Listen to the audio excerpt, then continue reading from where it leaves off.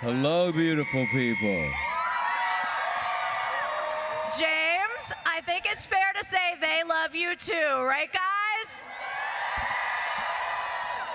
You guys look great. You haven't aged a day. They look amazing. New York has come out for the 20th Oh, thank you. reunion. And you guys, I don't know how many of you know this, but literally 20 years ago today, the show premiered, which is pretty amazing. And none of us were on it. That's not true, actually. None of us were. You know what? The producer's charisma. This is so amazing because the producers have said Angel needed Cordelia. And it's so true. I mean, right, guys? We still need Cordelia. I am wondering what it was like to transition off of Buffy, go on to Angel, and you know, she really grew on Angel, more than she did so on Buffy. So can you kind of talk about that transition from one show to the next and how the character started to evolve and mature in a different type of way? In a different type of way. Yeah, it was an amazing experience just in that there was more responsibility. It was a smaller cast. It was a big adjustment. I was terrified. I didn't know what to expect. I was very concerned that if the show didn't go, would I have a safety net? Could I go back to Buffy?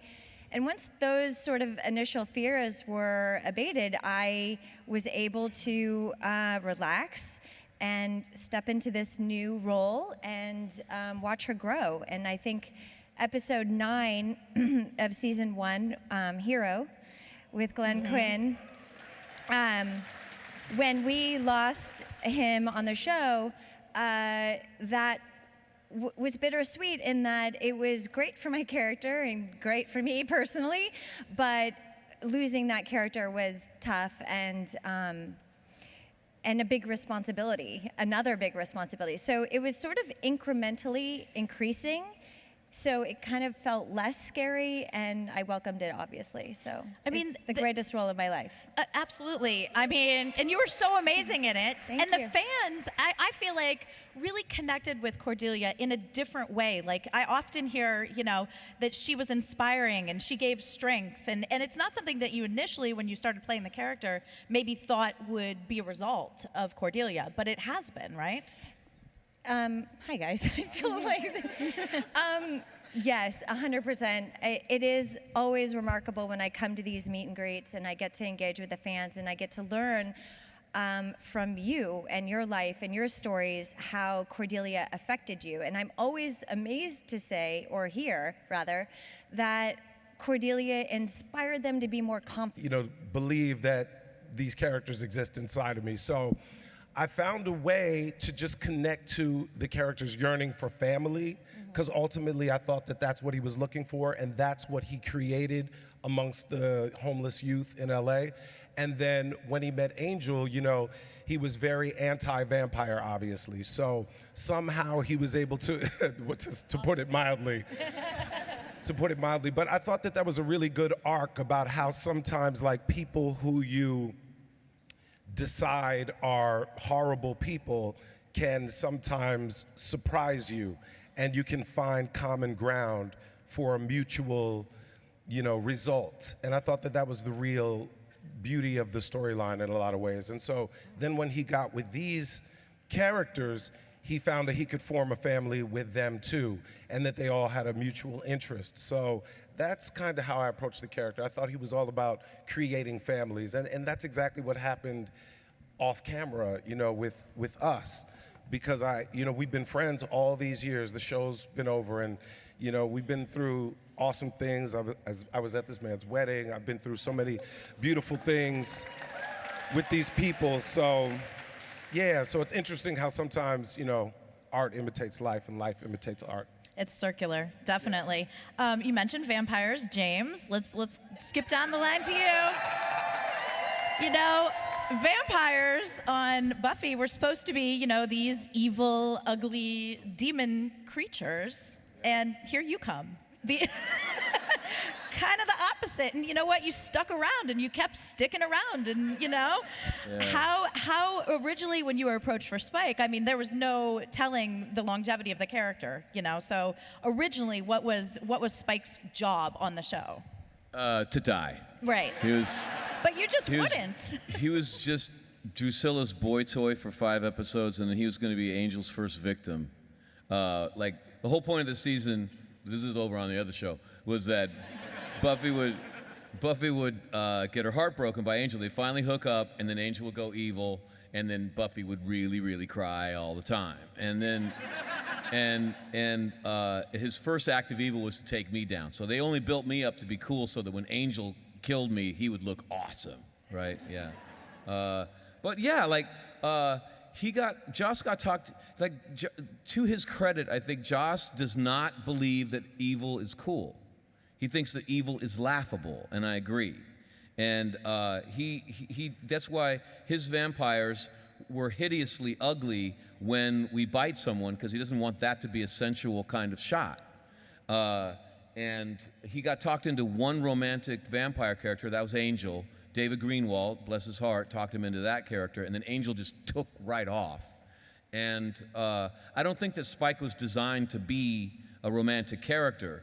And I remember when after a couple episodes, the fan reaction was that I was a romantic character. Joss backed me up against a wall and said, "I don't care how popular you are, kid. You are dead. You're dead. You hear me?" And I was just like, "It's your ball, dude. Like, whatever." I'm like, I'm just don't kill me now. You know, like, just give me the 5 episodes. I'm poor. You know. So. Yeah, so he told me that I was supposed to answer your question, Claire. Sorry. No, go on, please. It's my turn. I'm not giving the mic up. No. Just quickly. He said that I was a soulless vampire that didn't care about anybody. And I said, "Yeah, Josh, you got it, bud. You got it." And he turned his back, and I was like, "F that, man." Because like I've learned that as an actor, if you find the love, you find the gold in the mountain, you find the jet fuel, you find the thing that will connect you to the audience. Like, what does your character love? And it could be love denied, love crushed, or any kind of love. That's what's going to connect. And I was like, well, I'm going to find the love. And so I found it in Drusilla. And I actually started undercutting Joss's theme from the beginning. And because I needed a job, man. I was a new father, and getting diapers overwhelmed any respect I had for Joss. It was just Gerber baby food and health care, man. So. Well, it worked in your favor. Yeah, it worked out. Yeah. So I pretty much played Spike with a soul from the very beginning, and that was wrong. That was wrong. But it was so right. Yeah, It so was anyway. right, guys. Yeah. It was so right. Alexis, you again. I mean, each of you guys had such interesting journeys. I mean, you went from kind of like a friendly, bubbly to brooding character. So let's talk a little bit about Wesley's journey. Sure. What was the question? You know. I agree. You agree, yeah, right? Okay, no, perfect. I agree. No, I really want to talk about the arc of your character. Oh, the arc, who yeah. come, you were very much I could speak friendly, to that. bubbly. Yeah. Sorry, I didn't mean to. But first of all, I'm learning so much. Thank you, everybody. Truly, it's so. Don't tell Joss that I said that. You'll be mad. We're like in our little it's Oh, it'll shared, be on YouTube. It's out. but we're in our bubbles, aren't we? And it's fascinating to hear what they were all going through while I was thinking about myself. I'd love to tell you that it was all kind of mapped out, but I didn't get 5 episodes. I had 2. So I can't say that I started that thinking, having big thoughts about the journey. I guess this is how I think of all of these jobs, is that just try to take a small step.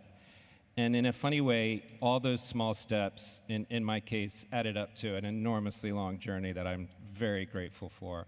I think if each little step works, then you get to take the next one. I don't really know how else to. It's to a good describe metaphor it for other life, than too, that. isn't it? I guess so. Yeah. Yeah, absolutely. But I think the writers, they had such a gift for. It was such a dialogue, and I don't even mean an off-screen dialogue. I mean an on-screen dialogue. They'd throw something up, and then they'd see the dailies. We're like, oh, that's kind of working. We'll try that for a bit, and then it kind of, some of it's that, and then some of it are these grand strokes that are intended from the beginning of either the show or the beginning of the seasons to try to get into. One thing I wanted to add was in preparation for today, I watched Spin the Bottle. Oh, nice. Season 4. My least favorite season. Huh? What'd you say? I said, do we get to play Spin the Bottle? We can. Karate. It's one of my favorite episodes with you. And I remember there was this scene, it was between you two, where you said to him, what's going on with you, dude? You've changed, you're different. And your character says, I got my throat slit and my friends abandoned me. Oh, yeah. And that was a pivotal moment, I think, for your character as well, where you really went dark. Yeah. And you do it so well. It was really fun to see you in the pilot, not the pilot, when you first came over, and he was bumbling around. He had the big. Do you remember that? Remember when we were in the office and you had the big axe and it went into the wall and you were like, "Whoops!" Like it was so. Yeah, the coffee beans. I remember our kiss. Sorry, but wrong show. But I remember did we decide to bang our teeth against each other? And I still laugh at I think back through that. And it kind of hurt. It did kind of hurt, but yeah. Yeah, this isn't working. Sorry, digressing. Well, we didn't have those problems. Yeah.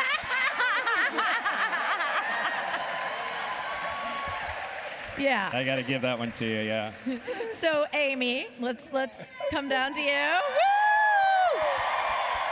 I mean, what's not to love about Amy, right? You have Fred, and then you have Illyria. And I mean, what an amazing opportunity as an actress to get to transition, from Fred to this completely badass, totally different character. When they pitched that to you, what was your initial thoughts, and did you have any trepidation? Ooh, well, initially when Joss pitched it to me, he did a pretty typical Joss thing where he said, I just wanted you to know I'm killing Fred. And then he waited a very long time. So I mostly felt sad. And then he said, but I'm going to bring you back as a demon goddess. And I was like, no one's going to argue about that.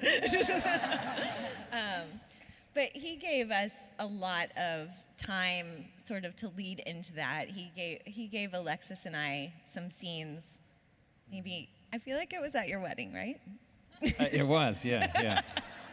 Cheerful, he gave us very some cheerful. scenes at his wedding, and so that was Joss never stops working.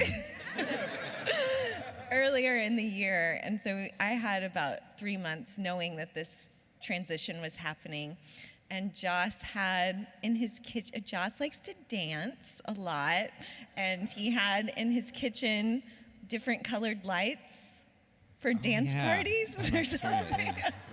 I think they were for dance parties. Maybe it was for other things. I don't know. Just cooking. Just 'cause.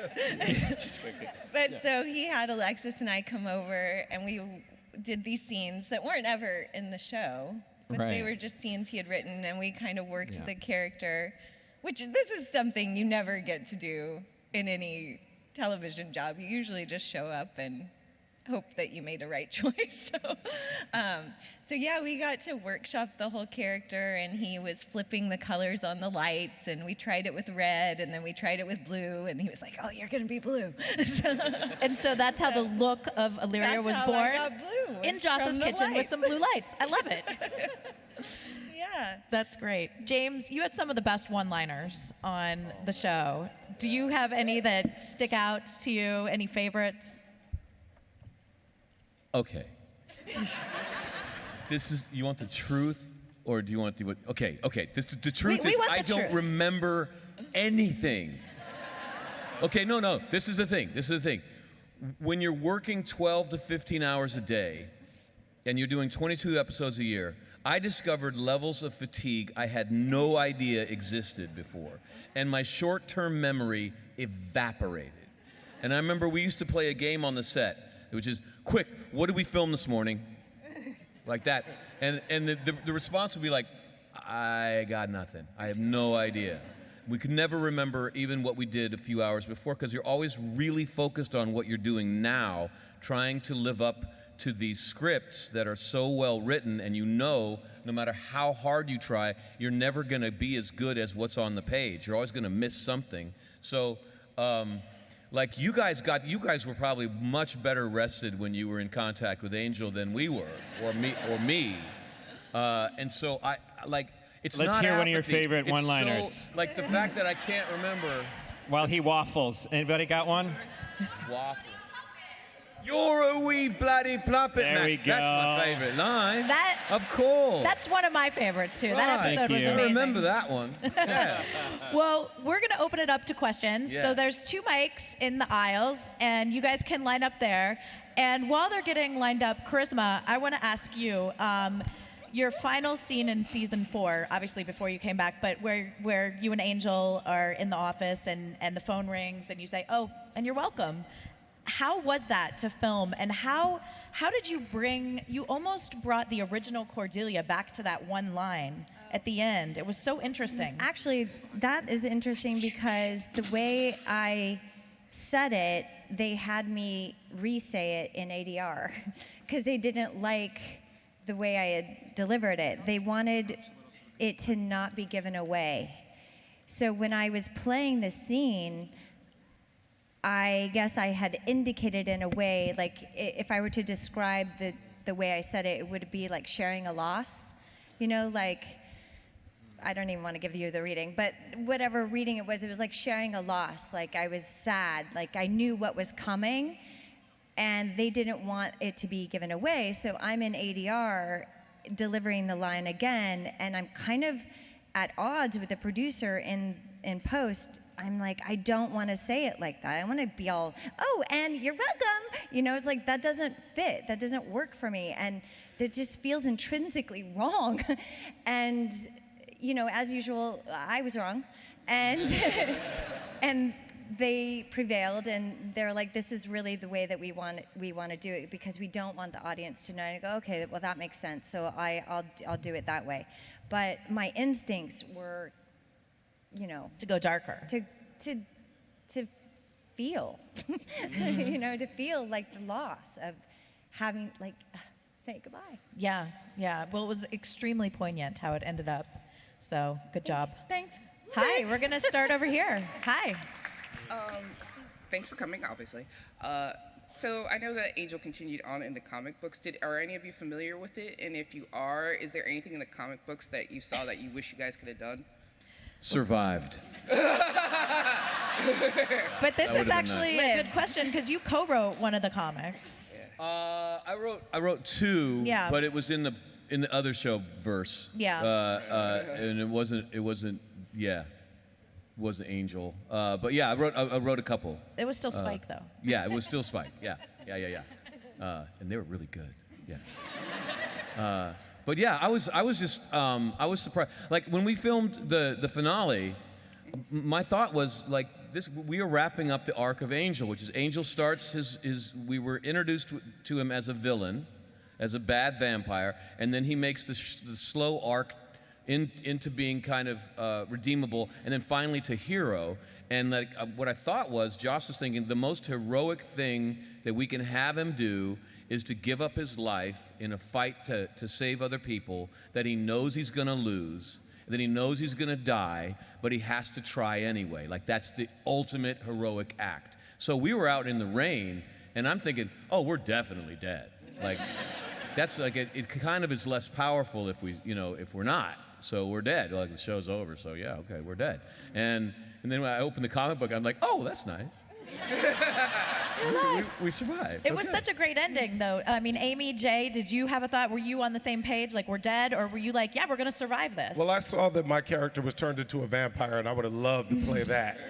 That'd have been fun. I think it's something cool about the arc of like you kind of become what you hate kind of deal. So I always saw that happening for my character.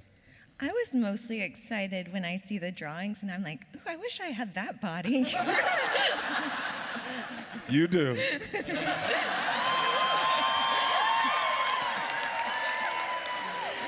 Thank you so much. Thank you. Hi, how are you? Hi, just thanks all. Your shows, one of the things is I've been sharing it with my 18-year-old son, and who's hiding now because he hates when I do this.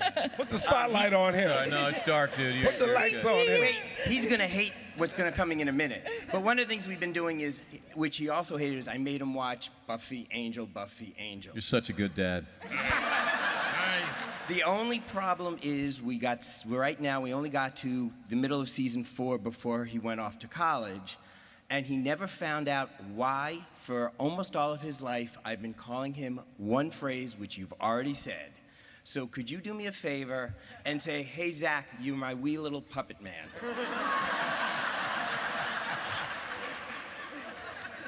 Hey, Zach, you're my wee little puppet man.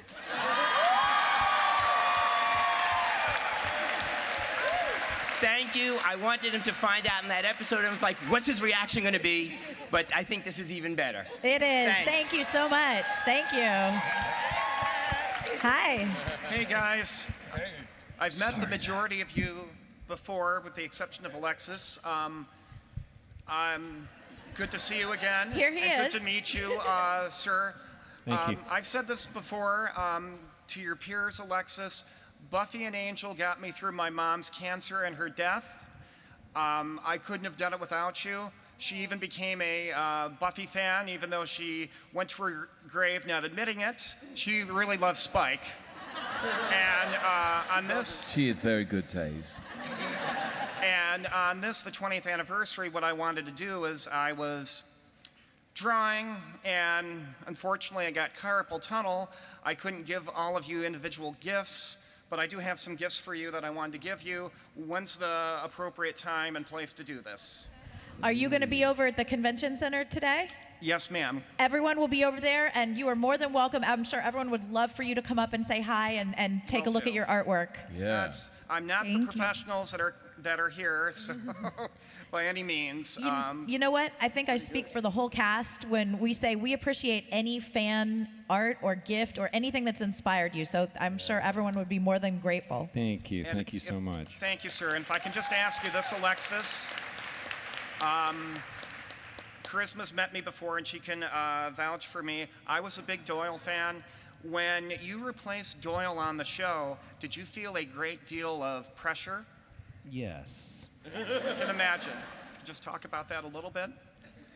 Well, I mean, I felt it and tried to not let it affect me, but I was very aware of it on a personal level, that this is something that the cast and crew were very connected to, and I felt in a way that I was, taking somebody's seat at the table a little bit, which felt odd to me, but I had to try to not see it that way in order to perform my function. And I decided that I shouldn't really make myself responsible for the decisions that go into what a show are. And I thought that a show has room for everyone. But I just mean to say I was conscious that, I didn't. Yeah, I felt a little bit strange at first, but then the way that David and Charisma and the crew and how everybody welcomed me and made me part of the family, was so amazing. And then we were just off and away. And I think James sums it up. You don't really have that much time to you can't. Yeah, well, thank you. You can't really dwell on things. 1 hour format is fast and slow. You have no time to make the decisions that are extraordinarily important for what you're stuck with, and then you have a lot of time that you're stuck with those decisions. While because all the emphasis is on getting the thing shot. You don't have the luxury of and Amy describes that time in Joss's house. That's gold. That's as more rehearsal than we had. Yeah, incredibly rare. So on a process level, you do have to just kind of, note that you're feeling a certain way and keep going. Yeah. So thank you for your comments. I do want to say, we were talking about this. I think James and I were reflecting on this on the way here. That this is amazing for us that you guys are here, and we are so happy to to share ourselves. But what I think is really significant for us is that you share with us, because I think it has evolved over time what this relationship is, and I don't even know how to explain it. But I do want to say, like, we all feel extraordinarily grateful that you support the show and you support the work that everybody's done here, and it means a great deal to us. So, like the authenticity that you brought to your story just now, I want you to know that we see that, and thank you all for the time and energy you share with us. Yeah. Thank you. Thank you. And sir, our condolences about your mother. Hi. Hi.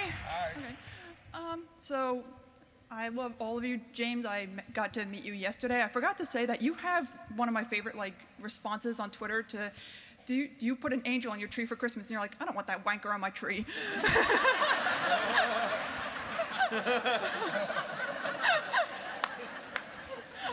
But I just want to say that Angel to this day is still my absolute favorite TV show.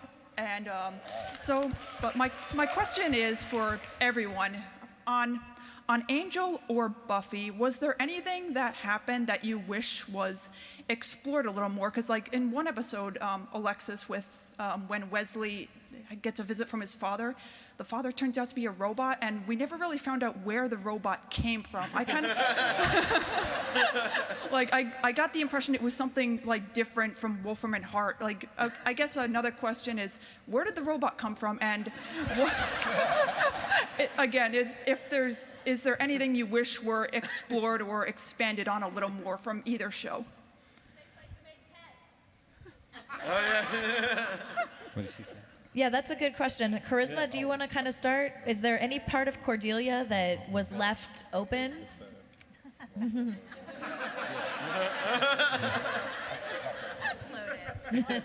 That's really loaded. She would have been great to explore season 5.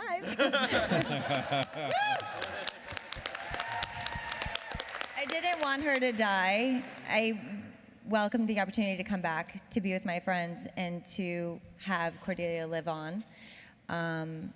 So when I signed on and agreed to do it, and then found out after that I had signed on that we were in fact writing her out, that was one of the contingencies of my returning, was just I don't want to come back to kill her, tell a story, let her live on in some way. And it didn't work out that way. So what was wonderful, though, when I did have that meeting in my trailer on the set of Mismatch with Jeffrey, I said, well, if you're going to kill her, tell me how it's done. And then he tells me the story, which you all know. And I was like, wow, that's really good. If you're gonna go, that's the way to go. And it was really, really special. I mean, I'm grateful that I did get to come back and see my friends and be a part of I think this is the right word, a seminal episode. It meant everything to me to do that. But obviously, Cordelia is a huge part of my life. It was the best role I've ever occupied to date. She's a big part of my life. 7 years of playing the same character, it's not lost on a person. So that would have been great to continue doing that. Yeah. James? I remember this is not so much on Angel, but on Buffy, all I wanted was a verb on the call sheet. Now, what that means is, on the call sheet, it will be a small description of what the scene's about, like Giles finds his teeth, or Buffy convinces Xander that he shouldn't muck around so much or whatever. And never on the call sheet was Spike does anything. For an actor, what is my objective? What am I trying to do in the scene? That's what we always try to find. And it wasn't always really in the scene. Because they put me on Buffy, and I was actually supposed to be the new Cordelia, because they lost Cordelia. So Cordelia is the character to tell Buffy, you're stupid, we're all about to die. Right? And And you went over to do that to Angel, and you did it so well. And they needed a new one. And so the only reason that I got on the show as a regular was they needed a new Cordelia. So I was supposed to be that, but they couldn't get me to the room because I would light on fire to get into the room. I came in with a smoking blanket all the time. And so they were like, Joss would always say, I don't know what to do with you. Every season, he'd come to my trailer and say, I have nothing for you. So I just wanted a verb. I'd come in, we'd all be blocking in Buffy's house, and it'd be early in the morning. I'm like, what do I want? I'm like, oh, I decided to kill Xander, but I changed my mind. Well, Spike didn't have a verb, but James kicks ass. I got a verb for you. Spike stirs shit. It was always like a shit stirrer to me. I do remember one time Xander is like bleeding out in Buffy's house, and all of the cast are around gnashing teeth and caring and crying about him, and like we're blocking the scene, and I'm over in the corner like bored. And director comes up to me and goes, James, I know it's early in the morning, but Xander is a series lead. You're a series lead. He's dying. You got to go care. I know you're tired, but you got to go. I'm like, no, I don't care. I was like, what? You're like, no, he could live or die. Ask Joss. I don't care at all. Buffy, yes. Dawn, maybe. The rest of them, no. Not at all. And he was just like, what? Amy, did you have any aspect of, Illyria was kind of new when everything, shut down. So was there more of her that you would have liked to have explored? I liked all of it. I would be happy to revisit any of it. But I do feel like both of my love interests, I didn't get the full experience of either. Yeah.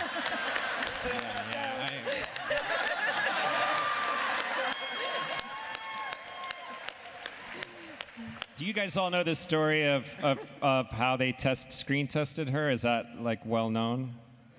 No, do tell. You tell it. I'll tell it. All right. No. Come on, Alexis. Okay, I'll start, but you guys can take over. Joss loves Shakespeare. Joss loves Shakespeare, and he wrote, I think it's on one of the DVDs, he wrote a scene basically from Midsummer take, kind of a Midsummer take, where these guys are under a magic spell, and they come to me, the nerdy girl, and pretend that they are in love with, or think that they're in love with me, and I am like very tormented by this. Yeah, it was all in poetry. Like iambic pentameter. Joss wrote out an entire Shakespearean love triangle, and we shot it on the set. Yeah. And I got to say bosomy. I liked that. You got what? I got to say I'm not bosomy like your friend. About you. Bosomy? Bosomy. That's awesome. It's still one of my favorite scenes. Thank you so much. Thank you. Great I would have question. liked to know what happened to Gunn's parents. And all these years later, I reflect back on the pilot, and I wonder, if Gunn was bald, why was he wearing a do-rag? It's a really valid point. And guess whose idea the do-rag was? But now that I'm trying to get my waves together, I wear a do-rag. So I'm like, why was he wearing a do-rag if he's bald? Hi. Oh, y'all know what waves are. Okay, that's fine. I know what it is. You do? I know what you mean. I know. Hi, everyone. Hi. So my name is Brian, and I don't know if you heard from backstage, but I'm the one who was singing the questionable rendition of Sesame Street before the show. No, we came in on Rent, actually. Oh, right, okay. And rolling in the That was deep. good stuff. So I wanted to say, of course, Angel is my favorite show of all time, and you five are five of the most talented actors I've ever seen on TV or I elsewhere. agree. Absolutely.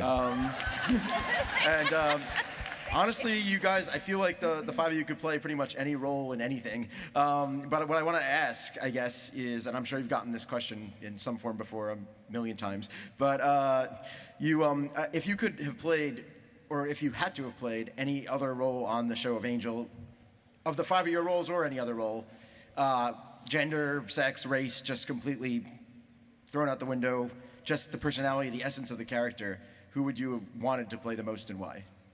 I would play Joss. Who was it? Joss Whedon. Oh, Joss. That one guy. So you're Numfar.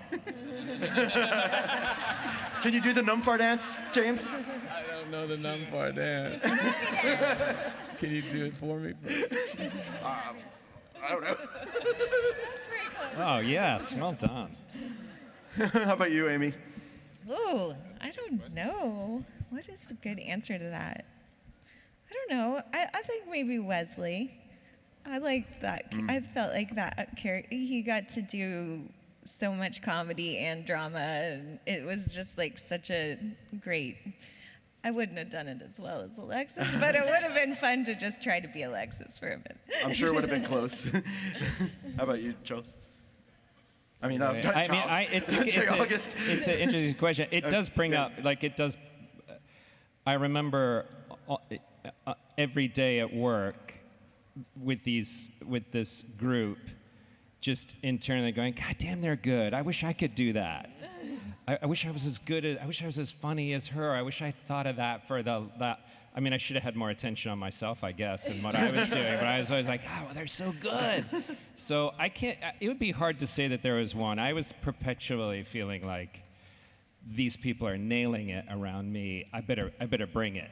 Like I better figure out something to do because they're so good in this scene. I feel like that actually really gave to your character of Wesley and his growth, because Wesley was pretty much like that. He was always observing what everybody else was doing and wishing he could do it as well as them or be as apt as them or whatever, Anyway, do you guys have one? I'll answer Lauren just so I can give a shout out to say Andy. Nice. Sans the green makeup. Sans the green makeup. But can you sing? Yes, he can. Yeah. Not Like a Andy. jaybird. Not like Andy. Andy had a voice. Andy was on stage with Patti voice. LaBelle. He Andy had a could great sing. voice. Yeah. That's awesome. Oh, He's God, the I best. miss him so Yes. much. Yes. Thank you so much. Thank Sure. you, Brian. Yep. Thank Do you. have one? No, you don't know. We better. No. Okay. I think just out of equity and inclusion, as many questions as Hi guys, nice to finally meet most of all of you. I just wanted to, I totally don't even remember what my question was. You have great hair. Well, it's okay. I actually started bleaching my hair just to cosplay your character like years ago when I first came to meet you, and the look just stuck. And I'm sorry, you've been doing that for years? Yes. Oh, it's amazing. It's been like 5 years. I can't stop it. It just looks so good. But I still follow all of you guys in everything else you guys do. I remember when you were on Runaways, I actually took a shot every time you were on screen. Wow. She's dedicated to you. Did you ever get drunk? Oh, no. Probably not. Okay. Anyways. Favorite off-screen moment. That's what it was. Random. Anything. I guess behind the scenes, or maybe even years later at an event. Did any of you guys have any standout moments amongst each other? I liked yesterday, actually. We were all sitting on a couch backstage, and this woman came up and she was like, I don't know who any of you are, but why do you like each other so much?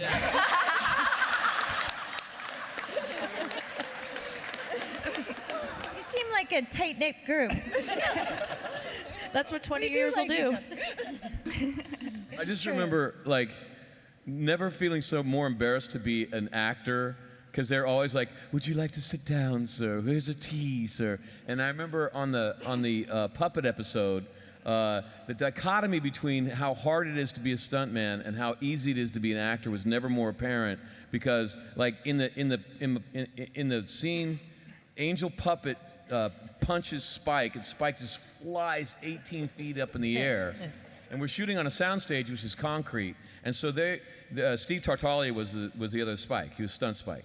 And they were ratcheting him up 18 feet in the air and just dead dropping him down to the thing. So they did it once, right? And they dropped him, and Steve is twitching and laughing.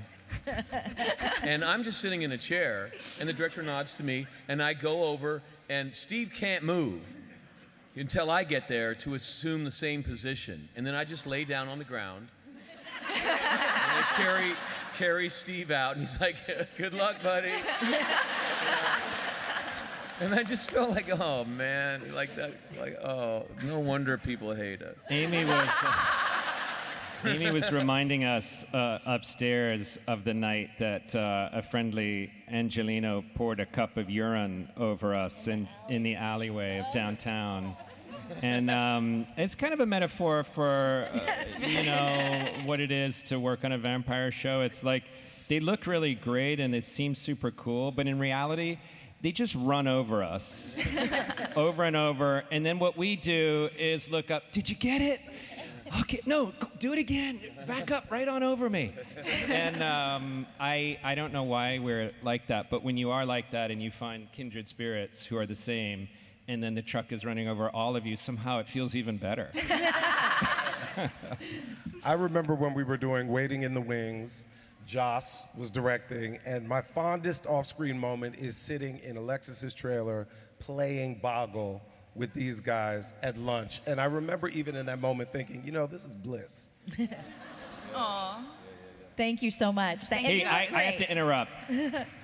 No, good question, but completely off topic.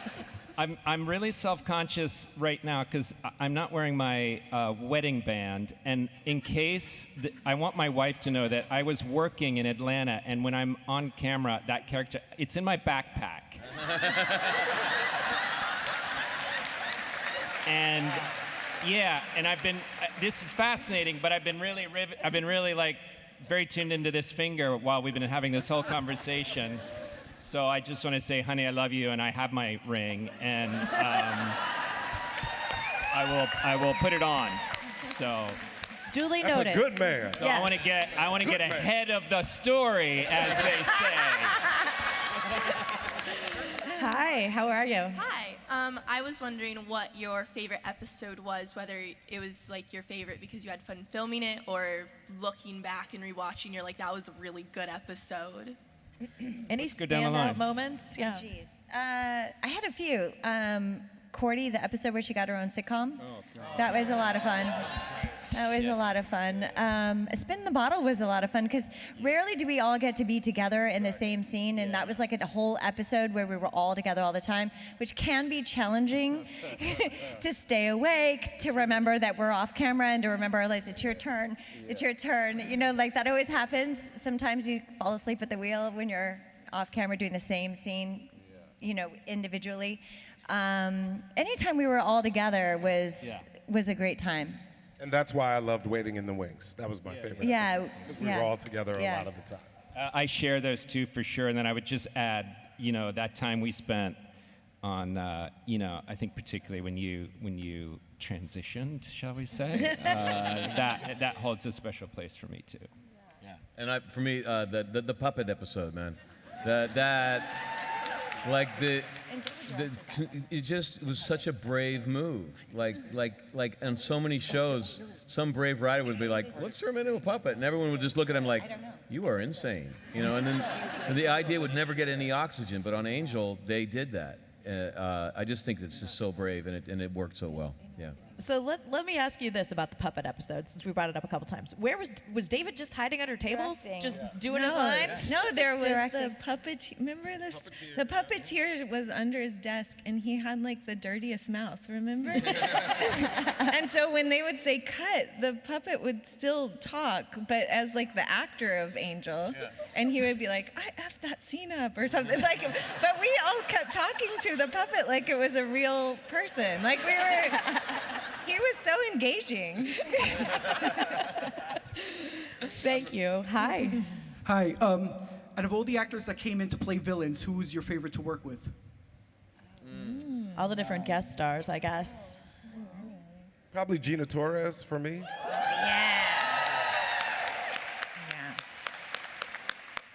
Yeah, Nathan that hurt. Fillion. Who? Nathan Fillion. He's an awesome dude. Yeah. Does Spike count? Spike counts. Okay, I choose him. I'm struggling. I'm sorry. struggling too.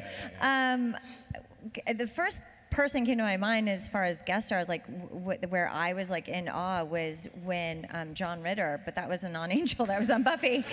But that was a moment where I was like, wow, this is incredible. Like our show is being taken seriously. This little show on this network with like a singing frog and a top hat and cane and called Buffy the Vampire Slayer, and we have John Ritter. Actually, that makes a lot of sense, huh? But that was amazing. That was it. Can you tell me your shirt? What does it say? It says, Angel, some white guy that's dead. That's my line. Nice. It reminds me of a gift that I had given for, you know how at Christmas time we would give cast gifts to the crew and all that stuff. We would get together and we'd pool and buy stuff for the crew. And one year I made T-shirts and it said Angel on the front, and then on the back it said Charisma loves me no matter what, I can do no wrong, or something like that. Yeah. That shirt, I thought that you have, because you guys amaze me with the stuff that you come up with too. Yeah. The signing, the tables. Like I got an 8x10 in resume, my very first 8x10 headshot a fan brought, and I was blown up. You guys show up with some really crazy stuff. Like, where did you eBay? Wow. But I thought you had that shirt. Thank you. I'm sure you can find it. It's a great shirt. Thank you. I would just like to say, Alexis, you and Keith Sorbaka would be my number one. Oh, villain. Keith was amazing. Thank you. Yes. Good. Yeah. Thank you. Thank Yeah. you so much. Hi. Hi. I just want to say first, thank you all for showing up. This is really short. Thank you all for showing up today. I'm in the middle of a rewatch, actually, and I love all of you. I want to say specifically, Jay, thank you for bringing nuance to your character. That was definitely something sorely needed then and now. Thank you. Thank you very much. I think it was a missed opportunity to not have an Angel film, but I was wondering if there was ever going to be an opportunity to get the band back together, so to speak, because you guys are truly like lightning in the bottle. Something magical happened on that screen, and I'd love to see it again, basically. I think we. Thank you. You know what? Thank you. Fans have proven they can get things made. I mean, you know, Veronica Mars, and there's. If you guys want another Angel with these guys, you should speak up. Speak up on Twitter.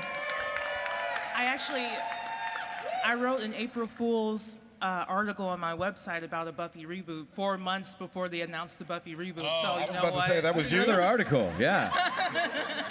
So I'd love to see you guys. So there's your assignment. Thank you. Thank you. Thank you. Hi.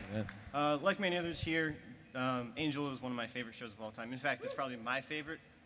And my question would be that duality plays a giant part in the show, just literally and figuratively, whether it's with a soul, without a soul, a person to a demon, someone who's lonely to someone who has a family, someone who kind of comes from a very kind of stitched up background, and Mean Girl to this incredibly empathetic, well-developed character. So just, was that a conscious decision to really think about kind of like this line between two parts of a character, or is it much more dynamic and kind of evolution as time went on? That's a really great question. I wish I was one of the writers on the show. I know that Joss wants to bait the audience into thinking one way and then just go, you're wrong. They're more. You think you know something, it's a lot more complicated than you thought it was. But he will bait you into believing one thing. So he's manipulating it, and then he'll judge you for thinking that. Jay, how about you? When you were portraying the character, I mean, because we talked a little bit about how he was, you know, visually and initially meant to be sort of one thing, but your eyes portrayed something very different. Well, first of all, I'm like amazed at your character summary for all five of us so quickly. That was really succinct and awesome. You know, the funny thing for me is sometimes I'll go back and watch old episodes, and literally at the end I'll go, oh, that's what that was about. Like our episode First Impressions, where Cordy and Gunn go on a mission together, and she has an assessment of who I am, and I have an assessment of who she is, and we're searching for this demon who we're thinking is gonna be one thing, and he turns out to be another, and that's what the entire episode was about. And I mean, I knew that at the time, but there was an episode about pyramid schemes too, where I was like, oh my God, every aspect of this script is about a pyramid scheme in one way or another. So like Alexis was saying, we're so in the situation and it's so fast and furious that I really missed a lot of the brilliance of the writing of the show sometimes. Yeah, like actors are paid to be very subjective. Like we have to just track one individual's journey moment to moment. And really, if I'm thinking about the larger theme while I'm filming it, I'm kind of I'm not doing my job in that way.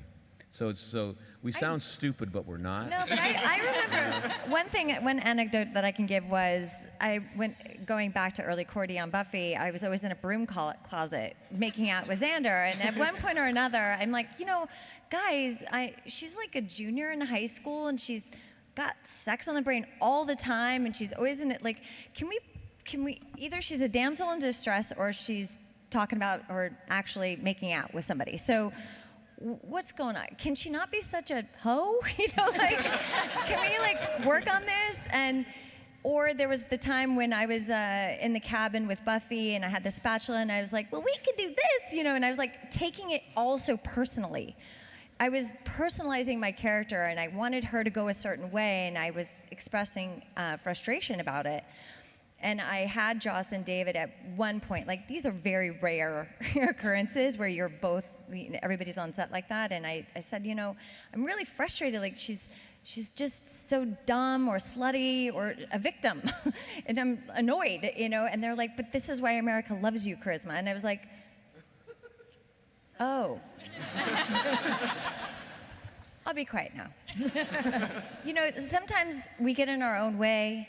And thank God we have people that have the trajectory, they have the distance, they have the arch already in their minds, but we're not necessarily included unless we ask or go. I never had private meetings. I didn't go up to anybody's office and go, can you talk to me about my character? We don't have time, I feel like. And 9 times out of 10 on a 1-hour show, you're getting episode 15 at 6 p.m. the day before it starts. So you're still in episode 14 the night before, you're starting a new episode. There's really just not a lot. It's just not feasible. I am impressed with all the insights that you're able to impart to us about your character and Joss's experience. I didn't have that much engagement. But I do know when I did not Your Welcome, but Spin the Bottle, I remember there was a time when he was directing and he kept having me do this scene where Angel asks me, were we in love? And I kept having to give this delivery, we were. Super simple line, always the hardest. So hard to convey that. And again, it was a sharing of a loss where we were. But there was something missing in the way that I was saying it, and I couldn't figure out what it was. And then I guess it happened 15 takes later. But you don't know, you don't always know. You don't know what's going on, even in the scene sometimes. And then the director, someone like Joss, who's so good at this, will whisper something in your ear, and then you're like, I get it. It's really in the moment. It's really in the moment sometimes. Thank you. That was a wonderful question. Thank you so much. Thank you. Hi. Hi. First off, my mother would kill me if I didn't do this because she's a big First Night fan, so. Oh my God. Do you want a story from that one? This is a Sean Connery movie that she's referencing that I had a small part in. And obviously I'm, who isn't? Fucking James Bond, right? So we're all in this medieval stuff, and it's super hot on the set, and what the fuck's going on here? The sweat's running down the crack in my ash. That was a great impression. I was just like, I don't think I could have loved him anymore. And I now do. Yeah. Sorry, you just triggered a memory there. No, it's okay. What's going on here? Brother to brother, yours in life and death. Just because she would kill me. But my question is actually for all of you, and it's kind of inspired by the fact that you said, Joss is a big fan of Shakespeare, and I know that you and Amy did Much Ado About Nothing several years back. If you could all reunite to do a piece of Shakespeare, whether it be a film or a play, what would you choose as a group? Macbeth. I was gonna say Lady Macbeth. Malcolm. No, Malcolm. Macduff. Macduff, yes. Yeah, and Duncan. You'd be a great Done. Duncan. Yeah. Yeah. Thank you. Good. Let's do it. I'll do it. I'm in. There's a theater. James, direct. We you could actually be had Macbeth. we Okay, had the you could be- pleasure. I'll be Malcolm. We had the pleasure of James giving us the Scottish play, didn't we? You read it. You read it at the house at Joss's. yeah. It's Yeah. phenomenal. Yeah. Yeah. Thank you very much. Macbeth. Thank He's you. talking about. This is our last question. We're running out of time. We have a couple things still to do, so we'll take your question, and then we're going to do a couple other little short things. All right, I'll keep it as quick as possible. First off, my name is actually Drusilla. Wow. I spell it with a C and not an S, but yeah. And I guess my question is, obviously you guys get recognized out in public. What are you most recognized for? Is it Angel or is it other projects that you've done? I get Surviving Evil. I hosted that TV show, and people often, I'm always surprised that, but I guess Investigation Discovery Channel is an addict thing, and that sweet spot of women, they really, appeal. But I get that a lot, but obviously Cordelia. I definitely get Wesley, and then I get a lot of Sandy Rivers from How I Met Your Mother. Yeah, I can just, especially in New York, I guess. Jay? I get a lot of Temptations. I was in a movie called The Temptations about the singing group, and I'm Which was surprised I awesome. get recognized so much from that. especially in airports for some reason. Yeah. I think because TSA people have to study your face or something. They'd be like, Richard! Yeah. That was my character's name. It's the weirdest thing. Amy, what about you? I get a lot of usually I get, you look like this actress Amy Acker. I get that a lot. Yeah. But probably an equal split between Angel and Person of Interest. And James, is it Spike? Definitely Spike. Yeah. And then close second by Runaways now, but yeah. Absolutely. Well, we know what Angel means to you guys. We've spent, a lot of time talking about it today. In one word, can you guys each sum up what Angel means to you 20 years later? Oh, God. That's pressure. Growth. What was it, James? Growth. Growth. Yeah. I'll say family. That was mine. That's why I jumped. I started with family. I was going to end with family. Sorry. That's okay. Family. Nice. Just life. It was my life. Yeah. Life. Yeah. Dedication. Dedication. I love it. But when I say family, though, it does definitely extend to all of you as well, because this show has taken us all over the world, and we get to meet amazing people like you guys. So I definitely include you in that definition. Absolutely. James, I know you wanted to do a quick little shout audience out. participation. Okay, so thank you. So I like to just take a quick film of anyone that's cosplaying when they come into my line, and then I put that on social media. But I like to give them a big round of applause at the end of my little video, which is if I could get you to do some acting for free. Be okay? Is it okay to bring the house lights up as much as possible if anyone's at the board in the back? Would be awesome. And if I could learn how to use a phone, would be awesome. Okay. So when I just 1, 2, 3, and then just raise your arms and scream as loud as you can, like your team won the thing.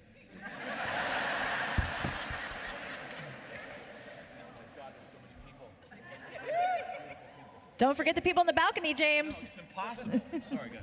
Okay. 1, 2, 3.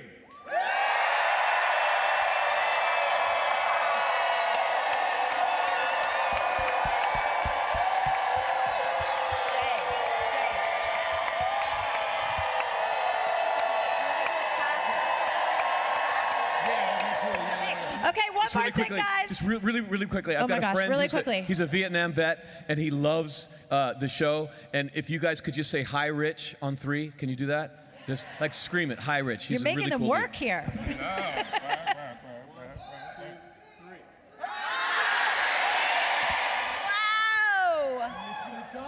Okay, you guys. Thank you. One more thing. Keep the house lights up. You guys come. We're going to do a selfie with all you guys in the background. All right, Jay's gonna hold it. Here we go, guys. Yes. Oh, thank God. Oh, there we go.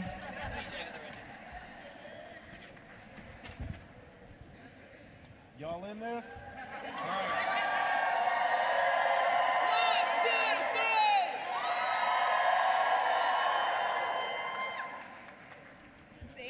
Okay, guys, one more big round of applause. The cast of Angel.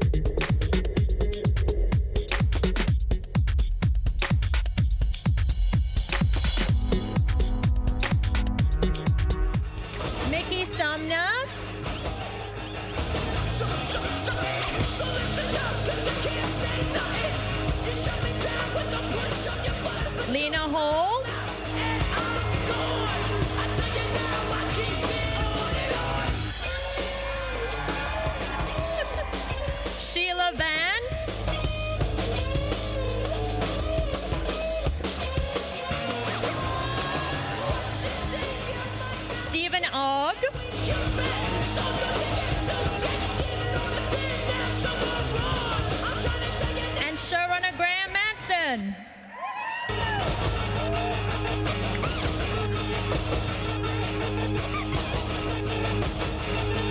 There he is. Choose a lap, Graham. No. Choose Over a here, lap. I'll stand. Choose carefully. Jared's coming. Sit here. Here we go. We're ruining everything. Sorry. Chaos ensues. Amazing. Welcome, guys. How does it feel to be here in New York? I don't know. Here, and thanks for coming. That response leads me to believe it was just I. So. I know it's early, guys. Yeah, there you go. Yeah, it's pretty good. It's pretty good to be here. It's nice. It's nice. Graham, to kick us off, obviously a lot of people in the audience, how many of you guys are familiar with either the comic, the graphic novel, or the movie? Pretty good. So we're talking to some pros here. So Graham, what are some of the key differences, would you say, between the show and the movie and the graphic novel, I suppose, that you kind of drew from? Well, of course, it started with this amazing series of graphic novels. And I came to to Snowpiercer first through director Bong's terrific feature film.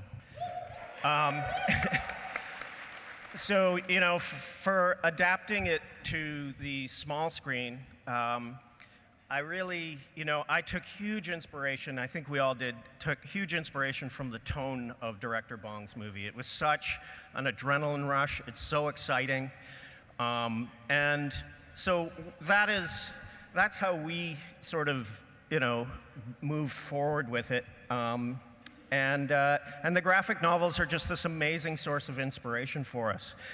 We took a lot of our cues for the train from the graphic novels. We've got characters, situations, concepts. The graphic novels are beautifully heady. And so it's really nice to have both those properties to be able to draw on. Yeah, absolutely. And in the film, we're very much seeing the train through the eyes of those that live in the tale. But it sounds like you're really widening the scope of the show. We're seeing the entirety of the train and kind of getting point of view characters in every class or compartment, I guess. So why was that so important to you? Yeah, I think that's probably a real difference from the film, is the film, it begins in the tail and it's just linear. It's this linear drive to the engine.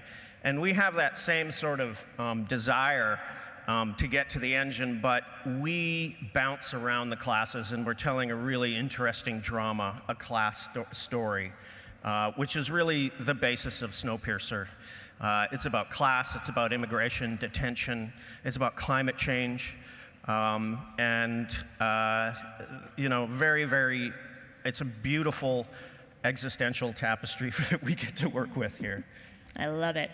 Well, we have this amazing cast here, so I guess going down the line, starting with Jennifer, can you all tell us a little bit about your characters and what's kind of driving them when we meet them? No pun intended with the train driving. I play Melanie Cavill. She is the head of hospitality on the train. She is quite literally the voice of the train, makes the announcements, the daily announcements, and is there to sort of make sure things run smoothly and order is maintained and Mr. Wilford's wishes are executed, and just tries to keep things running smoothly. But she's also someone who is carrying some secrets, and those become divulged throughout the course of the season. And we get to learn that things are more complicated than they may seem at first. Like it. I played Andre Layton, and he's when we meet him, he's in the tail. He gets called out by Mr. Wilford to help solve a murder that has happened on the train. He was a homicide detective pre-freeze, so he has experience with such things, and that allows him access to the rest of the train and a much clearer picture of how stark the difference between haves and have-nots are in this world. And I think that the thrust of that leads him to come into all sorts of conflicts with everybody else on the train, and who can you trust, and who is your real family, and these are all the questions that Leighton is asking himself throughout the season. I play Ruth, Melanie's right hand in the hospitality department. Ruth is responsible for keeping the first-class passengers happy and dealing with any problems that they might have. She's a big fan of Mr. Wilford and the fact that he's managed to keep all these people that are on the train alive. We're the only people that have managed to stay alive in the freeze, and that's due to Mr. Wilford's genius and the balance and order that is on the train, and she is fighting to make sure that balance and order remains. She's very charming and lovely. I play brakeman Bess Till, also known as Till. A brakeman in the Snowpiercer world is essentially a train cop. So it's my job to keep order and be of service to Wilford's law. Hi. That's right. Yeah. I play Miss Audrey, and I am the Madam of the Night Car, which is also a cabaret space, so I may or may not be performing. And but I also have the privilege of kind of being central and being this kind of Switzerland area on the train where everyone comes to me for help and to kind of relieve the pain of having lost all their loved ones or what they had lost from the freeze.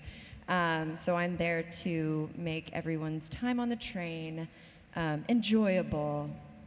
Yes. I play Zara. I boarded the train with Andre Layton. I was his wife. And I didn't want to board Snowpiercer. I was sort of pushed into it, and so now I'm dealing with like the consequences of surviving. And I was in the tail of the train and got upgraded to work in the night car and got moved up trains. So I'm also dealing with the fallout of leaving behind my family in the tail, and Leighton and I have to deal with a lot of our juicy history. Thank you. I'm the juicy history.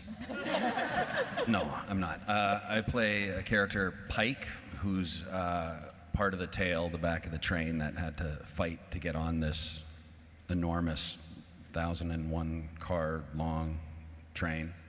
And I guess he's a bit of a shit disturber, somewhat. He likes to stir the pot, but I think he's also one to believe that there's the have and the have-nots, and we're the have-nots. Why can't we have more of what's up there? So I think he's pretty hungry to get a bit of a better life, if not for everyone in the tail, certainly for himself. So, but he's a giver. He's a lover. He's hairy. And Graham, what can you kind of preview about the murder mystery that's driving this, I keep saying driving a lot, train thing, that's kind of at the heart of this season? Obviously that's a little bit different from the movie, but it seems like it's kind of a good narrative thread that's obviously drawing David's character in, but will clearly touch a lot of other cars. Yeah, the sort of inciting incident that draws Leighton out of the tail is this mysterious and gruesome murder up train.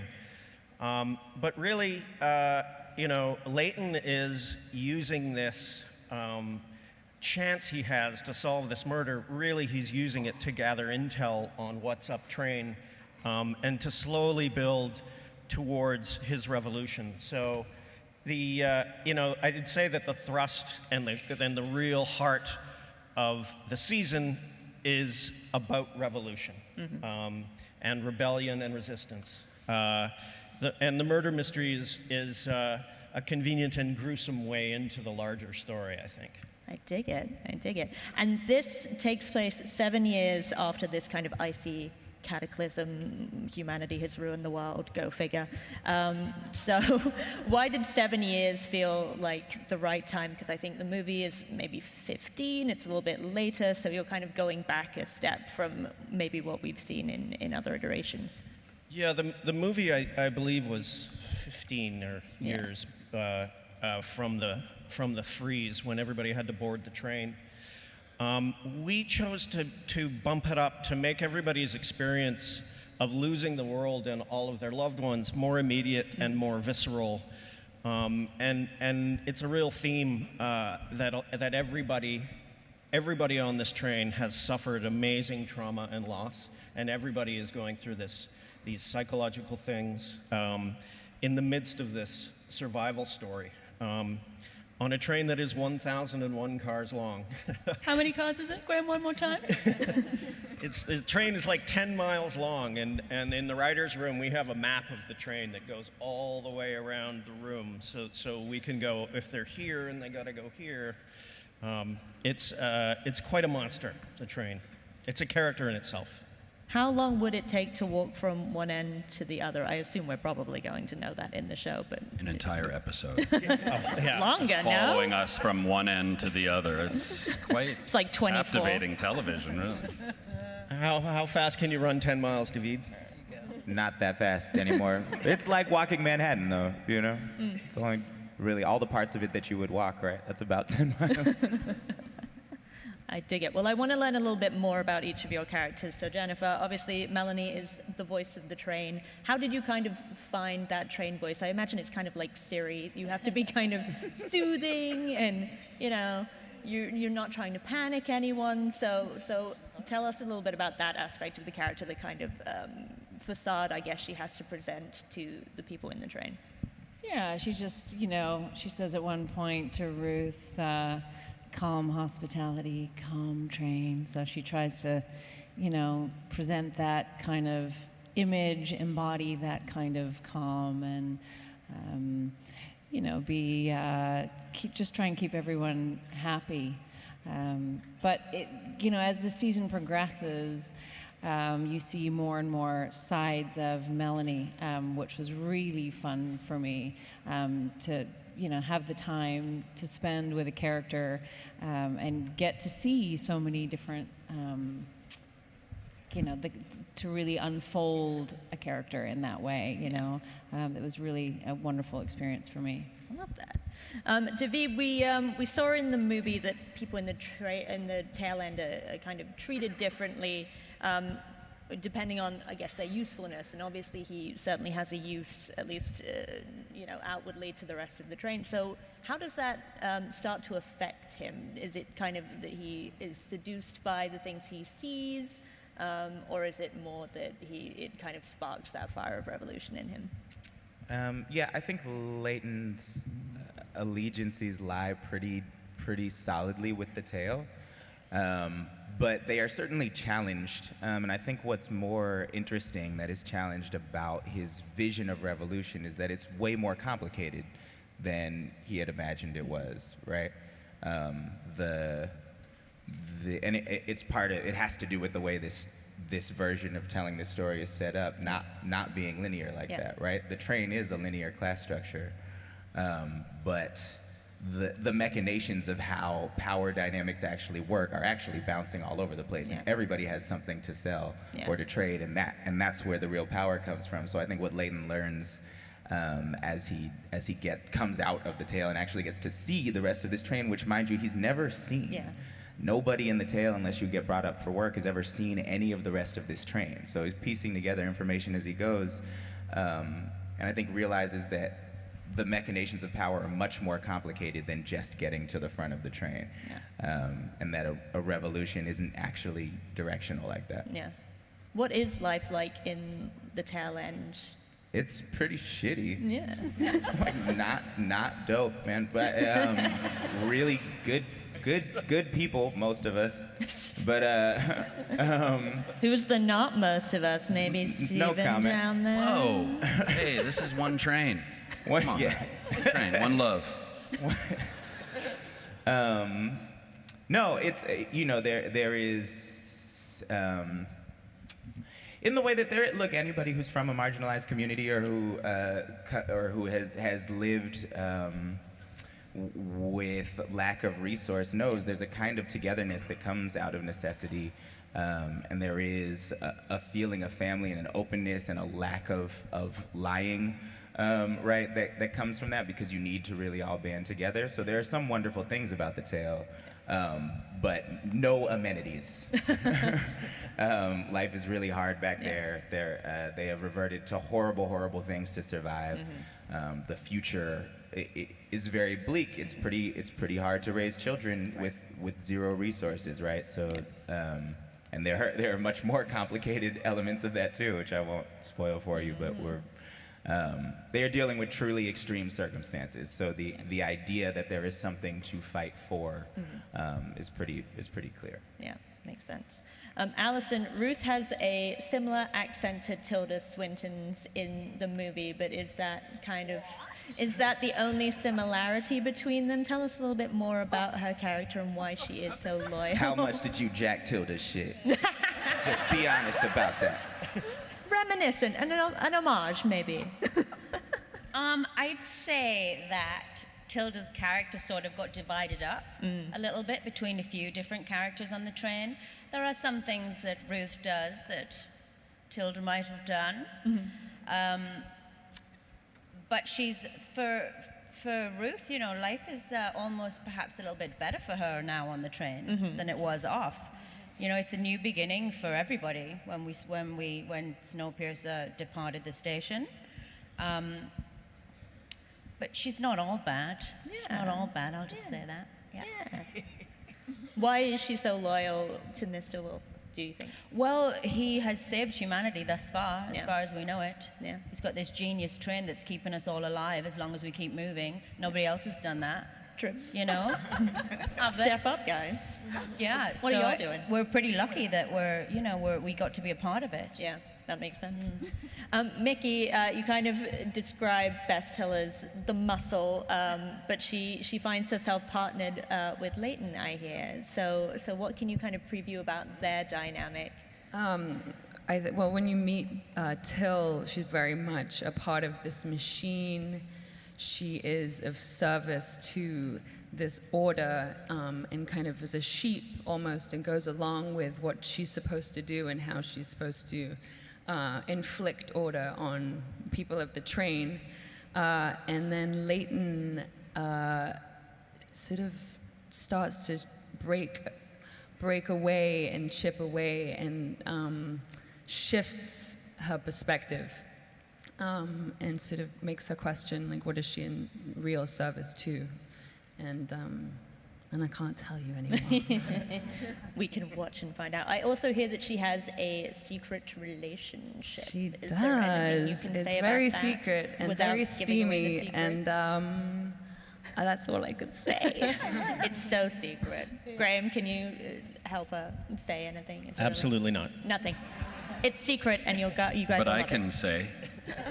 No? Yes. Oh, no. Okay. I like it. Well, Lena, Miss Audrey, you kind of mentioned that she's, she has all these different maybe allegiances. She's kind of helping the people on the train in different ways. She kind of, I guess, is the secret keeper in some ways. Would she use that for good or for ill, would you say? It's like a patient, confidentiality kind of thing, but she does know everything, and I don't know why I'm saying that, but she is very empathic, so she is an empath, and she feels everyone, and she can feel energy so strongly, so she knows the unrest, and she knows everything that's going on, and she has always been caring for her people in her car, but is faced with kind of a challenge as to who, does she want to help more. And she does have a deep connection to Mr. Wilford and the train's beginnings. but I don't want to spoil too much because she's kind of a fun character to get to know as the show goes on. And I also get to wear really cool clothes. Unlike your real life. Unlike my real life. Although I would never wear the 22-inch corset that I threw on every day for that. But I'll do anything to make my waist look that small. So I would do anything for that. So it's very fashionista, and I love it. Love that. And that's that. I like it a lot. Sheila, so we know that Zara has kind of traded up in a little way. Was that worth it to her? Can you talk a little bit about her struggle, why she felt compelled to leave the tail end in Leighton when obviously, they had a connection, they were married? Yeah, I think it's definitely like sits inside of her, and like it's morally unsettling a little bit who she left behind, but she's also very like existential. I feel like she's like the one who's always sort of questioning like, why are we even surviving? Like, what is this for? What did we like? She wanted to hang back and die with her loved ones, and she's like wrestling with that and I think larger themes than moving up the train. I think for her, she's really struggling finding like a reason to exist in this world. Like everything has changed, like everybody's spiritual center has been shaken by this new reality. And so I don't think I think she feels bad about it, but I think she's like a survivalist through and through in like a really, really deep-seated kind of way. Like not just, like what is it gonna take with gear and equipment? Like she's dealing with like psychologically, how the hell am I going to keep on going? And just hanging to what it's gonna take. And so, yeah, I think moving up the train, like, whatever, like it's all shit anyways. So, Yeah, that makes sense. Stephen Pike kind of says that he wants to even things out, the haves and the have-nots. But I know that he's also described as Leighton's rival. So what can you kind of preview about their dynamic and maybe the friction that we'll see between them in the tail end? I guess, it was frenemies has been thrown around.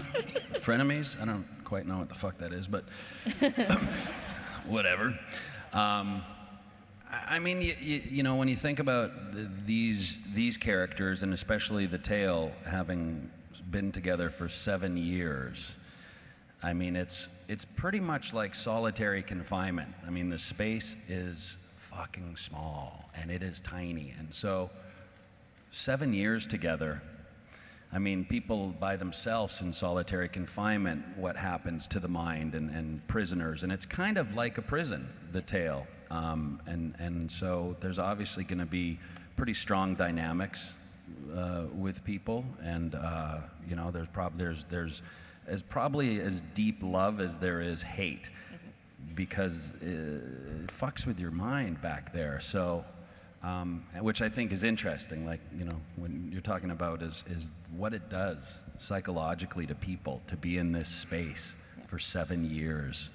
It's, you go further up the train and it's a lot different. There's a lot more room to breathe, literally and figuratively, but back where we are, it's tight. So that causes, I think, a lot of obvious strain amongst certain people, and especially those that maybe have larger voices. Yeah, that makes sense. That's a good segue, because I wanted to ask you guys what the experience was of filming in your respective cars.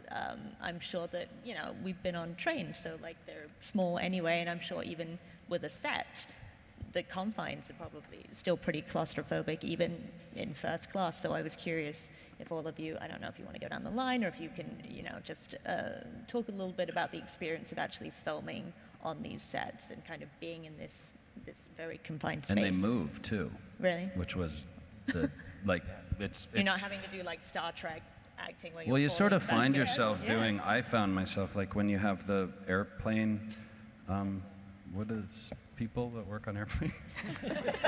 Flight Airplane attendant. worker people. And you know how they walk down that's what I found myself doing on the train, is with the tail, you're sort of holding on to, because you do rock back and forth on it. So it's kind of disconcerting that first time you feel it. you kind of it's like sea legs almost. My character, because of her job, she has access to pretty much all the sections of the train. So I get to visit all of the different sets. And I have to say they're extraordinary. And what struck me is actually how vast the world seems. How big, how much is contained, because everything that's alive is contained on this train. That means all the food, all the animals, it really is an arc. So it's really impressive what they've managed to capture and how rich that world is.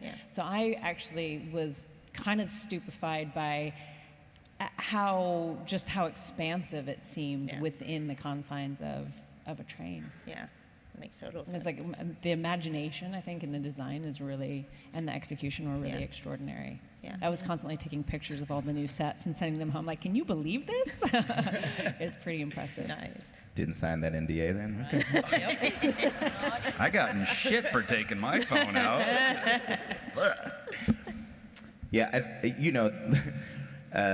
For Leighton, every time he sees a new train car is the first time he's ever seen anything like this. So it's just a lot of the fuck. You have silverware? Come on. There's and to go and because it's episodic and we're shooting blocks, but relatively in order, and so the world does open up for him in this interesting way. So we start very, very confined, and then start seeing more and more of this space to breathe. And so much of it is just come on, really? I know what the baseline is for survival, and you are so far beyond that. The fact that luxury exists on this train, with the last surviving people on Earth, and some people still have luxury items, that's fucked. You know what I'm saying? For there to be a 1% and there's only 3,000 motherfuckers left, come on. Well, I'm still wondering how, what happens when the lipstick runs out? Deodorant. I will tell you. Yeah, Shit come back stinks. to the tail. Yeah. You shit in buckets. You eat rodents. And it's like what they have on the train, though, everything that they've taken on the train in the world of our story, they've taken for the possible future world, right? Because our world has ended as we knew it. It's completely frozen. And to what you said, Jennifer, about it being a little bit like an arc, the things that they've chosen to take on the train to somehow, maybe possibly, build our humanity with again, they've chosen a lot of really important things like luxury luggage. Golf clubs. Golf clubs. So many golf clubs. Essential. Where are you going to play golf? Yeah, is there a golf course on this train? My favorite cart is the third class cart, because they're they don't have that much money, so it's not as beautiful as, all the sets, I agree, are just so stunning. But in third class, they've had to repurpose everything, so it's very kind of steampunk, Waterworld, Fifth Element, some of my favorite throwback sci-fi movies. It really reminded me of that. To go in there and curtains are created out of soy sauce packages. Actually, really see if you can catch that, the sriracha packet curtains. It's incredible. It's beautiful. Those sets are actually so it's like an art installation. It's something that you you're would go to moving through MoMA. it, so maybe you won't catch it, but when you watch, see if you can catch all the shit that things in third are making. But even in the tail, all the details are incredible. In the tail, we've got from the books to the squirrel skins to the There's a casino back there. It's incredible, and you just look at all the little details of one bunk, because everyone's in bunks in the tail, and the details. Yeah, I you love really that. feel transported. It's so rare, I feel or I haven't had that many opportunities as an actor to do this kind of exciting genre stuff where you just step on set and it's a whole other world right away. You don't even really have to suspend your disbelief. That'd make a great song. Yeah. It's a good, I also it's love a good time to just shout out right now to, Mickey, to Barry Robeson, our production designer, and Tom Wilkinson, art director, Louise Roper, set decorator, who did all of this amazing detail. That's the physical train itself. We have the ability in the studio to link 5 cars together, and you remember that how it looked in director Bong's movie too, when you could look down the pipe and you could actually see the tail turning. So every time these guys are on set, acting in there, trying to do their lines, there's people outside the set shaking the hell out of the thing, and sometimes a forklift pushing the ass end of it one way or the other. Inside, they're all shaking around and doing this. It's so physically, the sets are amazing. And then we've got a lot of digital work too. We're going to talk a little bit about that later. Yeah. I love it. And you guys kind of alluded to this, that in the tale you're eating rodent. What is the food situation like? Because in the movie it is absolutely disgusting. I'm assuming it's going to be also very disgusting in the show for the people in the tail end compared to up front. It's not good. I mean, is it rats or is it bugs or all of the above? It's bug bars. There's a lot of bugs. Roach, like it's mush. It's roaches that are made into gelatinous bars, things. Right? It is substance. Best not to ask for the specifics, so I'm very sorry that I just. But that's for the tail. It obviously gets better. But you can pick one up at Comic-Con if you want to try it. Oh yeah, do they have bug bars? Do they have the bug bars here? Who's eating a bug bar? So if you're curious, check out a bug bar. If you don't want to crap for 6 weeks, I'm just kidding. They're great. The bug bars are great. We had them in San Diego. They're delicious. It tastes great. Take one for your friends. They'll be so happy. Graham, we also saw in the movie that guns and bullets are in very short supply, and I'm sure that's also the case here. Everything is in very short supply. So I'm curious how you deal with the kind of violence and the fight scenes on the show, how that is aesthetically, and also the impact that has on the characters. Yeah, we sort of made a rule early. It's not that there's no guns on Snowpiercer, it's just that they're very limited. Yeah. First class, sort of their bodyguards and their butlers were allowed to keep some weapons for self-defense, but the rest of the train is totally medieval. And so the battle scenes are really gnarly and like, it's close quarter stuff, and pikes and spears and shields. Wow. And axes. Axes. The stuff that the props department came up with for these guys to swing at each other was pretty awesome. So that there's an elemental aspect to the battles, I think. It's pretty cool. Any of the cast members want to weigh in on the fight scenes and the stunts? I know that some of you get to do some pretty cool things. Well, we did have an amazing stunt team who taught us some pretty badass moves with axes and batons, and David laughs every time I say axe, so I like to say it a lot. Axe. It's good for me. But yeah, we got some pretty good fight training. It's intense. Killing somebody, to have to be that close to kill someone is, it gets very real when you're shooting these things sometimes, and the stunt teams are so good. So when, my job is to just swing a thing and not hit somebody, but the stunt performers are very, very good at making it look like I killed them. And you have to live with that for the rest of the take, right? You have to live with the fact that you just killed somebody in this horrible, horrible way, which that's real shit. I don't know, it's the cool thing about having a show that is this well designed and well realized, that you don't have to act very much. I don't know, I'm not that good of an actor, so the fear when you kill somebody is and then the adrenaline rush when you kill 20 people, that's also scary, you start to understand the Fifth Amendment a little more.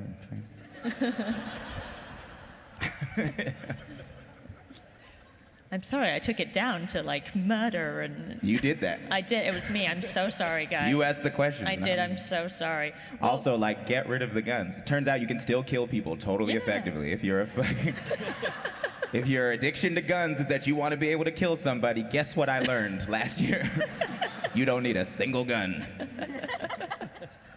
Well, Graham, you did kind of mention the visual effects versus the practical effects and how they're blended together. So I do want to talk a little bit about kind of how you translated this from the page to the screen. And I think that we have some images that we can show people of kind of how... Sure, yeah. We're going to see just a few frames from the graphic novel at first. The sort of iconic Snowpiercer train on that top panel.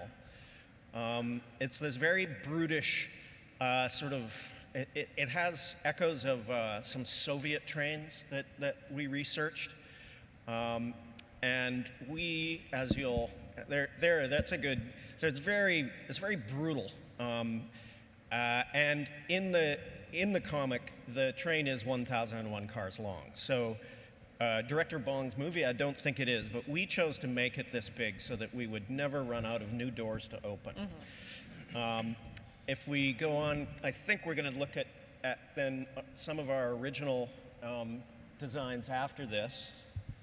There we go. So that's an early digital rendering there. And from that sort of skin, I'm just pulling up a few people. I want to give some names of some of the amazing people who worked on this. I thought you were stuff. controlling it from your phone. Yeah, Have the technology. Next slide. Next slide. This is my dad. This is my mom. Oh, this is Christmas, 1986. So digital concept artist Joe Ito began these things and worked closely with our VFX guru and boss, Jeff Scott. So we can see another panel coming up, or another frame. It's another view of the train. Now here we are. This is a conceptual. So this is another stage where we're trying to see the scale. You can see the person in the foreground. You can see that we've kept the sort of brutal front lines of the comic book, but we're beginning to get into a little bit of more design here, a little bit more of the sort of 30s, a little Art Deco, a little echo of those great American trains from the 30s. The next panel, I think, is sort of where Jeff Scott got to our final sort of approved image of Snowpiercer. So there she is, traveling 100 miles an hour or so around and around the world. And you know, from this, I think these guys have all seen some. You can see some of the final vis effects in the trailer that we launched at San Diego. It's cool. It's cool to see these drawings again. Remember this process. How long did this take, from design all the way through to coming up with the final product? I think it was about 8 months. Wow. Yeah. And at that point, were you also kind of sketching out, what the inside would look like, what all the different designs of the cars were, or was that kind of later on in the process? That was sort of, because we were shooting in those sets already, that the interiors were really done and designed first. Yeah. This stuff, the VFX, we're about to go into our into shooting season 2 here in October, and we're still finishing the visual effects on the finale from season 1. Nice. So it takes a while. There's dedicated crew of people, our vis effects team. Well, now that we've seen the visuals, not in motion, how about we see a little bit of the show in motion? What do you think? That was a great segue, wasn't it? Let's do it.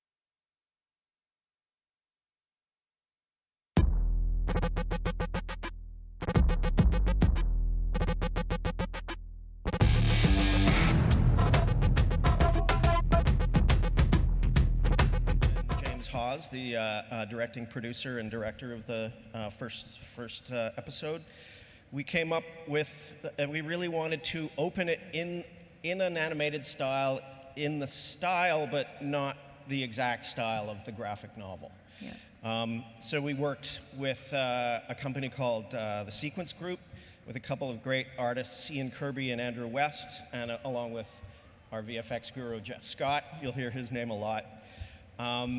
And, you know, they worked hard. We wanted it to then segue into the live action. Yeah. Boy, it sounded great up here. It was really rumbly. I like that.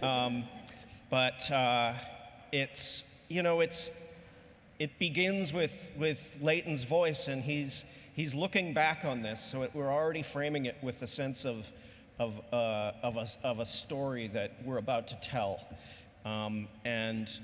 We slip into animation. We'll do it a few times. Let's say that. I don't want to give too much away. But you know, technically, I think that was like slowed. Like, I think it was done at like 12 frames per second, which gives it a sort of a retro feel, I think. And there you have it. Animation into live action. You guys are the first people to see that, I'm pretty sure. So I also want to get to audience questions. So if you guys want to start lining up, but how was it to film that? It's kind of very harrowing to see. You do see these families being separated. You get to see the kind of anguish in it, even though it's a very short period of time. So David, how was that? Oh, that scene? It felt like it looked, man. Yeah. Pandemonium, except you have to do it 75 times. So like, it's like every time is like that. And I can't say enough about the stunt team on this thing. I mean, people throwing themselves off of this train in totally insane ways. Yeah. Making it look like I hit him, you know, like it's serious. Dig it. All right, well, let's start over here. Okay. I apologize. I'm a little nervous standing this far away from Jennifer Connelly.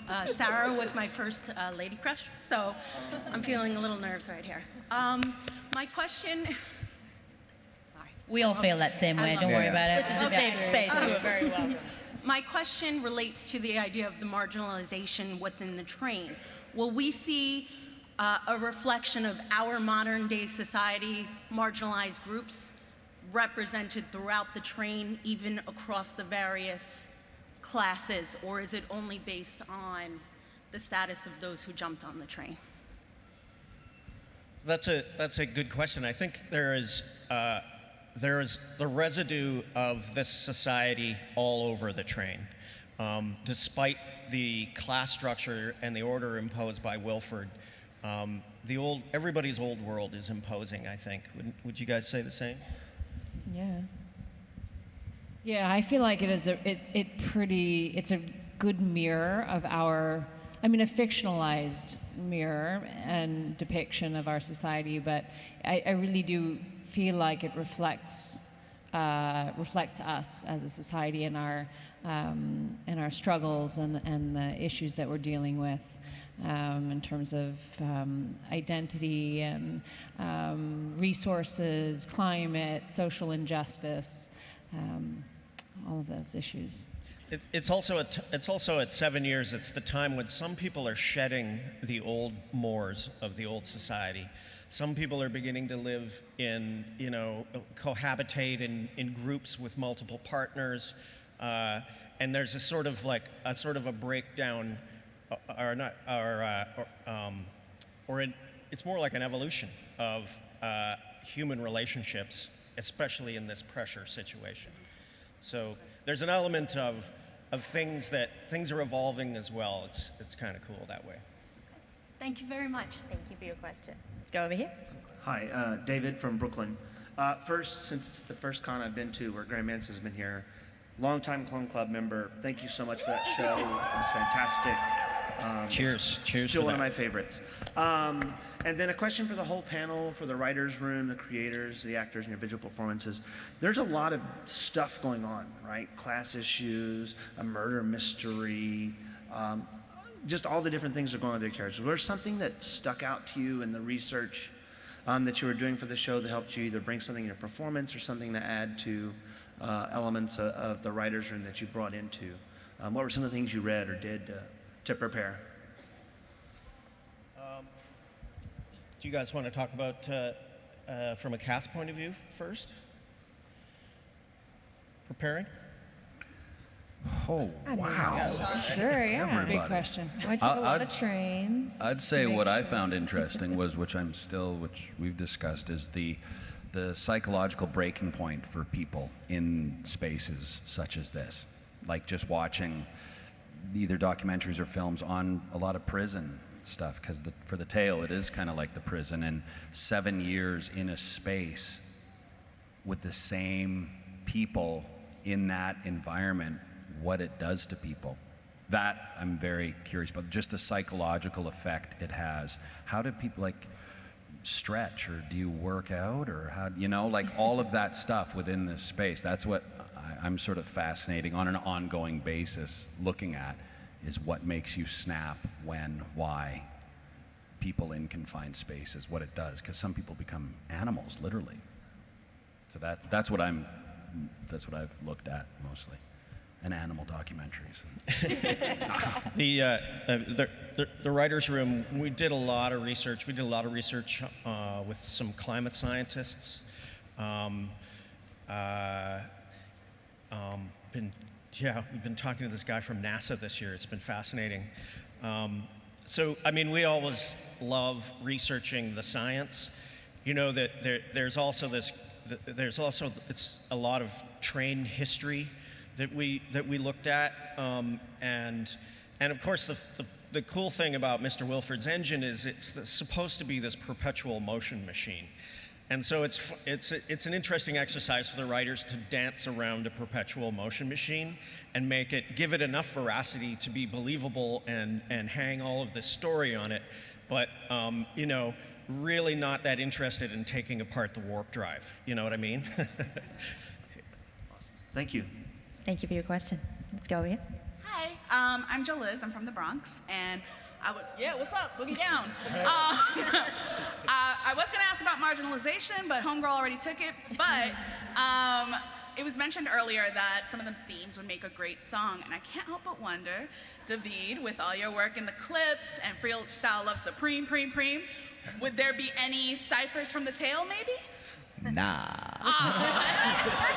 Break my heart, fine. I do that shit in my own time. That does not mean there is no music on this train. There's actually a fair amount of it. Graham keeps trying to get me to rap in the show. I keep being like,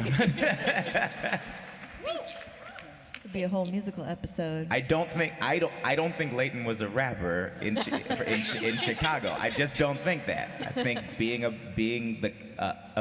homicide detective and a rapper in the South Side of Chicago are kind of at odds in some ways.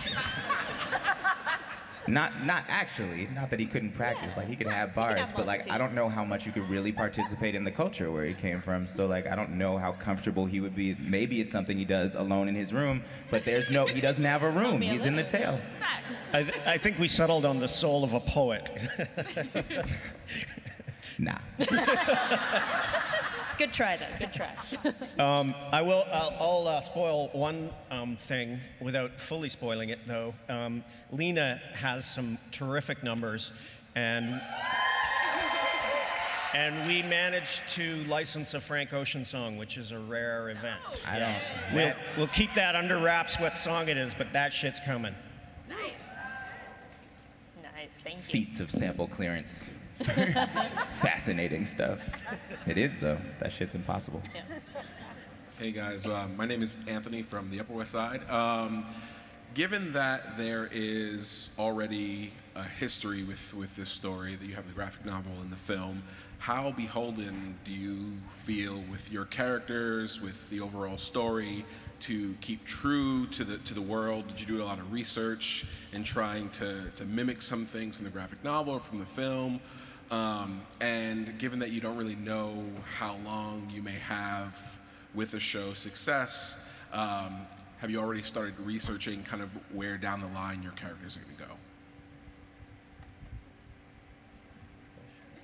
I think there's a There's, I think, I don't know. For me, I have to be pretty present in the work that we're getting. So I have to. My first job is to be true to the story that we are telling, this specific version of the story, knowing that there's sort of a fan base that exists already and people who enjoy this story and feel connected to this story. I think you don't want to break that.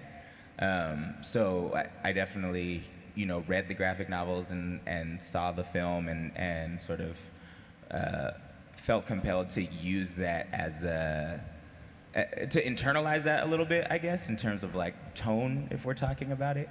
But in the day-to-day performance, I think our job is to tell the story that we are telling, and so you try not to focus on it too much, I think. Does that make sense? Yeah.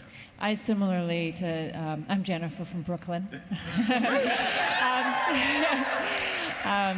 I read the graphic novels, I watched the film, and also, like David, I feel like when there's a material that has such a strong fan base, I always feel like, beholden to that and, want to respect that and tribute that and acknowledge that and be aware of that. So I am very much in terms of the tone and wanted to make sure that I was familiar with that material.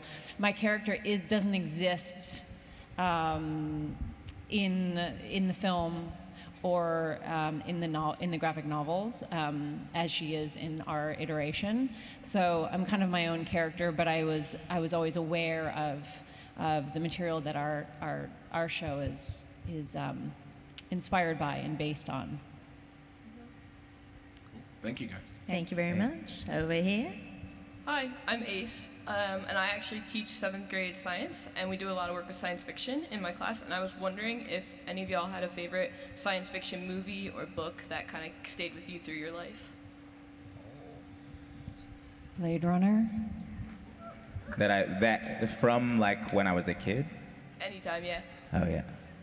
Dune. Star Wars. Dune. So yeah. many. I mean, all of N.K. Jamison's work is my shit right now. But when I was a kid, all of Ursula Le Guin's catalog, the whole thing. Star Wars for me.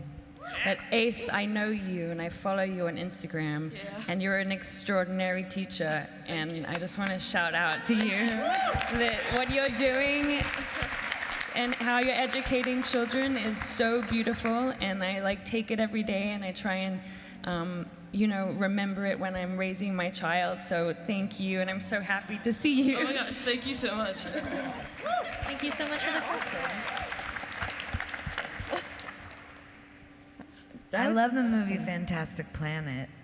It's like a French animated sci-fi from the 70s where aliens use humans as their pets, and it has a lot of amazing commentary in it. It's next level. I'd say Dune. Yeah. I feel very Dune right now. Tell us of your homeworld, Liesl. Anybody? No. And that, to me, was one of the best. My mom and I would watch that when it would air on TV or something. Oh, shit. I get Blade Runner. That's always, Rutger Hauer in that. And, oh, my goodness. That was great. I go to my early... First time I read The Time Machine and the first time I saw The Time Machine, I think it was made in the late 60s. It scared the shit out of me. And then I loved cheesy 70s sci-fi stuff. Anybody remember a movie called Desolation Alley? Where there's Damnation Alley, that's it. They drive this crazy, Winnebago across the desolate United States, and there's nothing left but cockroaches, and that scared me too. Thank you very much. Thank you so much for the question. Well, sadly, that is all we have time for, but if people down on the floor would look under their seats, we're doing a little golden ticket giveaway. Uh-oh. So if you find a golden ticket under your seat, we will give you the original graphic novel signed by the cast, and everyone who is leaving here today will get a special limited edition poster. Yeah, some people found it. Good. TNT has commissioned DC to have 5 artists interpret the series in their own creative way through a custom poster series, which is only available at New York Comic Con. So everyone will get one on the way out. And if you get a golden ticket, you will also get a signed graphic novel. So thank you guys so much for being here. Thanks for coming. Thanks, y'all. Thank Remember you. to tune in. Thanks for coming. Spring 2020 on TNT. Tell all your friends. Thank you so much for being here. Thanks, guys.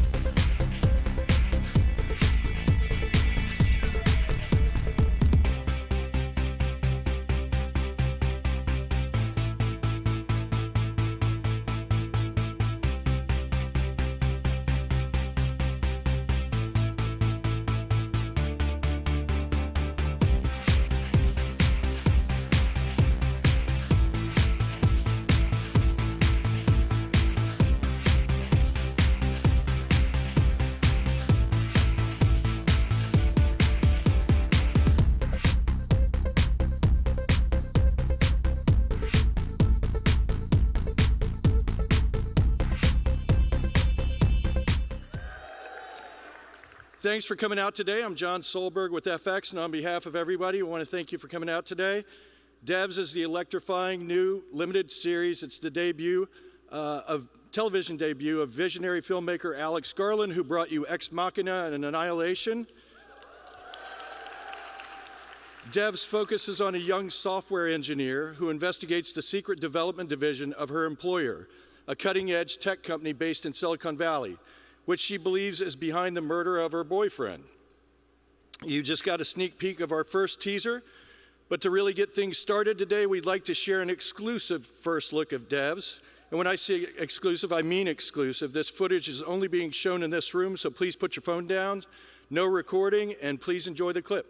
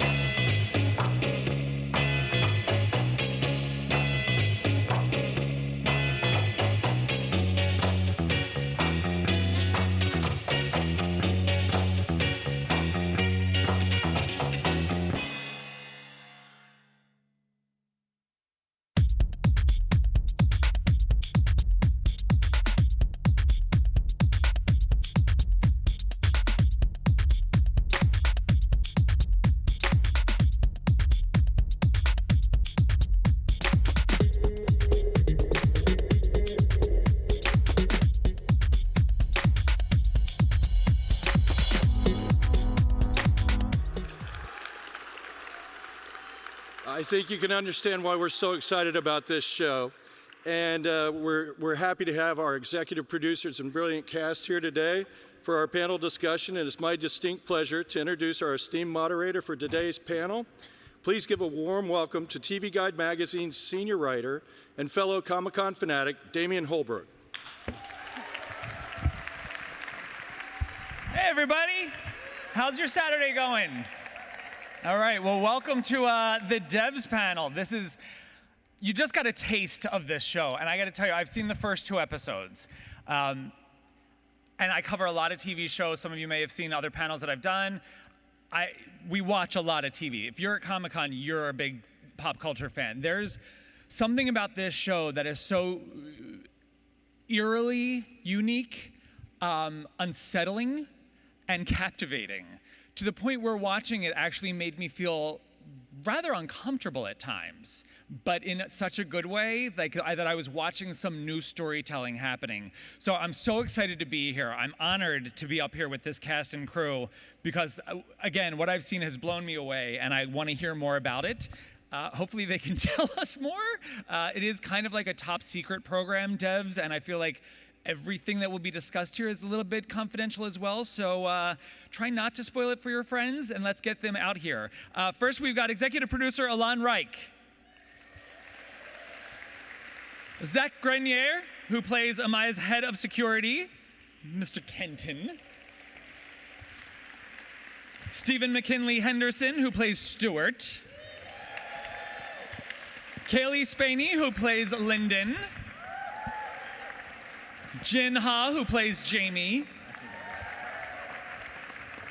Carl Glusman, who plays Sergey. Sonoya Mizuno, who plays Lily. And creator, executive producer, Alex Garland.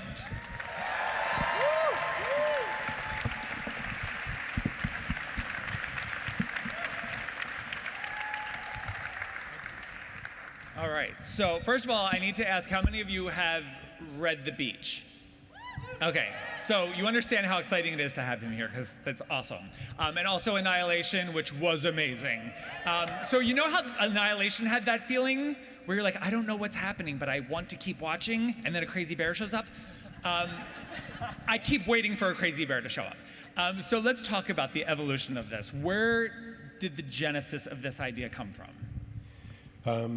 Well, I'm a sort of science nerd.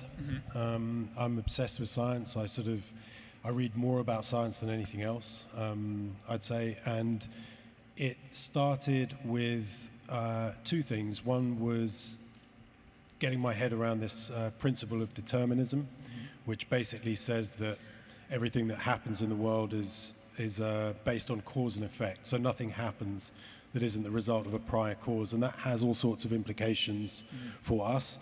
One is it takes away free will, but it also means that if you had a computer powerful enough, you would be able to use cause and effect and use determinism in order to not just predict the future, but also understand the past. And that was then allied with this other thing that had just arrived, which was quantum computers that had been speculated for years and years. And quantum computers are basically, I mean, reductively, you could say they're just spectacularly powerful computers in number crunching terms.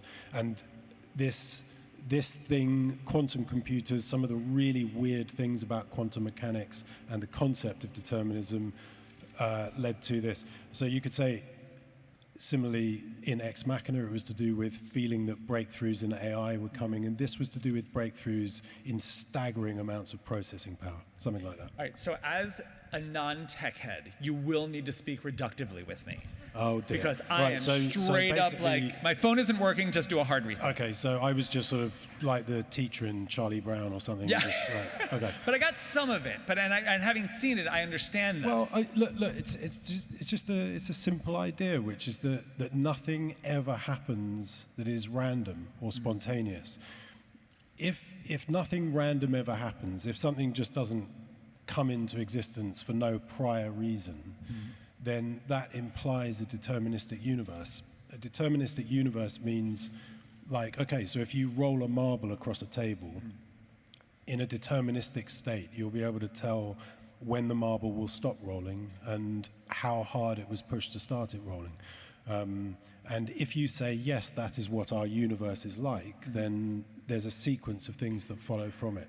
Where you and I are concerned, the most significant thing in some respects is that we stop having free will. Okay. So when you make a decision, you may feel, okay, I made this decision for my own reasons because I woke up this morning and I felt like having a cup of coffee.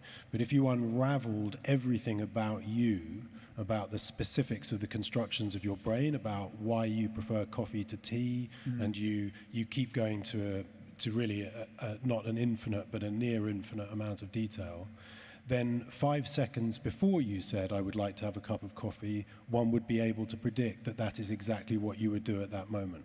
Okay. And is that less Charlie Brownish? Yes. Okay. And so if the computer is powerful enough, would it not just be able to predict the future, but give people time to change it?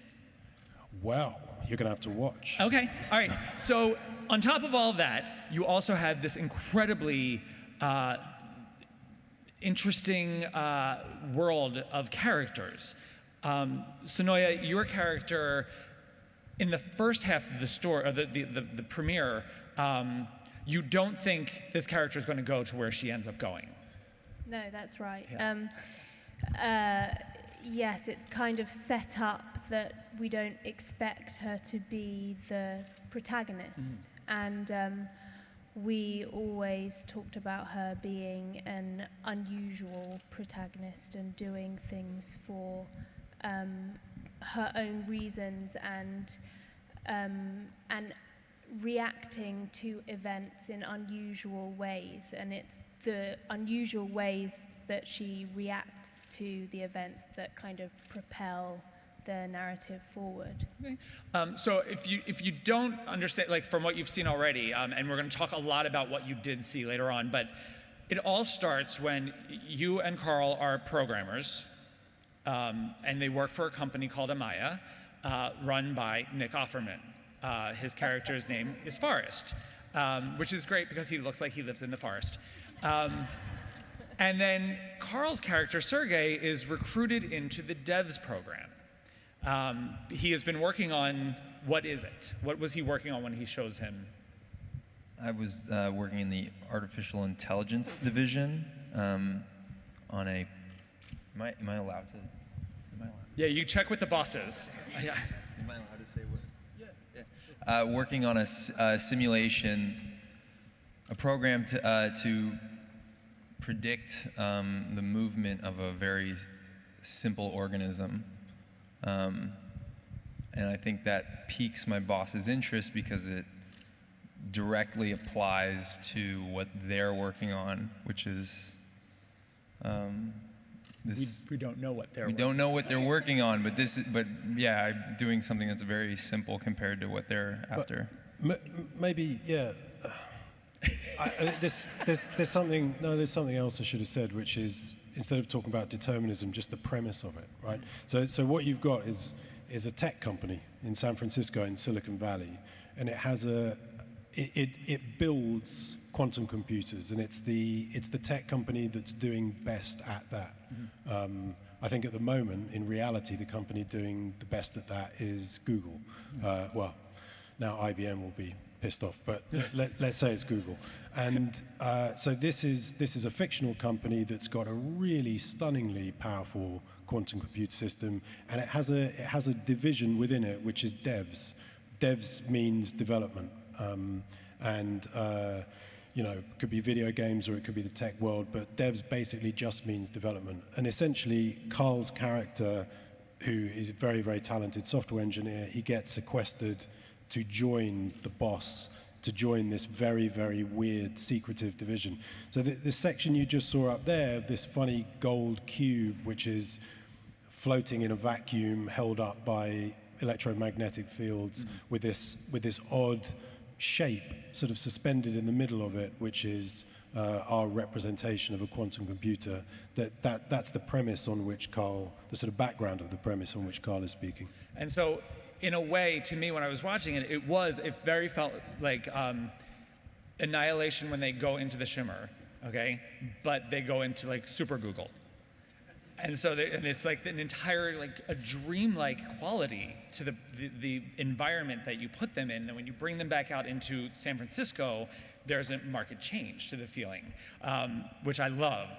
You guys are going to flip for it. So down the line, explain who your characters are and how they fit into this. Oh, I play Jamie, who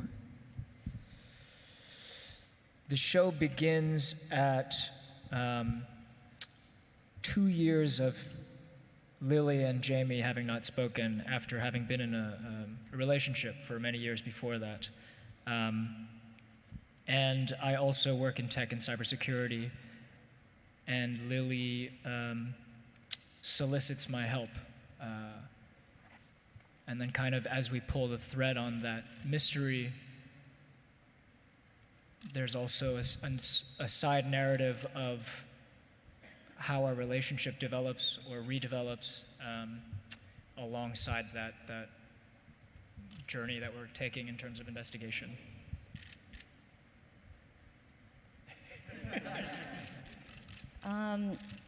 I play Lyndon, and Lyndon is one of the employees in the devs program, and he's brilliant and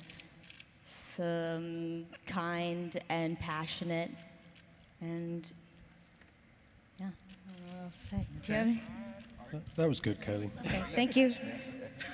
I play Stuart, who is also an employee, devs, and kind of old school, and he really thinks that scientists should know a little bit more about art and politics and have a bit more humanity, and that they are dangerous if they don't.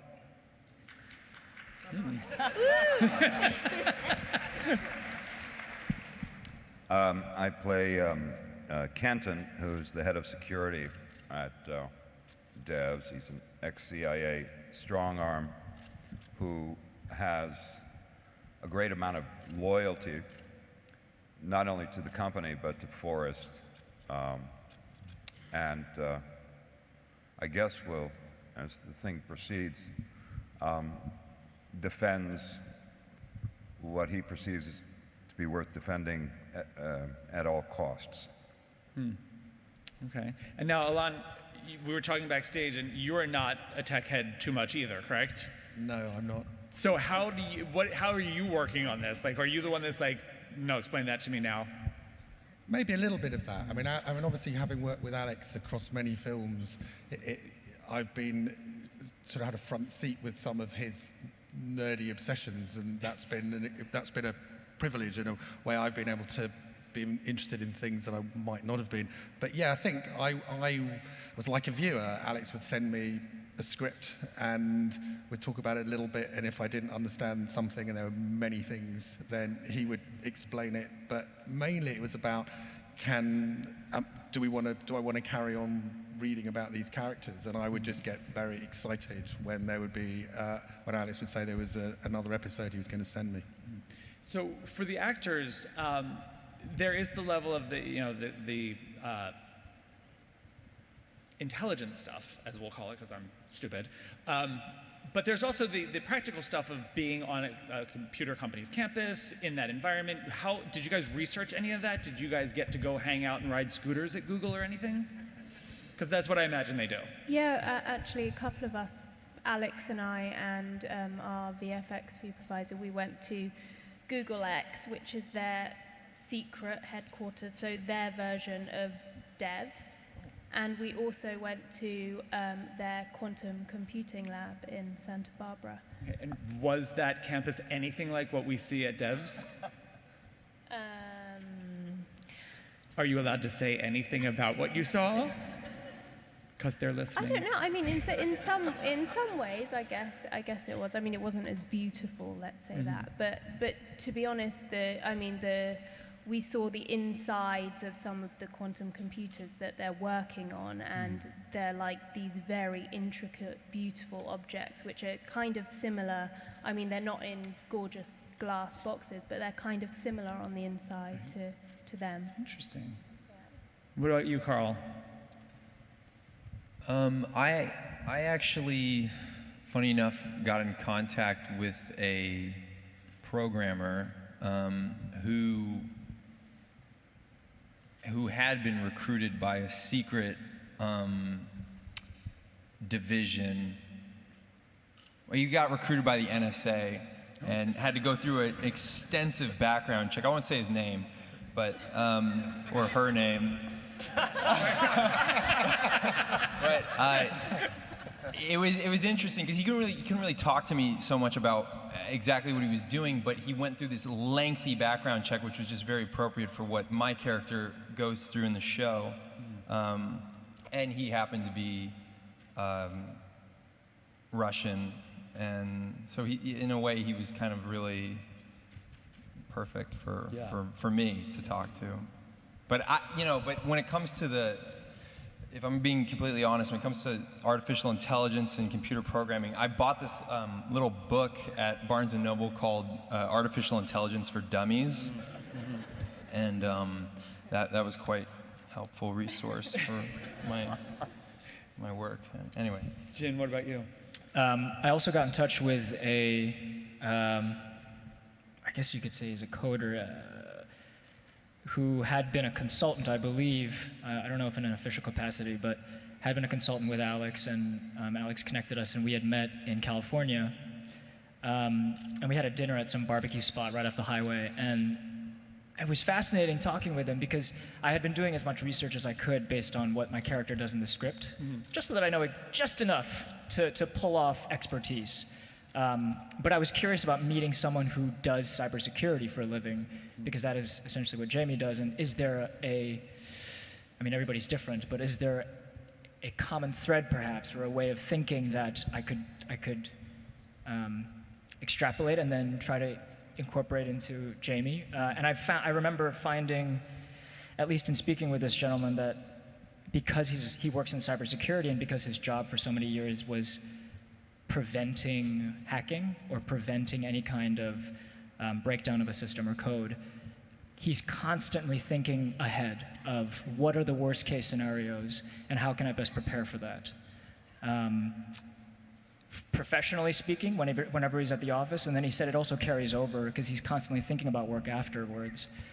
And I'm assuming then I took the next step to be like, okay, I wonder if that is the type of person that is drawn to cybersecurity because they are also in their personal lives constantly thinking ahead and trying to prepare for every single scenario. And I tried to incorporate that in discovering who Jamie was, and as he develops and finds himself in situations that nobody could have fucking imagined him ending up in with Lily. Yeah, I read a book about the quantum world about 3 times and still didn't get it. I watched some YouTube videos of prodigies talking, and then Alex would draw little pictures of what it all meant, every few weeks to break it down, because I'd be like, Alex, I still don't get it, and so that was really nice and helpful.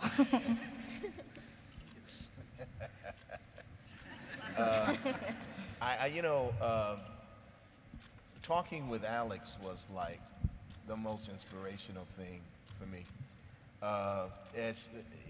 He just drew me right into the world right away, because as I learned more about the technical side, I also learned about the human side of it. And that was so helpful. And then the scripts were so clear for me, what I really had to say and what it was a part of, and the stakes that were personal. And I have a fabulous nephew who lives in Seattle and is in cybersecurity. So whenever I had something in the text that I was kind of, saying, hey man, what's this about, because my character's not in cybersecurity, but my nephew David, he just, he's like a book for dummies, you know what I mean? Because he likes me, so he endured how little I knew. But it was the human side of the story that drew me in, and so I was willing to learn whatever I had to in the moment, in order to make sure that I was in the world of the story. you know. And I'm guessing Kenton doesn't really need to worry about coding or anything like that. Yeah, he really doesn't quite have a clue about what goes on. I really wonder whether he ever entered the cube at all. And what was in terms of preparation, in terms of understanding what I was doing, Alex and I had a long conversation before we started this, and we talked a lot. My father was an inventor and electrical engineer, helped develop a bunch of things back in the 50s and 60s, so I was very excited about the whole idea of the thing, then discovered the character really is about, the character is more about loyalty and the security end of it. So the thing that really was amazing, though, is that we were able to, we came early to the show, before we started filming. We all were involved in rehearsals for this, and they were most extraordinary. That we came out to California, there was a whole world of what the sets were going to look like. What you saw up here was in these gorgeous pictures on the wall, and there were these amazing scripts, and we were rehearsing these scripts in the most intimate way. It was just a wonderful, wonderful experience, and I think one of the reasons why this show is so amazing is because of the people involved, but also how we became a company out there in the weeks before the show. Yeah, that doesn't sound like something a lot of shows do, is get that time for rehearsals. You know, they'll have a table read, and then maybe everyone goes to dinner, but how important was that for you to get these people together beforehand? I think rehearsals are unbelievably important. I think they're useful for the cast. I think they're useful for me. There's just no downside to them as far as I can tell. But also, I've been working about 20 years in film and now television, and I think that the atmosphere on a set is incredibly important. I think I've worked on films that are toxic, where everybody hates each other, or it gets factionalized, and you get one group of people set against another. Distrust and, yeah, just something very poisonous can arrive. And one of the things that rehearsals do is they're a sort of leveler, you know? They're a leveler. Like, the crew, so broadly speaking, this group of people, except for Sonoya, who I've worked with twice before, this cast is joining a crew who've worked together several times. There's some people, the production designer, on every project I've ever worked on, they've been the production designer. Rob Hardy, the director of photography, did Ex Machina and Annihilation. That's also true of visual effects. And so right across the board. And what's happening is that this group of people are joining like a collective, a company, a collective. And then I truly want them to be part of that collective. And so it's about the culture of the way we're going to work together as much as let's just check this line works. I mean, we're doing that too. We're sort of giving, kicking the tires of the script and that kind of thing. But it's to do with being part of a team and not having, say, a star who is precious and surrounded by a bubble of preciousness, and then all sorts of things flow from that bubble of preciousness that is not something I want, and I don't broadly think any of us wanted. So it's as much to do with that as anything. And I do have a plan, because I think you can almost tell just looking at their faces. It's just an incredibly interesting group of people. It's an interesting cast. And what I really want to do, Devs is a one-off, but what I want to do is to try this again with exactly the same cast, with a completely different story. And I think that might be an interesting thing to do. And now, hopefully, they are part of the collective, of the crew, and, it's got a sort of forward-looking family vibe about it, I guess. Did you guys know that? Do you guys know about that plan? Are you just learning about this? We kind of knew. We've heard promises. Yeah, whispers. But We'll now see. it's official. So yeah, now it's official. So Devs is 8 episodes, story's done. Yeah, story's done. Yeah. Wow. You spend 2 years. I am amazed by the people that do long-running TV series. Mhm. It's psychologically, I don't know how they do it, let alone find the time in the day. But it's not something I want to do. I like stories that end. Right. You know, I like stories that end, and there's something you can start to detect sometimes in long-running series, which is you start to realize, oh, there is no end. Right. This is just an exercise in how long you can keep it breathing. Or you the know. story ended 2 seasons ago. Or that, And they're sure, just telling or it that. over again. Yeah. Or that. So, and I love hearing that about the rehearsal process and the way this has all come together, because again, like I said, it feels like a different show watching it. It feels like something I've not seen before. So for you guys, aside from Sonoya, was this like a new experience working on something like this? Was it different from everything that you've done before? I mean, for me, it felt really special to have one director and writer who wrote all 8 episodes and directed all 8 episodes, and to have the same crew for the most part, both in 2 continents, to have that sort of continuity was wonderful. A lot of TV shows you might have that director for the first 2 episodes, maybe they come back to finish it, but it's hard to feel that continuity sometimes. And I think speaking for a lot of us here, but I was such a big fan of Alex's coming into the room. I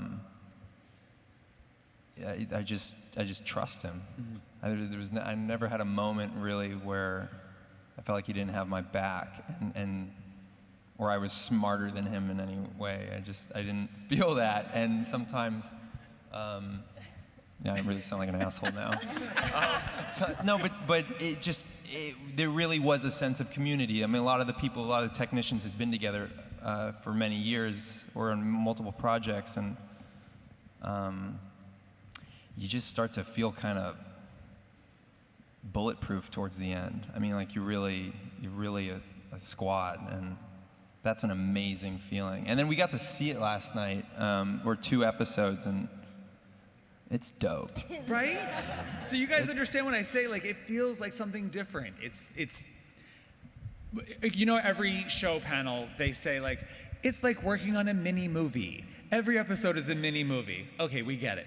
This actually feels like... This is an opera. They're parts of a giant, beautiful movie.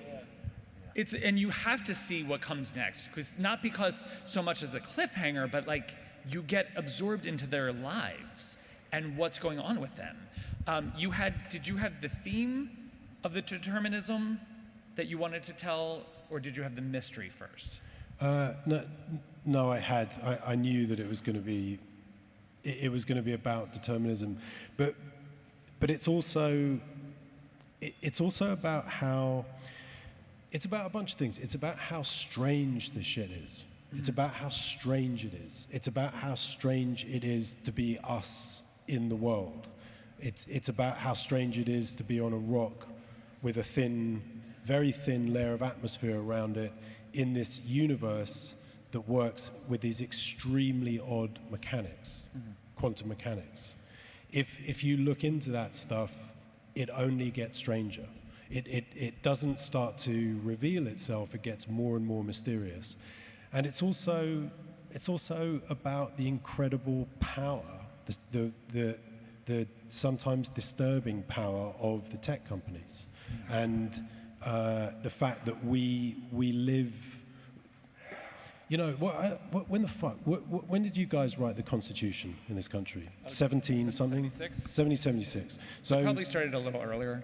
Right. So you wrote this Constitution, and the reason for the Constitution was it had checks and balances, and it built checks and balances. Theoretically. Yeah. No, but well, all right, they're being tested. they're being tested, but at least they exist to be tested, right? So so you built in checks and balances between the executive and the legislature and the judiciary, and the reason you did that is because you knew these things contained power. And if they didn't have checks and balances, that was dangerous, right? That was the reason to do it. It was dangerous. Well, we now have corporations that have more power than most countries. And they have no checks and balances on them at all, and they can be working on any number of different things or interfering with democratic process or whatever it happens to be, and it's completely without oversight. And so in part, the motivation was to do with that as well. And how paranoid has this made any of you guys as far as usage of various computers? Because at the tiniest level, people are afraid to use an Alexa. And you watch this show and you're like, no, but they're not. They're not. They do use them. It's true. They do use them. When I was writing Ex Machina, there was a bit in Ex Machina where Nathan, who's the sort of tech boss who's created this machine, says, yep, we switched on the microphones and cameras of everybody's cell phones and accumulated a lot of data. And one of the financiers said, maybe you should take that out because that seems overly paranoid and unrealistic. And it turned out to be not even remotely too paranoid or unrealistic. But interestingly, nobody in reality changes their behavior. They just carry on. Ed Snowden made a whole bunch of revelations about what the degree to which we're being observed. Who's done anything about it, realistically? What tiny proportion has stopped using messaging systems or emails? We don't change our behavior at all, as far as I can tell. Anyway. So has it changed any of your behaviors? No. I have generally no. I agree with what Alex said.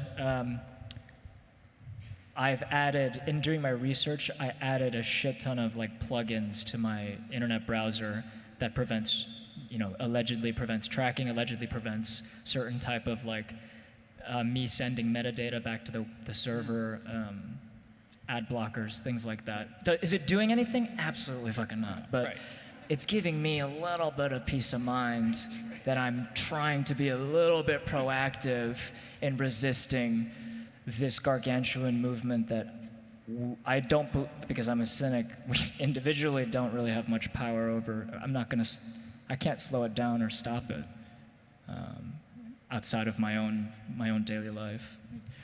So as the story builds, I got the impression that all this information and what we see these computers can do and what Forrest really plans to do with it is very intimidating and dangerous.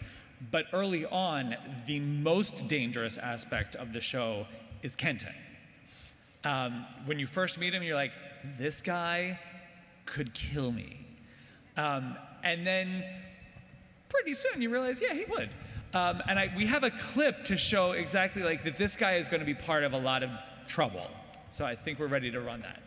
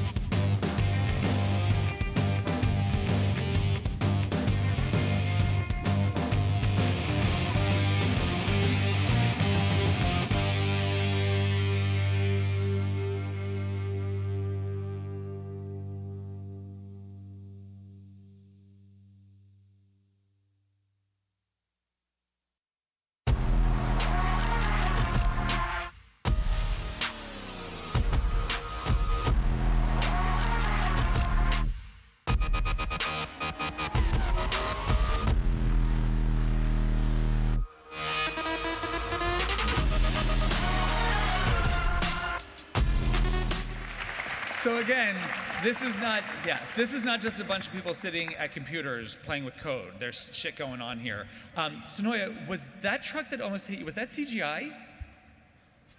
I'm not telling you. Oh my God!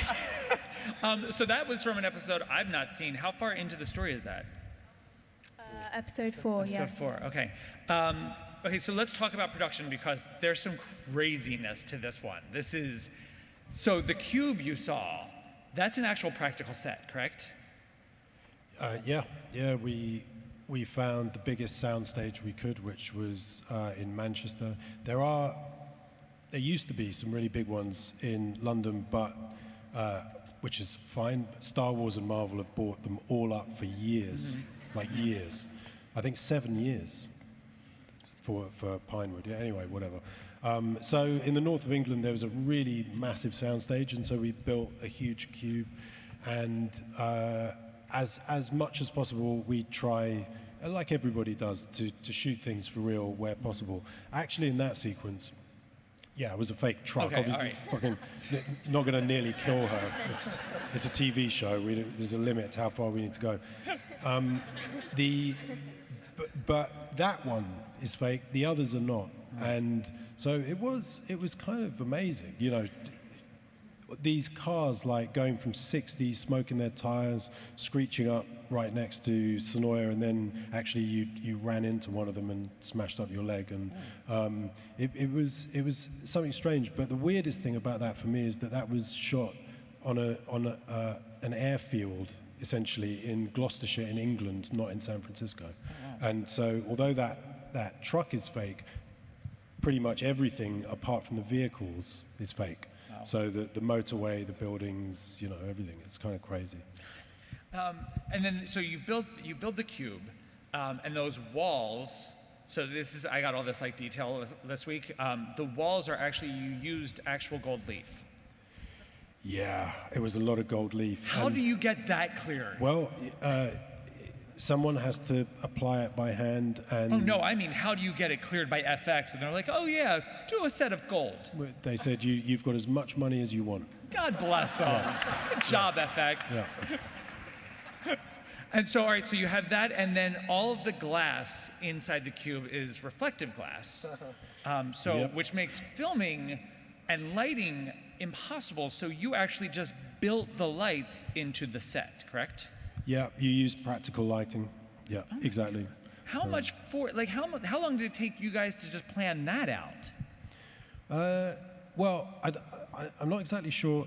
The whole thing has taken 2 years. Mm-hmm. So from starting to write it to us sitting here now is 2 years and 1 month. That's not bad at all. It's and probably about 3/4 of that is to do with physical, you know, the making of it. Right. You know. And for the actors that got to work on that set, how was it for you guys to not have, you know, that added layer of like the Hollywood artifice that you actually just got to be in a real space?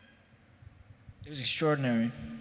I mean, a lot of my scenes were in apartments, either my apartment or Lily's apartment, and it's on a much different scale, but they built the entire apartment, ceiling included, and for most, if not all shots, the ceiling was, I mean, often what I'd been told as well is that they'll take that off, or the ceiling isn't even there because of lighting reasons or whatever, but it makes such a difference to have a practical apartment to play in. And if I may gush about Alex a little more to answer your earlier question, it was brilliant to work with him for that long, exactly because of what Carl said of him being a director and writer for every single episode and being our captain in a way, leading the ship every time, and the conversations that we could have in between, during, throughout of, I mean, because I come from theater where rehearsal is everything. Even performances are rehearsals, continuing 8 times a week. But for this, it was, we rehearsed for a bit, which is rare already, but then immediately we're jumping in and being like, I have to know everything and feel everything without really having experienced any of it. But I guess that's our job, that's our department. But it was because of Alex's availability and his writing, frankly, that he was constantly available to us.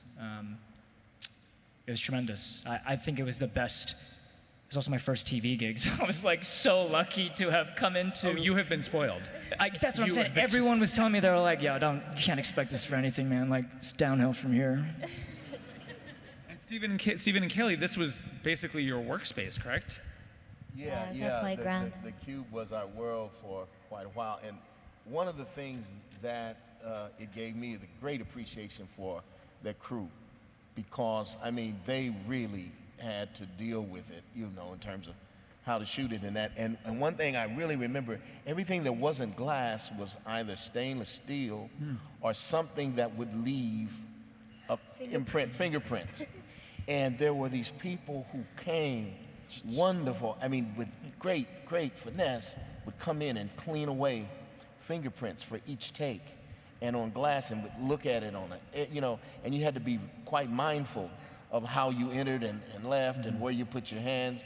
And it was just amazing to see the beauty of the cleanliness of the space and know that it was functional. I mean, if you touched the keys, I mean, you really did, you know, get a response on the screens. And I mean, it was just amazing to have that kind of reality to the proceedings. And again, also because when you left that space and went out to, like guy that lives in a trailer, you know, so to leave that space and then go to the other space, it was really quite something, In the first episode, and you guys saw part of it first, he shoots down Sergei's kind of list of suspicions as to what Devs is actually working on. It's not AI encryption, it's not encryption, it's not search engines, it's not national security or biotech, cold fusion. When do we find out what they're working on? Oh, like really early. Really early, Yeah. okay. And is it connected to the code that Sergei looks at and has Yeah. an actual physical reaction to? Yeah, so that's not a reveal. It's not a secret. They're very, like, the show is up front, because it's not like the card turn is not that this is what they're working on. It's Right. the implications of that. Okay. You know, it's yeah. I guess it's what I said earlier. It's about how strange and profound some of the things that are happening in tech or science. Just how sort of fundamentally they change the nature of our existence. Yeah. You know? And with the determinism and taking away free will, that also takes away personal accountability. Yeah, exactly. And if a viewer is, you know, looking at through that lens, how does that change the way you write a character's actions? Well, yeah, it's a weird thing, because well, imagine, so we're having this conversation now, and you watched yourself have this interview 10 minutes previously, and yet you find yourself asking questions as if it's the first time, even though you know it's a head fuck, right? Yeah. It's like the time travel paradox. It's a sort of version of the time travel paradox, and it just takes us into a strange place. But the one thing I'd say is that, as far as I can tell, where this free will thing comes from, if you believe in physics and you're an atheist, then a deterministic look at the universe is a very strong argument, and that means we really don't have free will. And from my own personal sort of readings and understanding, it certainly leads me to a place where you and I don't have free will. And if you take on that idea, the world gets pretty odd. Yeah. Pretty odd. And certainly it does remove a certain kind of ethics from the conversation. It becomes an amoral environment. Yeah, exactly. It's not amoral as in bad. There's Right. moral neutrality. Yeah. Yeah. Okay. All right. I have 1,000 other questions, but if you guys have any questions, hop on up. The microphones are ready. Hi. Hello. Hey. So first of all, I'm super excited to see the show. I have my visitor badge that I'm rocking today. So I'm a nerd. I was curious if you could talk a little bit more about, Alex, why is this idea a series? Why is this not a film? What necessitated needing more time to kind of explore this story idea? Okay. Well, two answers. The first is that I was really interested to know what it would be like to have closer to 8 hours to tell a story rather than 2.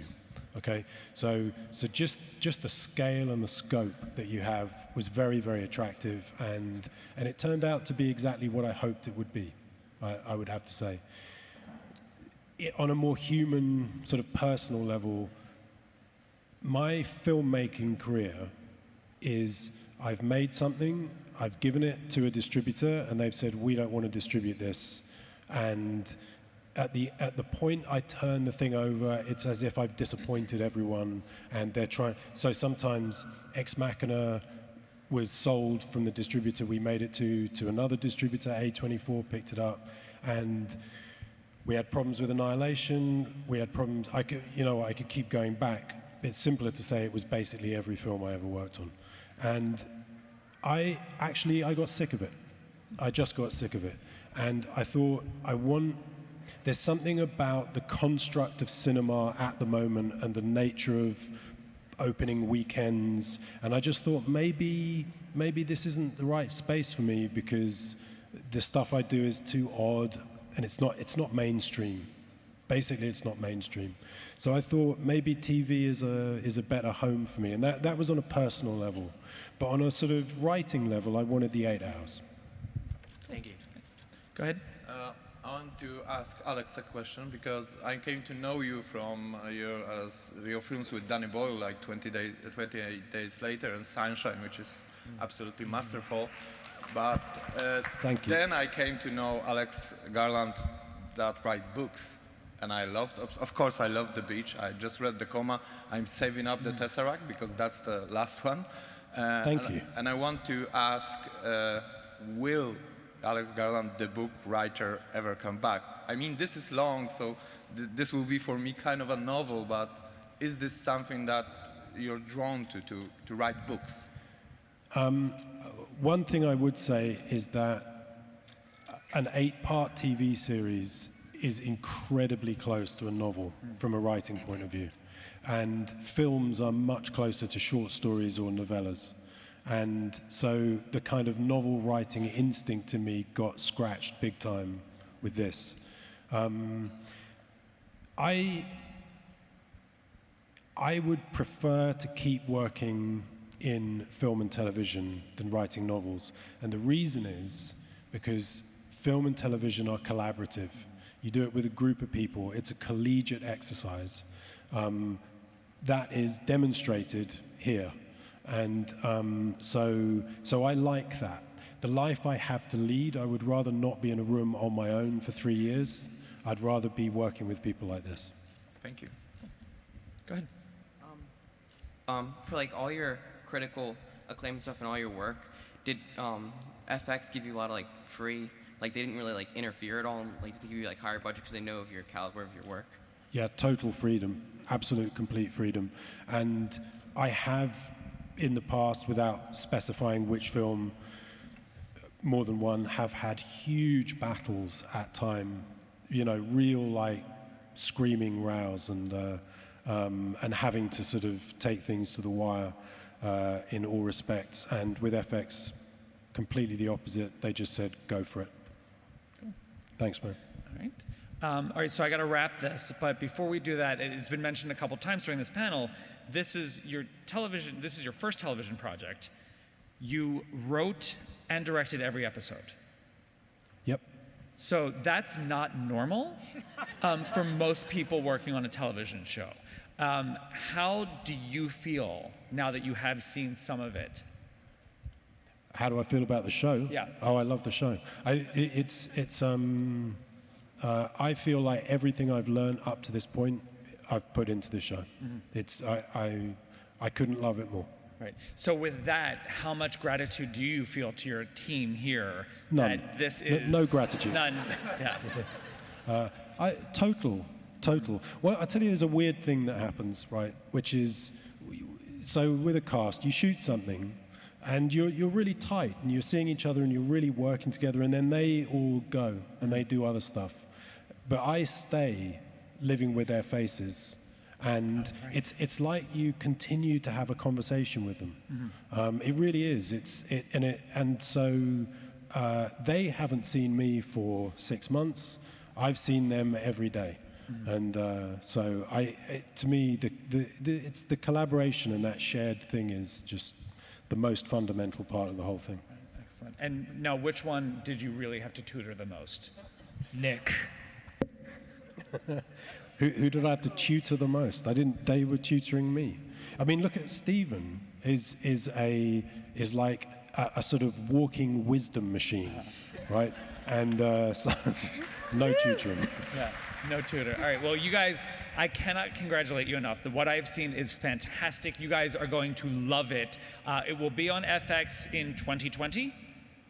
Spring, I think. Spring of 2020. So the cool thing is like, next year, you guys are going to come back and you're going to know that I wasn't lying to you. So let's give them a round of applause. And thank you guys so much. Thank you, guys. Thanks a lot. Thank you.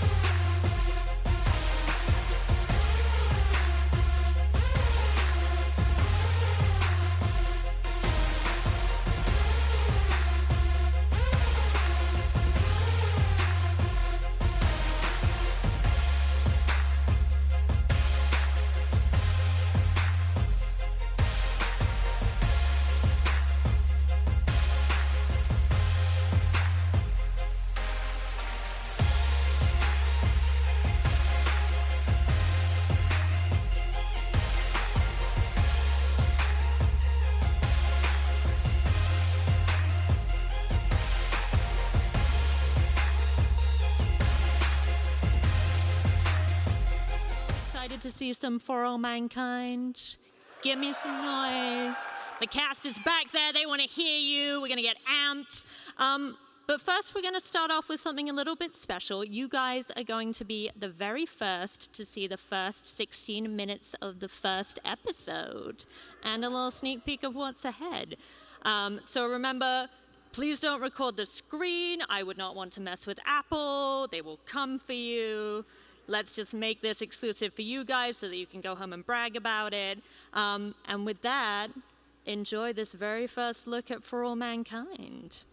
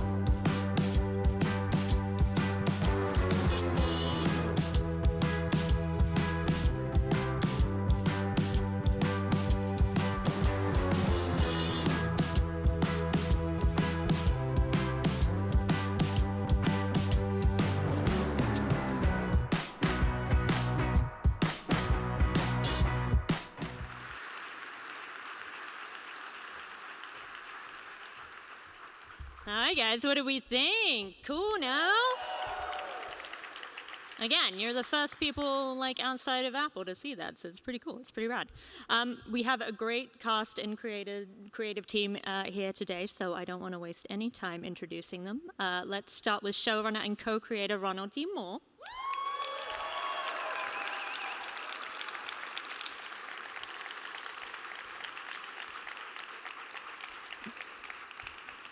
Executive producer Meryl Davis.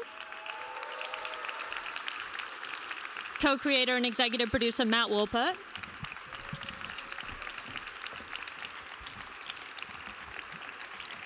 Co-creator and executive producer Ben Netterby. He plays Edward Baldwin, Joel Kinnaman.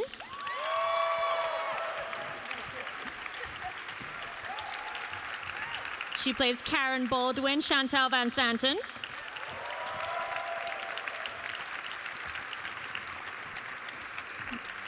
He plays Gordo Stevens, Michael Dorman.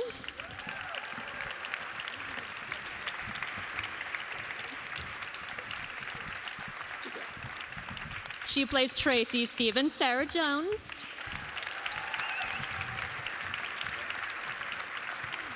As Margot Madison, Ren Schmidt.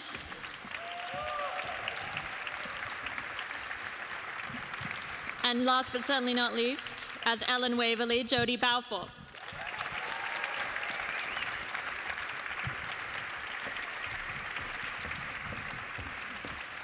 Welcome, guys. I feel like I'm at a university giving a lecture. It's great. It's wonderful. I guess, Ron, let's start with you. Where did this wonderful idea originate from? This actually came from a phone call I received from Zach Van Amberg, who's an executive at Apple TV Plus, and he used to work at Sony Pictures Television, where I also I've been working there for a long time. And he said, "Oh, come on over. I got this new job, and I'd like to chat with you." Sat in his office, and he said, "You know, I don't know if you remember this, but years ago, you and I talked about doing a show set at NASA in the 1970s." I said, "Oh yeah, I remember that idea. It never really got anywhere, but we had talked about it briefly." And he said, "I still think about that. What if we did it now? What if you did like a Mad Men show set at NASA in the 70s? And I said, "Oh, that's really kind of cool. Let me go think about that." And I went off and thought about it. And the more I thought about it, the more I realized that while you could do that show, you could do the Mad Men version of the show, that the story of NASA in the 1970s is kind of a depressing one, at least in my opinion. Budgets are getting cut back, the scope and the scale of the space program keeps getting smaller and smaller and smaller, so it's kind of a sad story. And I thought, what if you did the alternate history version of the show, and we got the space program that we were promised, but that never materialized? And I took that back to Zach, and he got excited about it. And coincidentally, I've been working with Matt and Ben on different projects, and we were looking for something to develop together. And I pitched it to them, and they were excited, and that was kind of it. And then we were kind of off to the races on, well, let's do the space program we never got. I love it. Love it. Meryl, what are some of the unintended consequences, the kind of the snowball or butterfly effect of the Russians, the Soviets, beating us to the moon? Well, I guess you'll have to watch the show to find that out. Give us a tease. Well, I mean, I think something we talk about a lot in the writer's room is, you know, by losing the moon, we end up winning in the end. It's, you know, we hopefully try to go further and further in the space program because, you know, in our current history, after we got to the moon, it just kind of fizzled out. You know, we weren't kind of striving to move on, and even today, obviously, you know, the space program isn't what it used to be. So I think for us, the consequences of losing the moon to the Russians is that we've strived to compete and go further than we ever planned to before. Dig it. Matt, there have been plenty of alternate history narratives and some that tend to be very dystopian. So what makes this different? Well, I think one of the things that was really important to us was to capture what was really at the heart of the space program, which was this optimism of what human beings can accomplish if they put their minds to it and put their willpower to it. And I think that sense of optimism is something that the world could use right now. And you know, I think by pushing the competition forward and continuing that competition, it drives the characters in our show to achieve greater and greater heights. I like it. I like it. Ben, I had the honor of visiting the set, and I saw the level of detail involved in both just the set design and the costumes, and it's very elaborate, and it seems like you guys really were very meticulous about it. So how did you even approach something of this scope in terms of the research and then bringing it to life and putting it on the screen? I mean, what helped a lot was having an amazing team. Our production designer is Dan Bishop, who did Mad Men, so he understood this era really well. But I think for us, because of the alt history, we wanted to make sure this show was as grounded and authentic as possible.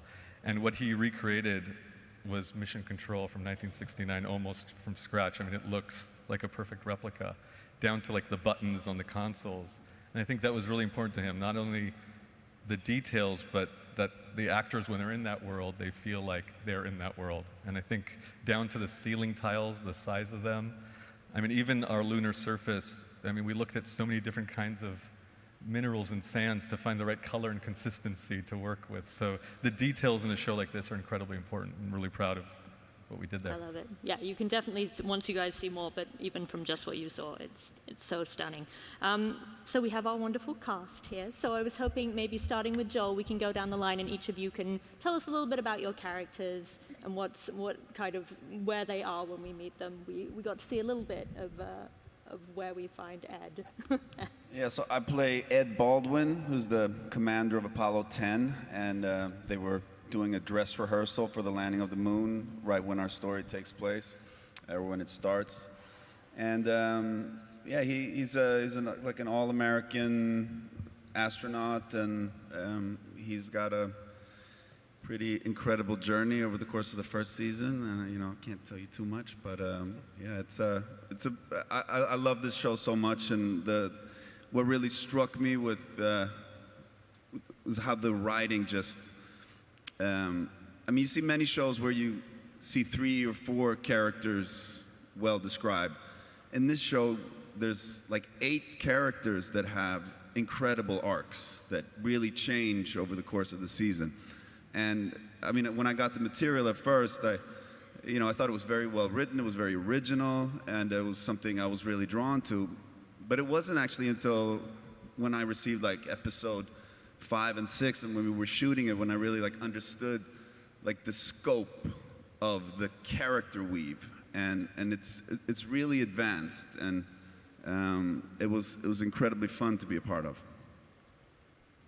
Hi, I'm Chantal Van Santen, and I play Karen Baldwin, this one's better half. Right? Very. Yes, yes, agreed, he must.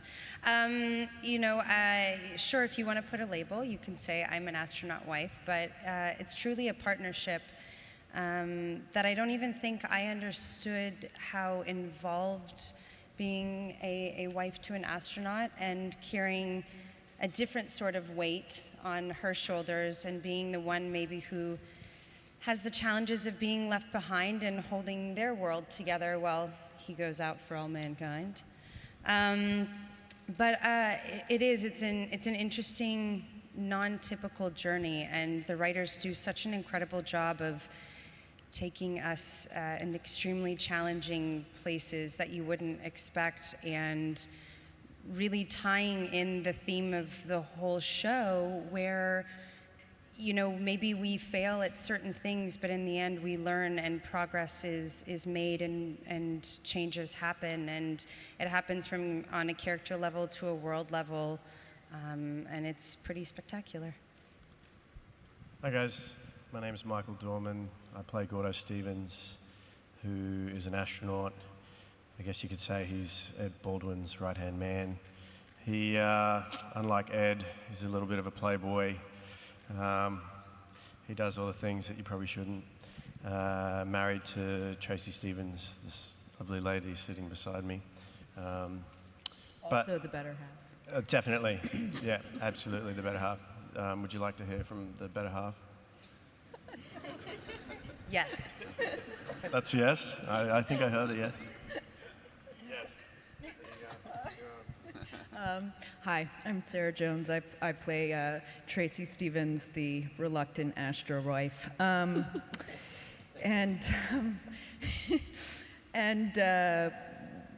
Yes, when when you're introduced to the story, we are definitely more of the misfit couple to the very put together Baldwins, or seemingly put together Baldwins. But yeah, there's a lot of shared passions that we have, and we communicate those passions very passionately. and by throwing a lot of things at each other. Right? Yes, it happens. There's a few casualties. It happens. But we have a sort of unique bond as well that I think is really brilliant in what the writers put together. That we want to help each other out. The trick is figuring out how to do it with all the events that occur throughout the season. Am I? Yeah, absolutely. Yeah, all right. Yeah. Hi, I'm Ren Schmidt. I play Margot Madison, who's kind of a chief, not so secret workaholic, clearly from what you saw.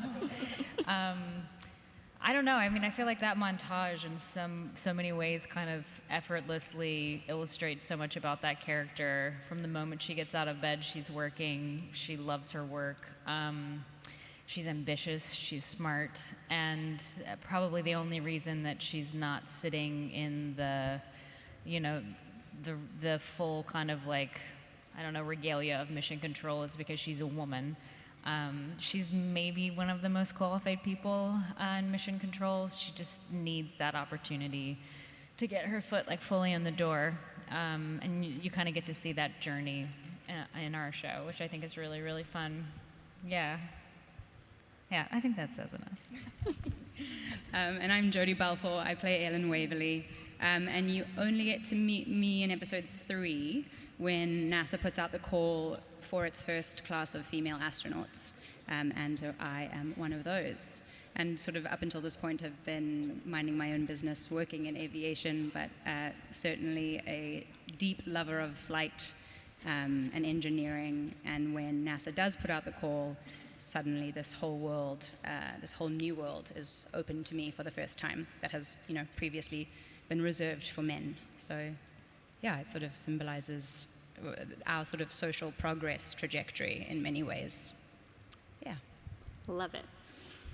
Ron, we kind of see it, and the cast has been hinting around it very delicately, but obviously, one of the repercussions of the Soviets beating us is that, women are fast-tracked into the astronaut program. So can you talk a little bit about that ripple effect and how that kind of expands the world of some of these characters? Well, there's a storyline that I won't give away that gets us there. Essentially, it is part of the tale of why NASA would decide to put female astronauts into the program when they didn't historically. And it does come out of the Soviet space race. And it's probably the most obvious change in the world that happens right away. But it's one of a whole myriad of things that happen through the course of the season. Nixon, as you can see, was very unhappy about what had happened. Nixon then decides to go all in on the space race. He pulls out of Vietnam early. Ted Kennedy does not go to Chappaquiddick because, in truth and history, that infamous party on Chappaquiddick Island was just a week or two before the Apollo 11 landing. Well, in our history, in our alternate history, because of the Soviets beating us, Ted cancels the party and goes to Washington instead. And as a result, Chappaquiddick never happens. Ted becomes a viable candidate for president that Nixon is now worried about in 1972, and on and on and on. So there's all these dominoes start falling, and they really start to change the course of American history and of world history as well. And the entrance of women into the program is one of the social changes that starts to happen and cultural changes that starts to happen as a result of it also. Yeah, I love it. I want to dig in a little bit more into each of your characters, so don't be too cagey, because they want to know. Joel, Ed is very, as you kind of said, self-assured, very confident, but he goes through a very big evolution over the course of this season, and you kind of see it in the tease here. He was on the Apollo 10 mission. He was not enabled to land on the moon. So how does... I assume that loss is a lot more personal to him than someone who hasn't actually been up into space yet. So how does that kind of affect him and drive him in the first season?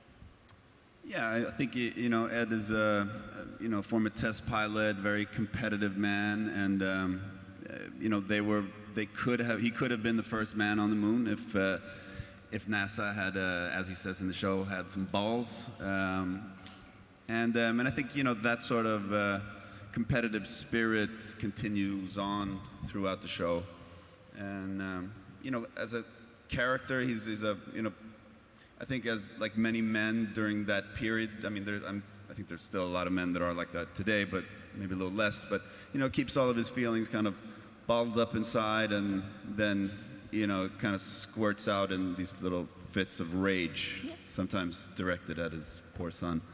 And I think that is one of the sort of character traits that has a pretty interesting trajectory over the course of the season. Yeah, that makes sense. Chantal, you get the sense that being an astronaut's wife is a very thankless task, but she really is the glue kind of holding this family together. You see it even in the little sneak peek that we got there. So how does she navigate that role, kind of working within this structure of astronauts' wives, and what's expected of her? Yeah, I think that there are a lot of expectations within the program, and of us as wives and our husbands, and there's politics that are involved in it, and it's definitely not easy for Karen to manage a household when there's not a lot of things that can be communicated, and somebody isn't actually always within communication, and how to navigate through traumatic happenings or losses of things or big moments that happen that your husband misses out on. And going into it, I think I had such an assumption of what a wife and that role would be like in that era, and it was shattered. And I think when you're under so much pressure and you are these two statues that are made of marble that are slowly cracking, eventually you can't keep it together, and you crumble and you fail, and it's how you work through that. And we're lucky that we get to suffer through those moments, guys. Thank you. But it's so challenging and rewarding, and to also be grounded emotionally in a story through each of these characters. I feel as though when an audience sees, you're going to relate, maybe not to the era, and maybe not to the specific job a person has, but to their struggles or to their shortcomings or how they end up getting through. And those are the personal stories that I connected to, even if it was a period piece. Love it. For Michael and Sarah, I think we can kind of, at least, it's teased in the look ahead, but obviously Tracy may venture into the astronaut program when that gets pushed ahead. So, or she really likes flight suits. Or that, either way. But how does that kind of affect their relationship? Because obviously Gordo's the hotshot astronaut. He's got his space. She's stuck at home. But we kind of learn a bit from her backstory. I don't know if you can go into that a little bit. That she has a passion for this too, as you alluded to. Dear? Yeah, it's a good question. From Gordo's side, he's always been someone that's been focused on his dream. When we meet him, he's so close to realizing that dream. He doesn't know what it means yet, but he's right there. And I guess because his focus has always been that, and then in their relationship, Tracy's been the one that's sort of taken the back burner and, raising the kids. And he sort of utilizes what he does to sort of hide from his own demons. So I guess when there's a role reversal, he's kind of forced to look at himself for the first time, and I think that frightens him. And you see that over the course of the show. But it's definitely, especially in the time that we're talking about, it would have been a confronting moment for a man in that position in that period. So it was a lot of fun to play out. Yeah, and to add what Michael was saying, I think for Tracy, because of the time period, because of the era, they were, the Stevens are very ride or die in a lot of ways with each other. So when Gordo, decides that he wants to become an astronaut, it's sort of their dreams, because that dream wasn't really available to Tracy. So when the opportunity comes up that's all of a sudden a dream that she could actually have, and how they navigate that and maneuver in that sort of position and opportunity that's given to both of them. I think it's really interesting to see how they manage to do it. Yeah. Yeah. They've got some crazy trust exercises in season 1, that's for sure. Tracy kind of pursuing this path also has some interesting repercussions for Karen as well, and for Karen and Ed's relationship. So I don't know, Chantal and Sarah as well, if you kind of want to speak to their dynamic and how things might change as that storyline progresses. I mean, change is our theme of the show. I always say Karen is very stubborn and stuck in her ideas and ways, and maybe not as curious, and lives for and through the program and her husband.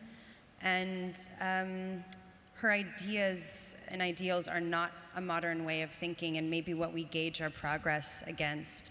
And when she is already losing so much and trying to gain so much control over things she absolutely has no control, in moments of things slipping through her fingers, maybe relationships that she has, it's tough, and she hangs on tighter. It's like water, and she's squeezing, and then there's nothing left. But at the same time, I don't think it's a secret. Anyone that's here understands what a master storyteller Ron is. Yeah. Right. And there's, of course, sort of to what Joel has said as well. This is the way that he and the writers have woven so many different stories together, and how it affects everyone, even if they're not close, even if, it's, you start to think one way about a character, and then you're surprised, and moments come up, and I think that it can even be interpreted that it's not so much about modern or traditional or conservative or liberal or whatever. It's just, we're human, we have moments, and I think this show does a really great job at highlighting that we all have moments. We all have moments that surprise us. We all have moments that we have to step up or bow out. But it's, those are the choices that we make, and we all get those choices. And how we choose to use them is what plays out in life. And I love, one of the things I love about what Ron does in his storytelling is that he'll take sort of an extraordinary situation to talk about ordinary, everyday things that we can all relate to. And I think if you're a fan of that kind of storytelling, this is most definitely the series for you, and it's not going to disappoint you. Oh, cool. Yeah, thanks. Please watch. Well said, well said. Yeah. That went a little bit off of what you were saying. No, it was perfect. But I just wanted to really to have a kiss-ass moment here. Sorry, guys. Oh, feel free. Well done. Yeah. Okay, great. Now, Ren, Margot is a fictional character, but her storyline intersects with a few real-life historical characters, predominantly Wynonna von Braun, who is key to this. So can you talk a little bit about their backstory, their relationship, how that informs her character and journey this season? Sure. So Margot grew up in Huntsville, Alabama. Around the university there. Her father was a professor and became friends with von Braun and our story. And von Braun sees in her potential, and she ends up having kind of a significant relationship with him, mostly because their minds work in a very similar way. but also because Margot's own father is not really accessible to her. He's very absent, and she's desperate for that kind of human connection, and for somebody that really sees her and her mind. So I think she forms a deep connection with him that kind of ultimately, leads to a job at NASA, which she very much deserves. Yeah. But I think it's kind of a catch-22 for her because, she's seen as von Braun's girl sometimes rather than, for her own talents and her own abilities. And I also think in some ways it's a tricky scenario given, how significant he is to the program at NASA. I don't know if you guys know, von Braun's kind of the father of modern rockets as we know it that take us to the moon. And it ends up being, I think, a very complicated relationship as well. I don't want to say more because I think it plays a significant part in our story, and it was by far one of my favorite. Colm Fiore is... you cannot ask for a better scene partner. I'm so lucky that he was our von Braun. I know, he used to be my vice president. Oh, right, yeah. So, yeah, it's a really beautiful relationship that we get to explore, and I keep pausing because I'm like, well, you can't say that. You can't say that.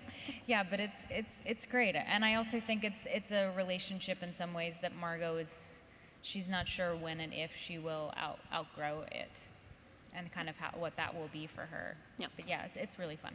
Yeah, makes sense. Jodie, as you kind of mentioned, we don't meet Ellen until episode 3, so give us a little bit of her backstory. And maybe some of the struggles that she'll be dealing with as she embarks on the astronaut program. Sure. Ellen grew up in New York, and I think I mentioned briefly earlier in an aviation family in a way that I won't get too into. Has been a pilot since she was a teenager, growing up with Amelia Earhart on her bedroom wall, idolizing both the notion of being a female pilot and also breaking down those gender barriers. So I think, when this comes along, it's everything she sort of ever not realized she's dreamed of. And so in terms of barriers, continual barriers, is that even though we deal with the intake of female astronauts, or astronaut candidates, I should say, a good decade earlier than in our real history, there's still society at large at play, and things haven't changed all that much. There's still gender bias and sexism and all those wonderful things in the workplace. That sort of is the initial obstacle, I suppose, as well as, of course, the learning curve and the extreme demands on these candidates. And then we sort of grow to get to know Ellen in her personal life in a really profound and meaningful way, which I shan't say anything more about. And this also isn't your first time kind of doing a historical period piece. You were also in The Crown. She played Jackie Kennedy. She was amazing. Applause. And so I'm just curious how different you found the two. Is it similar, even though it's alternate history, because there is such a level of detail in this? I'd imagine that it actually probably was fairly similar. Yeah, actually the bulk, strangely, not necessarily on purpose, but I suppose I do have a passion for it, but the bulk of my career has been spent in period worlds. And I just love it. I was saying with Ren earlier that, the adage that we step into someone else's shoes sometimes when we act is made all that more profound when the shoes look nothing like my shoes in 2019. It's the challenge and the richness of becoming that person, to me anyway, is that much more exciting. So it has many similarities in that you spend a lot of your time preparing, researching the era, and getting as specific and knowledgeable as you possibly can about the broader context, which I certainly have done in the past. But this, of course, I'm not playing a real person, which is a big difference, not nearly as terrifying. But take as much as you can from what there is out there to read about, which obviously with the space program there's tons, and then use your own creative license. Love it. For any of the producers, I suppose, I'll admit that as a Brit, there's a lot about the space race I didn't know and have learned through the process of kind of digging into this, but it does blend a lot of historical characters, as we've kind of mentioned, with fictional characters. So I'm just curious kind of how you navigate that balance of bringing in the real and the fictional, and the liberties that you felt you were able to take with changing some of these stories a little bit. Well, I think first, we decided we wanted to make the period as authentic and real as possible. So then when you're bringing in real historical figures, we felt an obligation to try to portray them at least, close to who they really were as human beings, and not just make them completely different people for our dramatic purposes. So when you see Deke Slayton and Gene Kranz and Werner von Braun and so on in the show, we try to sort of portray them as we feel that is kind of being honest and true to who they are. And then it was just kind of a question of how many figures did you want to play in the show, how many fictional characters. We kind of settled into that very early in the discussion phase of the show. And Nixon obviously plays quite a key part, I'm assuming mostly with reused footage and maybe a very good voice actor. Is that kind of how that works? That's right, yeah. We have a great Nixon impersonator, although Ron doesn't mean Nixon. Also, he did it often in the room. We toyed. Not Nixon, not Nixon. We definitely toyed with the idea of Ron being Nixon, but he lost out. And I think one of the things we really enjoyed playing with was that a guy as complicated as Nixon was really, in our show, kind of a champion for the space race, maybe not always for the most positive reasons, but he sort of did push us to go further. And in terms of the realism, I'm very curious about, for the astronauts kind of working with those spacesuits, and for the folks based in NASA working on those sets, what were some of the challenges? Because I'd imagine it was very claustrophobic, and having been on the sets, they're also, life-size, realistic, very contained spaces. So I'm curious. Who knew spacesuits could be so problematic, right, guys?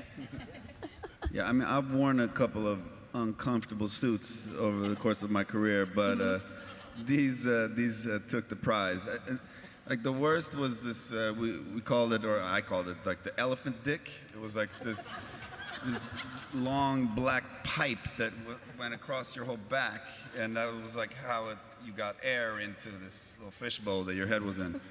And every time like you leaned in something, it was just like, it would just push into you everywhere. It was incredibly uncomfortable. And then, we're gonna be selling those, we're gonna be merchandising for all mankind, elephant dick, the elephant, as worn on the program. So order now. Yeah. Really selling it.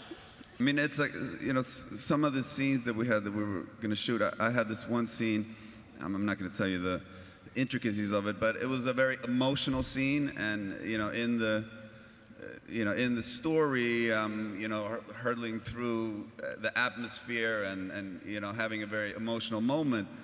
But, in reality, I'm not engulfed by a fireball or anyway, I'm just, it felt like I was like, 'cause I have to lie on my back, on the elephant dick, with my legs up like I'm at some space gynecologist. And then you're inside this fishbowl, and then the camera is like right here, and then the director goes, and cry. and it's just silent, and had to sit there. And I mean, I actually had a pretty strange experience in that. I don't really know what happened. I was in a pretty happy period of my life, and nothing traumatic really happening. And that was kind of worrying me a little bit before this scene, because it was a seminal point in the character's arc. And I started the first take, and it was like, and it's just, felt so dry. And then I started to get little panic thoughts, like, fuck, I'm gonna blow it. Like, this is like the most critical scene. And I had like Chantel, who plays my wife in the show. She just has like this faucet that she can just turn on. I've never seen anything like it. She turns on the faucet. I have to work with you, so it's pretty easy, Yeah, I guess that's what it is. Oh, shots fired. Kidding, I love you. I mean, because she was like in every scene that was like emotional, she was like bringing it to the next level, just like, I was like, damn, Chantal. Exactly like that. What the hell? Exactly. What was your upbringing like? You need to write a book. And anyway, so I was in there, and the second take was just like, and I got like a little, felt like starting to get some kind of emotions, but it still felt super dry. And then the third take, it was like, I got something out of it. It was like a little emotion, and then, the guys behind the monitor, they were like, great, that's great, let's move on. And I was like, no, come on. I was like, that was not how I envisioned it. And we did one more take. And even though like the elephant dick was really like getting into my my back, something happened and like the bottom came out, and then I just like started wailing like, and then I couldn't stop, and I just went on and like, and it was just like coming in waves, and I was like full on heaving, and it just kept going, and I was like, okay, stop that. But I'm the faucet, right? Yeah. Oh yeah, and then finally they yelled cut, and it was like snot and spit all over inside the fishbowl, and some poor props master has to take that out and clean it, but yeah. Joel is far too hard on himself. You're extremely talented. I think maybe the elephant dick actually it had some good with it. It gave me some some emotional power. We only put that in your suit, by the way. Yeah, I felt like I was floating, just really casual, easy, just swinging around, swimming in space in my suit. I look over at Joel. How you doing, man? Crying. Why are you crying? We should be happy in space. Anyone else? Traumatic experiences with elephant dick? I don't know. I'm not sure we can elaborate too much, to be honest. TBD. Who knows who becomes an astronaut? I don't. But it was really fun to be part of this, where because all the little like details of the suit and like how the spaceship. I mean, it was so detail oriented. Like everything, even though we sort of go into this kind of alternate history, but it's so like based in reality of the times, and even the stuff that they were like coming up with that we actually hadn't done.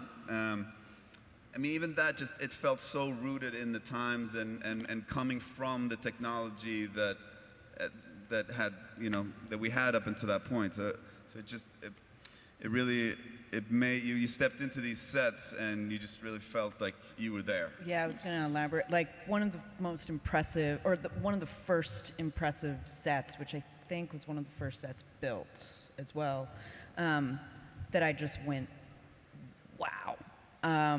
Was our control room, because our control room is built to scale, so it's massive. And then I'm guessing, courtesy of Apple, our screens are actual screens in the control room. So we're not like looking at green screens. We're not like, it's all the world that they put us in. It's incredible and so easy to kind of just go there and. And because it's Apple, like we actually went to the moon and shot there. We did. It's like we did. That's the kind of budget that this show has. It's, and pulled out all the stops. And now we're all going to get sued because we're supposed to sign that. Oh, right. We didn't go to the moon. Mars Real. in season 2. Right? Well, for the producers, can you elaborate a little bit on it? Because I know, Ron, we've talked and you kind of said that all of the readouts that these guys got on screen were accurate. You had technical advisors so that all of the things that the cast was walking through were the correct buttons and the correct sequences. How did you kind of approach that? Yeah, we just committed to it. We said, if you're going to do something that's this kind of fantastical, it has to read as true to the audience. They have to really buy in. So we just said, we want everyone on the set to know how to work these consoles. And we had technical advisors and historians. They trained all the background players. When they sit in mission control and they're working those consoles, they know what button they're pushing. They're not just randomly punching things. They know who they're talking to on the headsets. You see there's like big thick manuals sitting on the consoles in mission control. Well, they're not blank pages. They're actual flight manuals that have all the real detail in them. And when the astronauts were in the spacecraft, we had technical advisors on the set. One of them was Garrett Reisman, who's a former astronaut, real astronaut with NASA, is one of our tech consultants, and they would train the actors of how to operate the Apollo command module or the lunar module, so that it wasn't just make-believe. There was a realism to what they were doing, and we took the time to try to make the readouts correct, to try to make the settings correct. I'm sure there's some things that slip through every once in a while, maybe some reading. I'm sure you're going to send letters that we got some wrong, and you can send those to me, because ultimately that's my fault.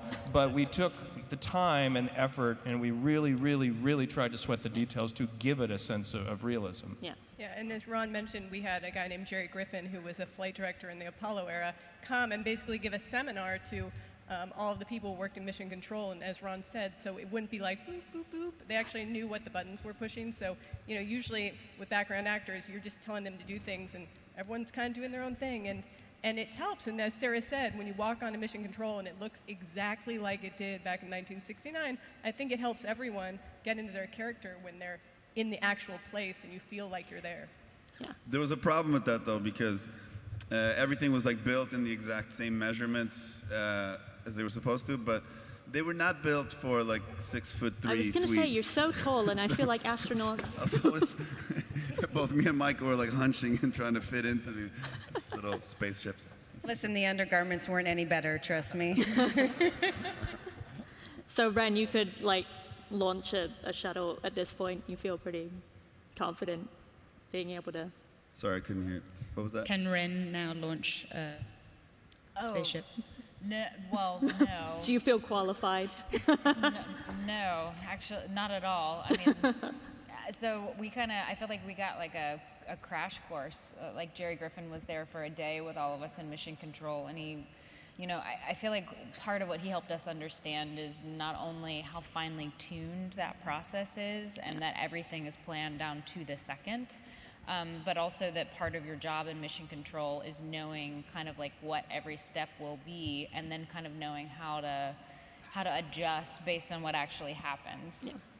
So for me, I feel like one of the things that was most helpful was just being able to say to him, like, okay, for this particular flight controller role, what happens from the moment that there's liftoff? Like, I need you to walk me through the first 5 minutes, so that I know what screen I need to be looking at, at this point and then this point, and, understanding where my backup people would be, and, because I also feel such a sense of, I don't know, of doing justice to the people that work in mission control, because, I feel like in some ways they're the unsung heroes. They're the people that, are the heartbeat of NASA and that make everything go. They're not the face of NASA, but they're like the people on the computers, and they're the people getting Give it up for us.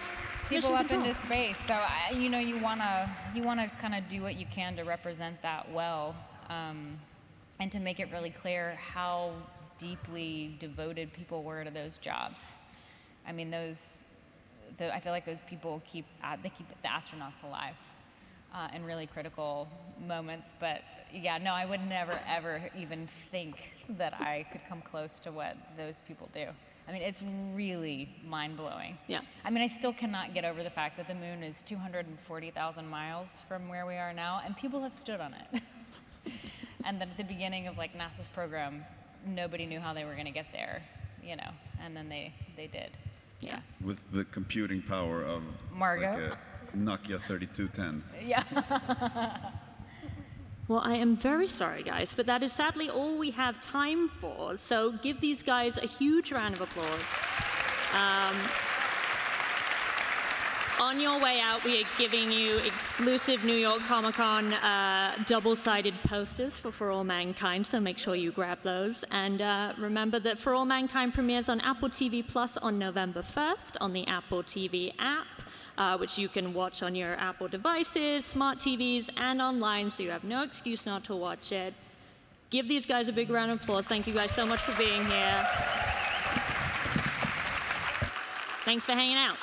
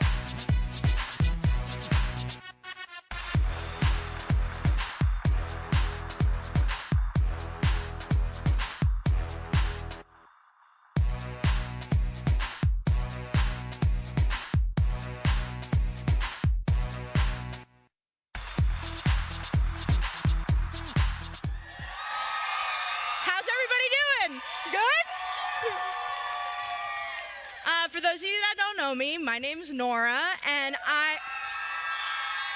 just like you guys, I am a massive fan of this show. I am so excited to be here with you guys today and talk about Wynonna Earp, because guess what, guys? We got season 4 back. So without further ado, let's bring out everybody. So first, executive producer and showrunner Emily Andres.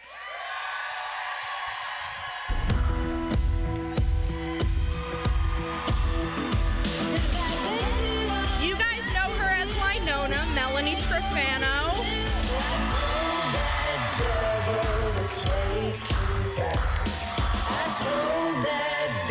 And now we've got our Waverly, Dominique Provost-Chalkley.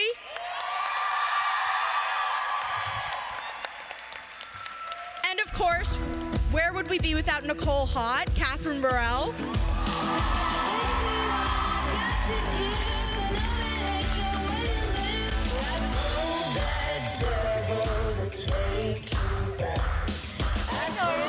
Hello, guys. Woo! How are you guys doing? Bloody Nora! Hello, New York! We're here, we're doing it in New York. I don't think I need to remind you guys, but if you guys want to tweet about the panel, something you guys might know how to do, I think, hashtag Wynonna Earp, hashtag NYCC 2019 to get all the Earpers that aren't in this room with us engaged and on social media. So I think because we're in New York, it was so special this year because New York played a massive role in helping get season 4, which was amazing. You know, I feel like it finally put New York City on the map. This was the one thing we Tiny had. town. I was like, "Aw." No one knew where we were, and this was it. Do you guys remember where you were when you first saw a billboard for the first time and that experience? Oh, I wish I was in Times Square. But, I was in my bathroom. Checking the phone. Checking my phone. Yeah. It's the only place my kids can't find me. Oh my God, I was just blown away. Yeah. I was like, I hope someone didn't have to remortgage their house for that. Did you guys, because I don't, maybe I was on the toilet, I don't remember, Probably. But Let's be cool, say you were. I Go was on. on the toilet, huge poop. Yep. And right then and there. Yeah, no. But I remember just checking my phone, and you guys, we had like a group text going. text. And I was just like, oh, cute, somebody photoshopped the, That looks really good. Yeah, good for them. Yeah. Creative. They're so good. But it took me a good week to realize that it was actually happening. Yeah. Yeah. And then like after a week, you guys were like, there's still billboards. And I was they're like, going. Thank you so much to all the New York Earpers who went. To document it for all the fans around the world who bought it. I love you guys so much. Thank you so much. Just incredible. Amazing. Family. It was Don't F with it. Don't F with it. It was this one thing that started by one Earper and really grew, which I think was incredible to see. And I don't think we can talk about season 4 and getting it back, and we're definitely missing somebody on stage here today, and I think we have a special message from them.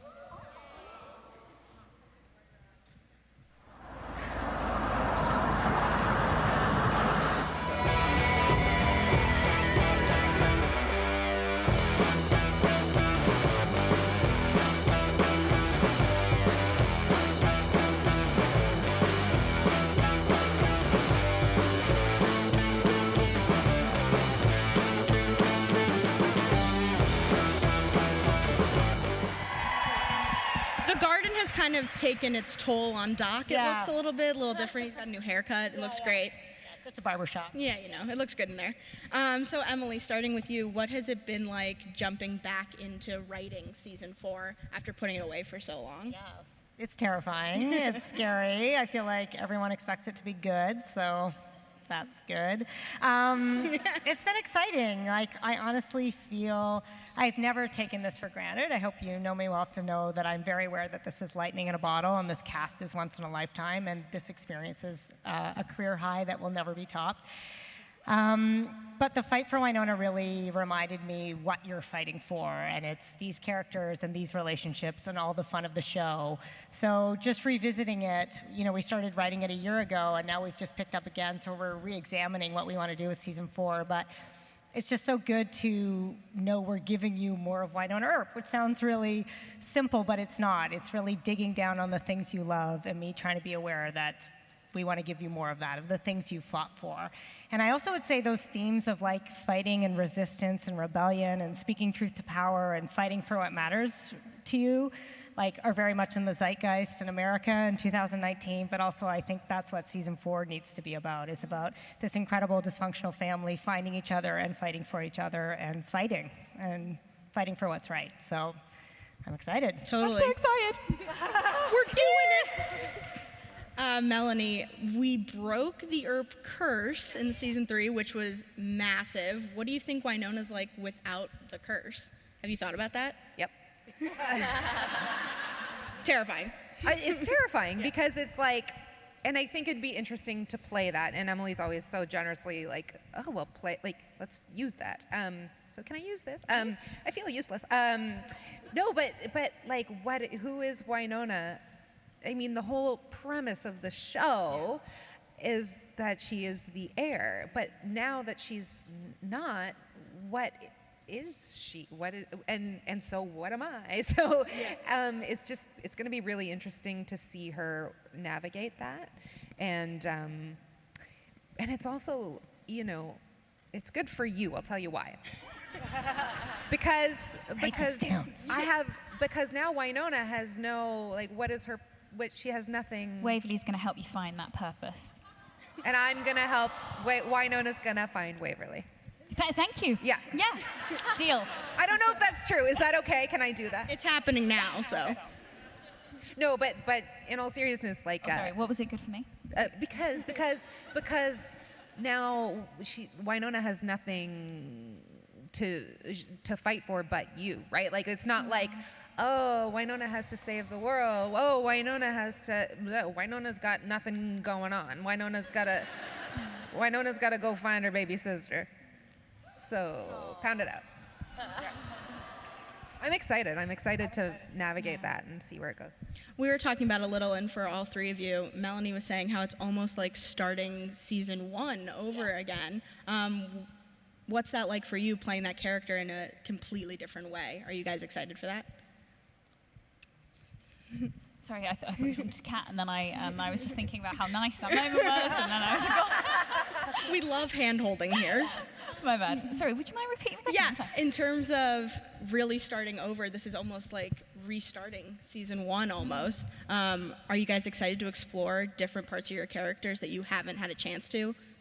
Yeah. I hope so. You're going to be doing a lot of it, apparently. Yeah, I mean, I think it's just not even going to sink in until, I think for me, it's such a thing with like putting my uniform on and going back to that red hair. And for me, there's like this exterior transformation that sort of signals stepping into it. But I mean, yeah, there's so much. I think for Nicole, she's got a brand new position. She's stepped into a completely different chapter of her life. She has gotten a lot of closure, I think, on her past. She's found a new family and a father figure in Nedley. She's stepped into a new chapter of her life with Waverly, and she's got a brand new job, essentially, evolution of her job. So I think it's just opened the next chapter of Nicole's life, and I'm very excited. That's a lot of change really quick, and might be hard to deal with.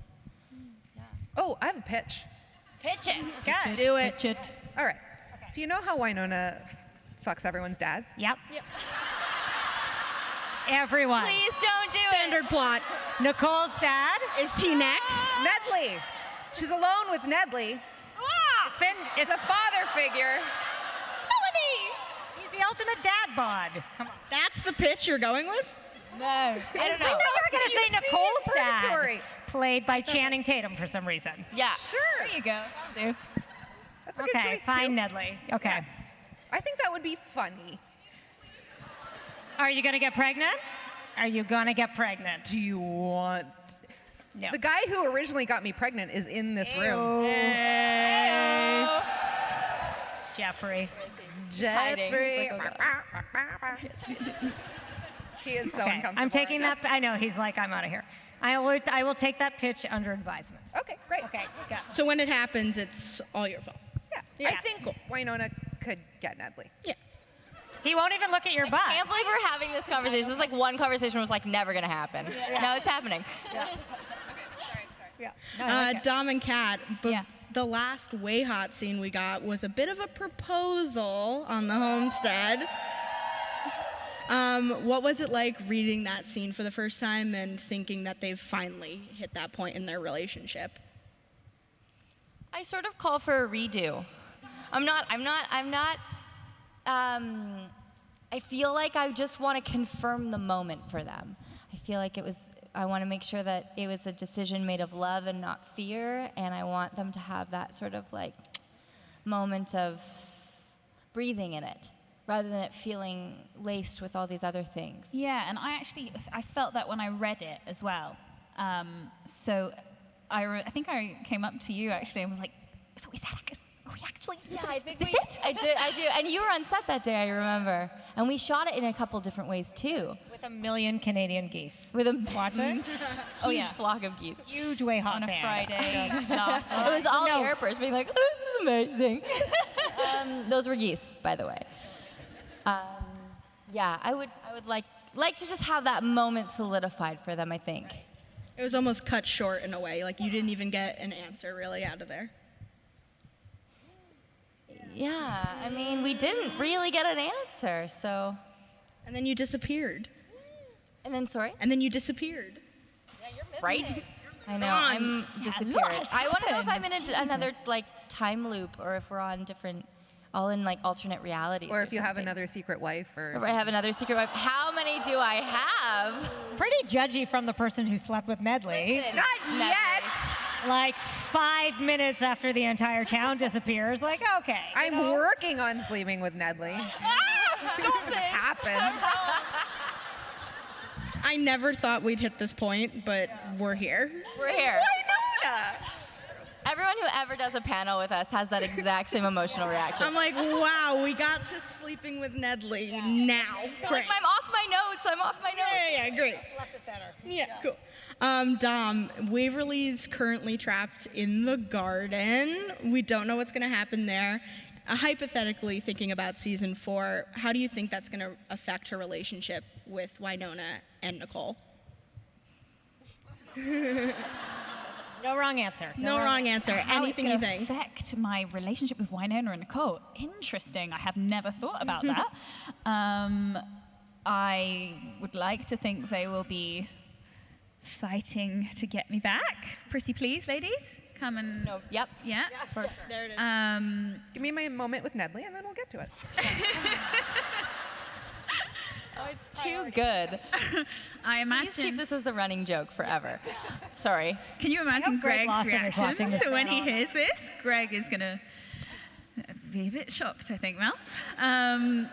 Yeah, so it'll be very interesting to see what happens. I don't know.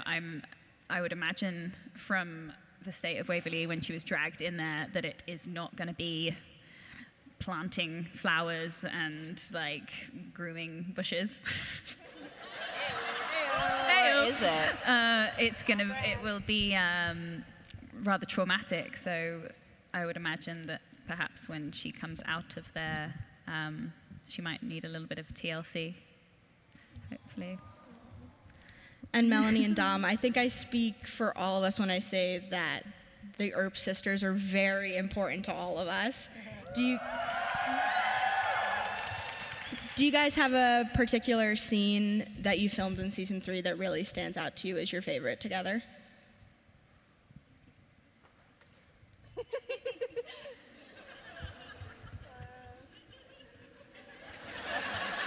The one in front of the fire. Yeah, I think the one in front of the fire in season 3 is one of my favorites. That was in season 3. It's been a We long have another time. one that We you're cry thinking a lot yeah, in front of the in fire. the fire. It's Yeah. our thing. But always that room, Yeah. the scenes that happen in that room often are quite heartfelt and beautiful, aren't they? I think a lot about I don't know if I think about it because it's so much one of my favorites, as that we spent so much time together in it, and it affected me a lot, was just the seeing you go up, and like that separation, like the forced separation between us was, you know, I think about that a lot. But I mean, I just think we have so many scenes that are so awesome. Like whether it's because we're oh my God, the glove, the mitt. The glove. And that, yeah, that Were there day, any that was just so bloopers with fun. the mitt? Were there any bloopers with the mitt? Like, did it ever go wrong wearing that thing all the time? Josh from SYFY, who's here somewhere. Josh from SYFY, you're being called out. I think he thought the mitt had too much Canada on it and too much beaver imagery. Wow. The mitt was a hit. The mitt was a hit. Niagara Falls. Did we have any bloopers with the mitt? I don't. Well, the mitt was the blooper. No. Yeah. I don't think there were any bloopers with the mitt, though I felt like I wore it for a long time. It was good. I didn't have to do my nails on that side of the hand. It worked. Half a manicure. This question's great now that we've been talking about Wynonna banging Nedley. But Emily, what can you tease about that relationship and putting those two characters together finally? You're welcome, by the way. I did that for you. She really set it up for you. Yeah, I set it up. I feel like Nedley is just hot to trot, metaphorically. He's like dropping F-bombs. He's like, retirement has been in trouble. But like, is Nedley the best person to be the last person you have on your side? If you're Wynonna, I don't know. But also he's good, but also you're less good sometimes, and I don't know. I think some interesting things are going to happen to Nedley this year. And not just... The other thing. Yeah. I mean, I think a lot of Wynonna's fear is being alone. I think we saw that in season 3 when she was kind of trapped in the Everloop with Doc and Balshar was torturing her. I think that's going to force Wynonna into a weird headspace. It's like, oh my God, I'm responsible to save everyone, and have they left voluntarily, or where are they?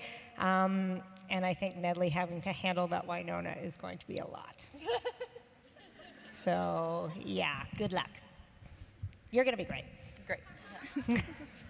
Mel, you also have to deal with a sword this time around. What do you think Wynonna's like without having the gun? Not great. Are you ready to wield a sword? No. How's your training going? Your 24-hour, It's really good. 7 days a week sword training It's you've really been good. taking for a year. I've been pre-training, just picking up my coffee. Yeah. That's my pre-train. And then I'm building up. The good news is you've lost it. You actually have lost the sword. I know, that's You've what I'm lost banking everything. on. You've Yes. lost everything. I wake up and there's nothing. You have half a shirt. Yep. And no swords. And no all guns. Nedley. And all Nedley. I do think when I talk about it's like going back to season 1. In season 1, Wynonna didn't know how to use the gun, and it was awesome. So in that sense, I think it's great.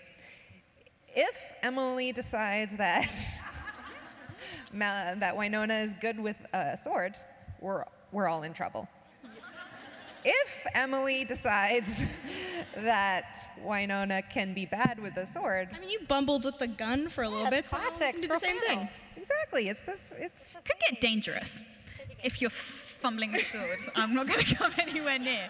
Yeah. No. You shouldn't come near. Just going to let you do your thing. No. Yeah. Give me a few months. Wait it out in the garden until we do some You're training. probably Like safer. come near, but not Yeah. to the sword.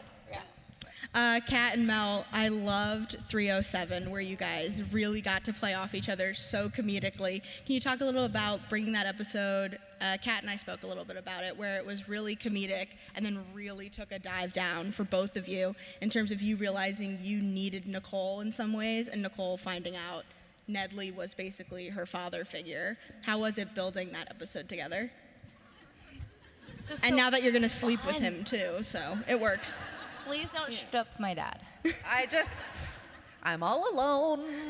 She's cold. Well, I don't like to be alone. Emily wrote it. I can't help you. Oh, it's so fun. It was fun.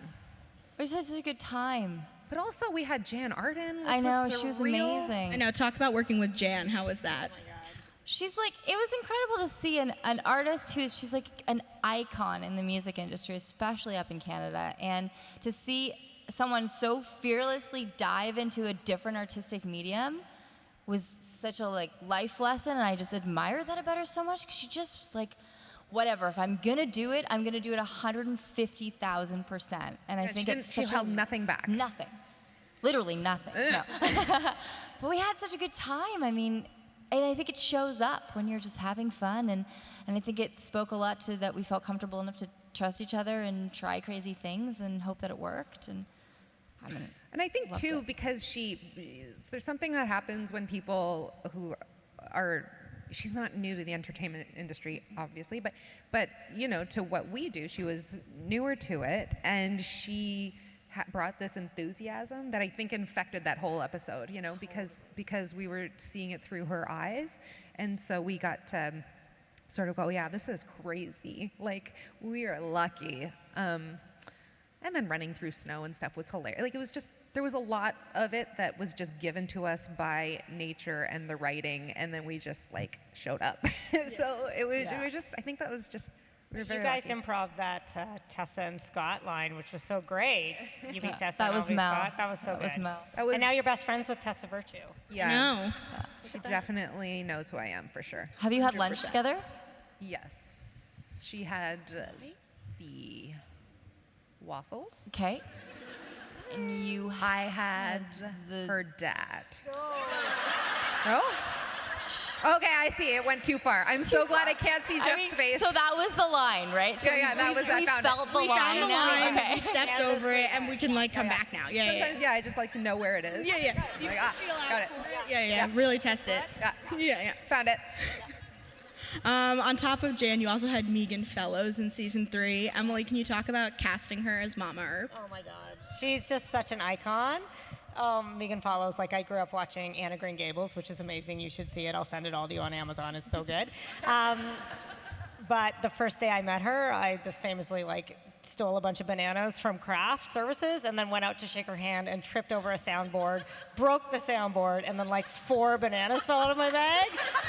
And she was like, bit of a potassium problem. And I was like, I love you. Marry Like me. her very Megan Fellows Yeah, way. and she's like such a real like artist that she was like, so what's the motivation to this demon we're chasing? And I'm just like, oh my God, I can't believe I'm making you do this. But she was so incredible, like, and I just love the energy she came on with and kind of like upended the Earp sisters. I hope you guys like that. She felt a little bit like Dom and a little bit like Mel, but also her own thing. And I'd love to have her back. I'd love to see a reason for Mama to come back. So, Megan, you can have one of my bananas if you come back.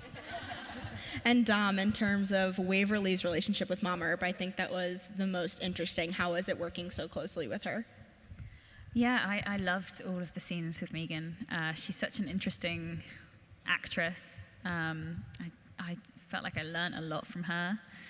The way she just has an ability to, when she was blocking the scenes, I felt like she was very free in her blocking, which was really inspiring. Like, she really found it as we were working together, and like a lot of it felt very physical and in her body, which I found really interesting to see and very inspiring. She's also just such a wonderful human, such a lovely lady, so it was nice spending so much time with her. I would also love for her to come back. I think that the relationship, especially between Waverly and Mama, is so interesting and so complex, and there are so many aspects to it that I would love to explore further. I don't know why, but the scene where she's tied up in the barn really like is coming through. Because there was just... And you get to tell her that you slept with Waverly's dad. There you go. She's got to come That's back. fun. Full That's circle. fun for you. But yeah, I just remember like the mix of emotions that were coming up. It was just like so overwhelming, you know, for Waverly. So it would be nice to explore those further, definitely. And Kat, one of the scenes I loved towards the end of season 3 was you and Doc, Tim Rose on, and that was really one of the first scenes you guys had done together. What was that like, finally working so intimately with Tim? Oh, it's so awesome. I mean, Tim's an incredible actor, and I think we had a few. We had one in the bar, Shorty's, and I think it was really beautiful that Nicole still saw the goodness in him when everyone else had stepped back and believed in him. And then I think the ultimate betrayal when she sort of said, you know, if I ever see you again, I'm going to kill you. And I think just he's like such a present person. You look at him and you can't help but be there in that moment with him too. And it was so nice to finally see those characters together, because they have sort of had this really removed relationship. And so to watch them figure each other out and then really jump into the deep end was, I mean, it was wonderful. I don't think there's a person on the planet who can say one bad thing about Tim Razan. Like, it's impossible. So he's an incredible actor and human, so very lucky. In terms of all your characters, is there a particular show any other TV show you'd love to see them kind of pop into?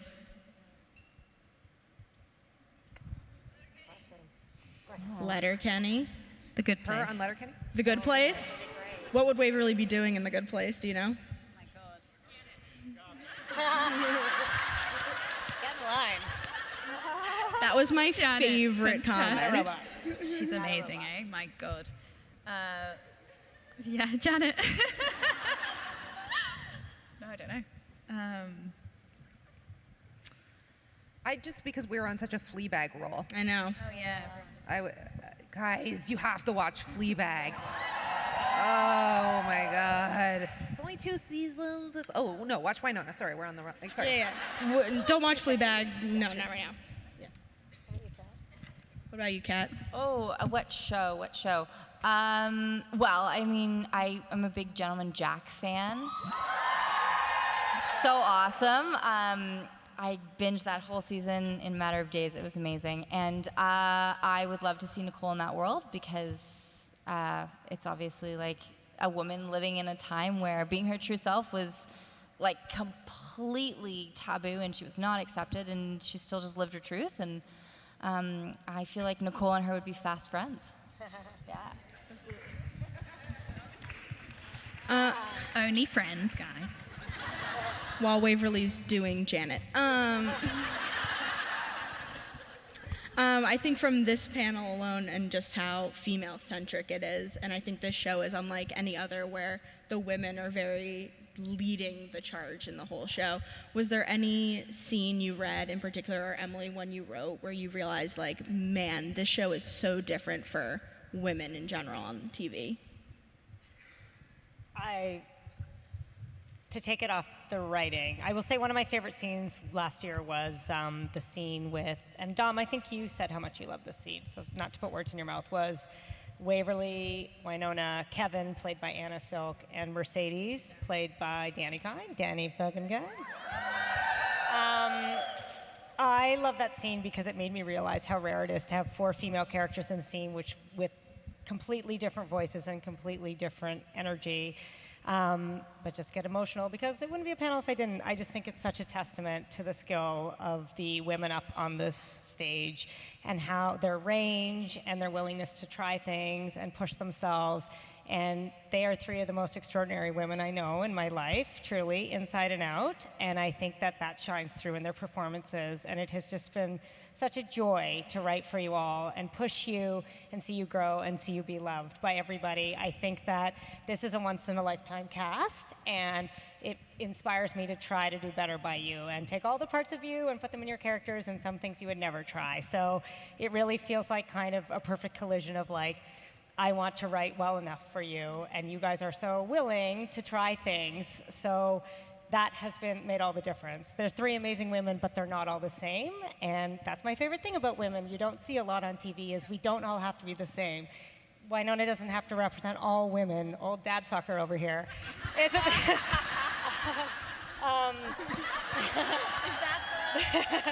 But honestly, I just feel like hopefully that collaboration has been such a pleasure, and I'm so proud of you all. So thank you.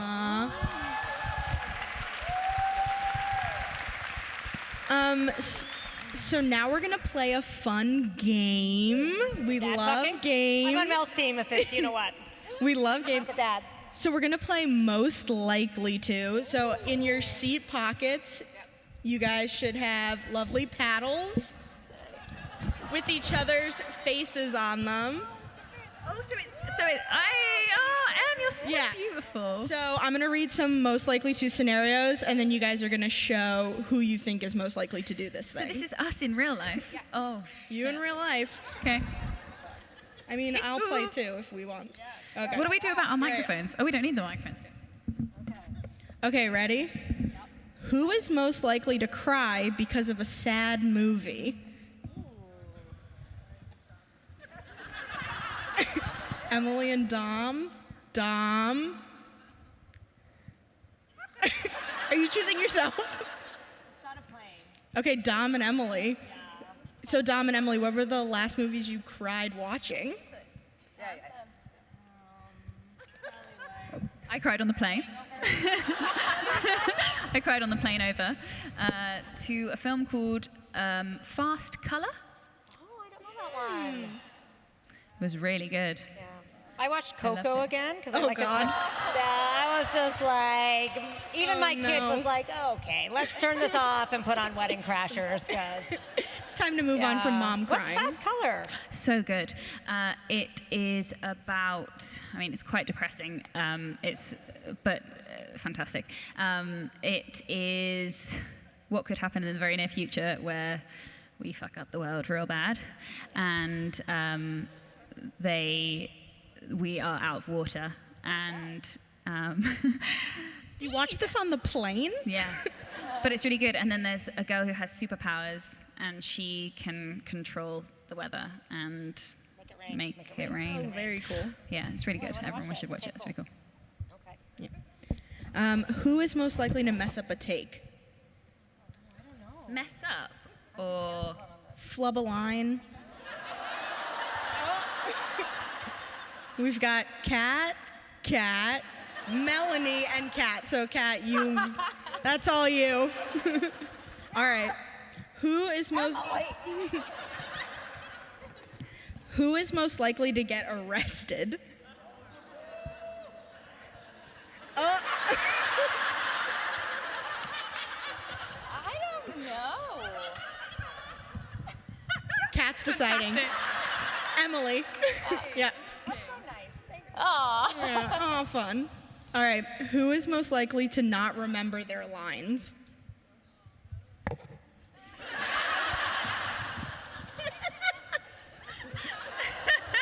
Two Emilys, a Kat, and a Mel. All right. Did you pick me too? Oh, no, Emily. Because you guys are brilliant. Emily, you're most likely to forget your lines. Who is the biggest donut eater in real life? Melanie and Kat, you guys 100% won this one.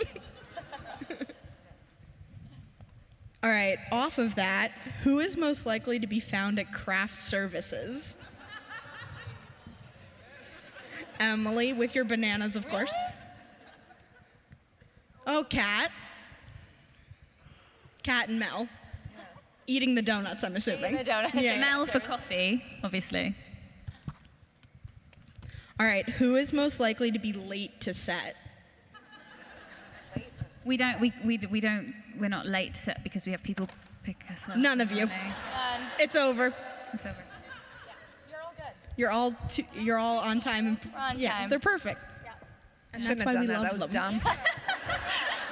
It was very dramatic. It looks cool though. I know. Got dramatic. French Canadian. It's over. Then I'm like, oh, I have to pick it up. All right, who is most likely to be caught napping between scenes?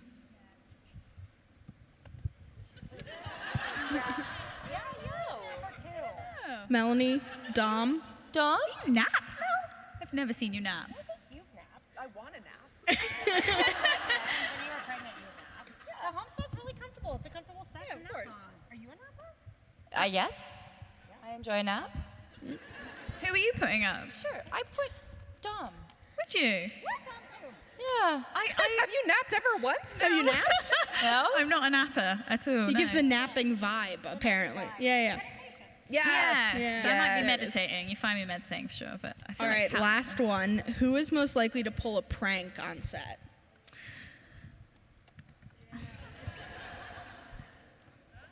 Oh. Oh, yeah. Mel and M. Yeah. But probably. I want you to pull some pranks. I'm ready. Which, me? Yeah. Prank off. Hide your Season people. 4. Everybody. Prank off. Okay. Change my answer. Sleep with your dad. All right, we actually have some fun things for you guys in the audience. So if you guys check under your chairs, I get to be Oprah for the moment, and you have a golden ticket. All right, if you have a golden ticket under your chair, you and a guest have won a nice meet and greet with the cast after this. So you get a ticket. Wave your golden tickets in the air so we can see who it is. Wave the ticket. Yay! Congratulations, guys. I hope you like donuts. Yeah. All right. And we're actually going to take some fan questions now. So if you guys want to start lining up at the mics.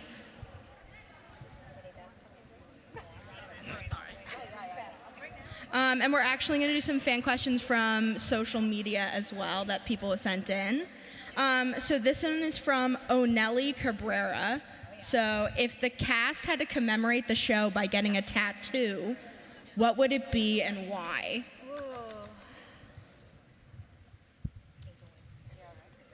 Commemorate the show.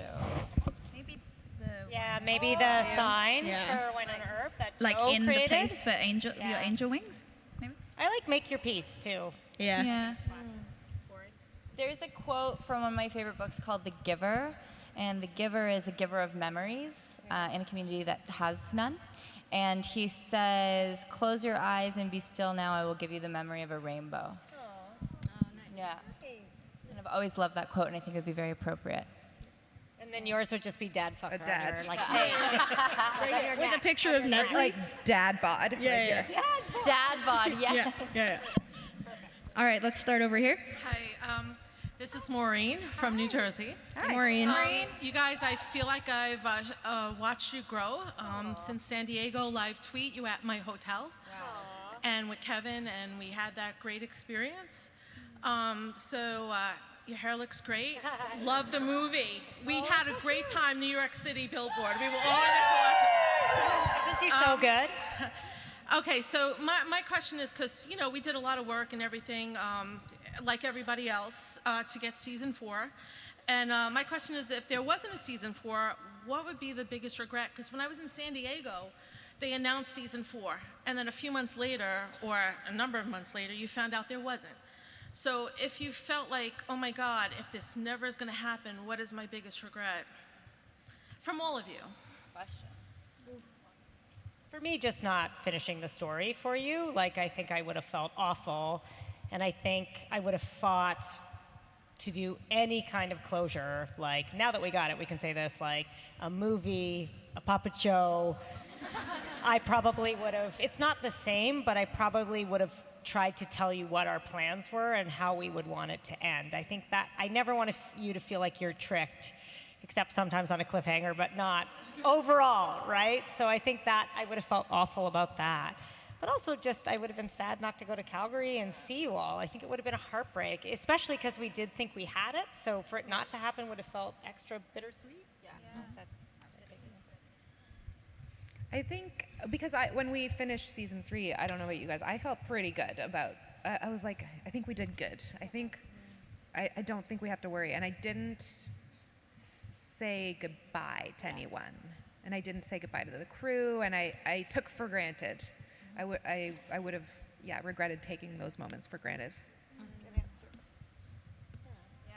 I second that, absolutely, because we did feel like it was a given almost, because we put our heart and soul in season 3 as always. But yeah, definitely felt like it was we were coming back, and there was no need to sort of do the whole goodbyes. I would have just been really sad also for that to be the end of Waverly's journey. I think for her, I would have felt really sad, because she has always fought to be a hero, and she has, she's gone through so much that would have it would have made me really sad for her to see that was the way that it ended, on being torn away from everyone and feeling so alone and separate from everyone. I think that would have been really sad. But yeah, I second what Mel says for sure. I mean, same as these guys, just the lack of saying goodbye to the characters and to the crew. I would have felt really weird, like, wait, but I didn't get to say goodbye. And we felt that way too, so which is all our energy to get you so season 4. Thanks, Maureen. Thank you. Let's go over here. Hi, my name's Damien. Hi, Damien. I think it's quite clear to all of the fans the love that you have for each other off camera, which I think is probably what draws all of us to watching the show. So I just wanted to know, what have been your favorite off-camera moments?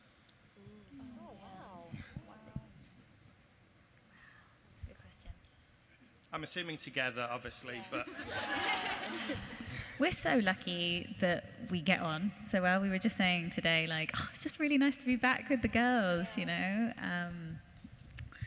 I don't think it's always like that. So I think we are completely spoilt.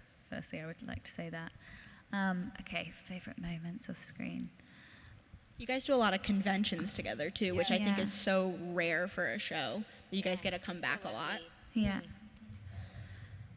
We've had a lot of really nice breakfasty brunches together. Like we'll go on a Saturday and a bunch of us will go for food. I think like the family dinners are some of my favorite memories. Wherever we've been in the world, when we have a big dinner, and especially when we get to go with like a lot of our executives, our sci-fi peeps, our IDW peeps, like just to have the whole team kind of together having a meal. There's something so special about sharing a meal, and that's sort of like my favorites. Do you remember that day we went to see Room together? Yes. Oh, and we came out like a mess. But then we walked back by the river, and like there's this really nice river that runs through Calgary, and it's like all Christmassy, and we got like coffees with like minty coffees. I don't even know what it was, but that was such a beautiful day that we shared together. Yeah, there's so many. It's hard to. Yeah, it's just like anytime we get to spend together outside of, you know, Dom and I in the season 1, we lived across the hall from each other. So our doors were always open, which, like, high five not getting murdered.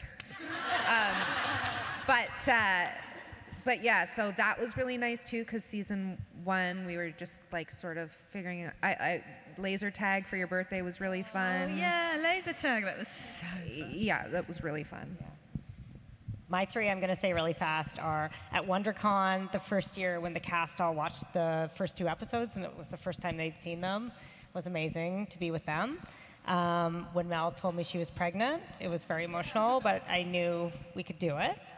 And for you two, one of my favorite moments is the first time we walked out at our first Klexicon, and it was such a huge crowd, and I was like, this is what it's going to be for you guys, and you deserve it. Like those were, and Dami, my other one is when I pitched you the season 3 finale in the parking lot of a Hooters, as you do.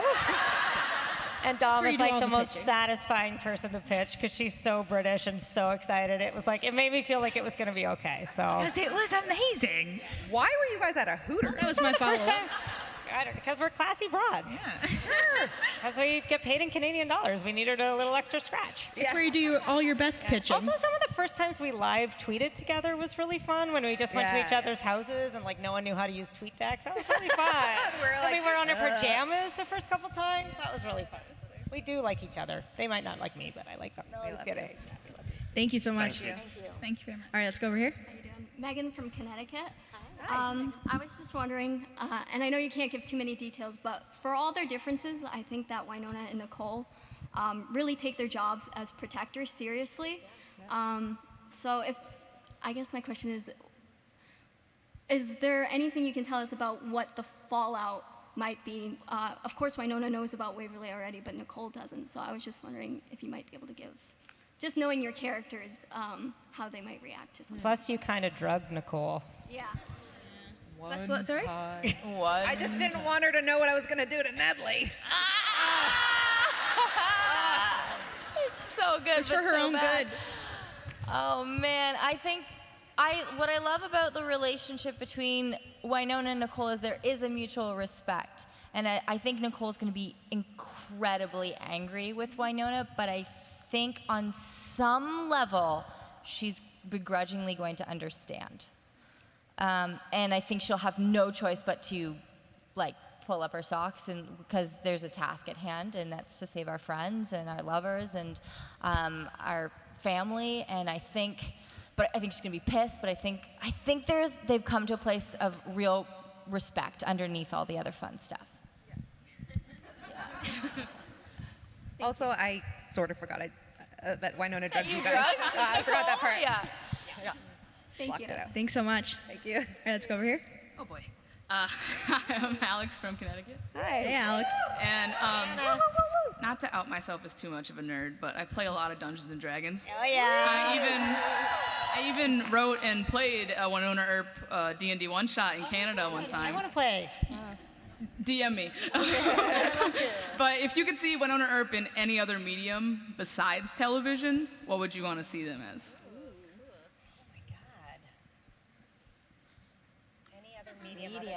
Well, I'd love a huge, like, $200 million film. I was gonna say. I guess. I'll take it. I feel like Wynonna Earp would be a good president. So politics? Can we just We'll transition. switch that up? Grab him by the cock. I'm in. I vote for Sold! That's all it takes, right? I would definitely go see the musical. Oh, Wynonna Earp, the musical. That'd be fun. Yeah, on Broadway. That'd be. I'd be in that. Sign me up. Trying to think of mediums as You want it to be a video game? video. Video game. Or a book.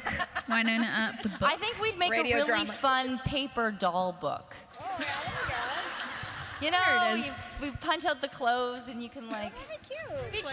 I think there should be a Wynonna Earp paper doll book. Get to it. We'll get on that. Get to it, fan artists. Yeah.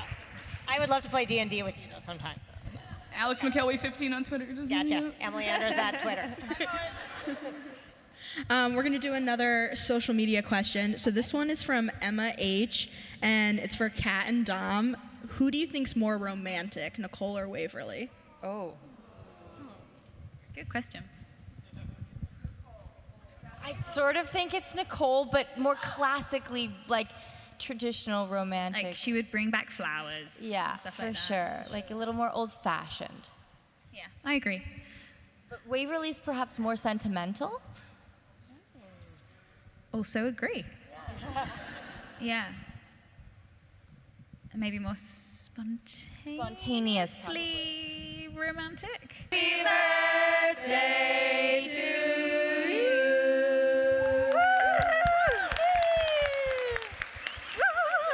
What's your drag queen names? Your personal Danny fucking drag- kind. Pussy Willows. Pussy Willow. Pussy Willow. Happy Willow. I did it. I stole it. It's okay.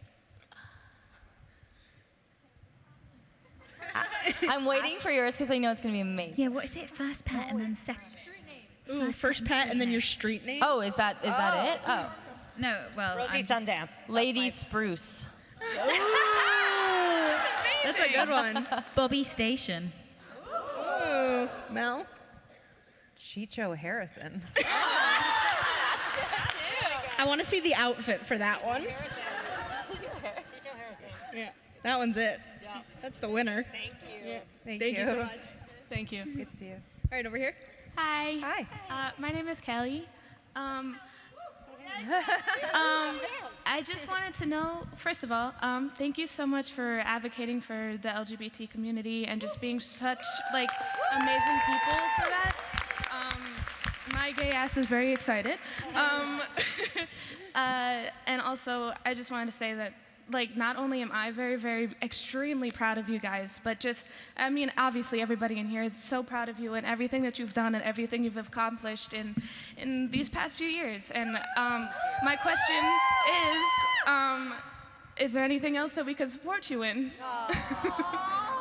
Yeah, do you guys have any upcoming projects you'd like to tease? I'm shooting a season of a show called Good Witch, which is on Homer. Some of you know it. That's awesome. So that's a super fun thing. It's really exciting to do something different, and it's made me even more excited to get back to Calgary because I think when you step away from stuff, you just get that much hungrier to come back to it. So you can check out Good Witch. That would be awesome. I think I'm going to say I am building up the courage to release some music. Finally, after 3 years of Kat Well, saying you have a to me- beautiful voice, so.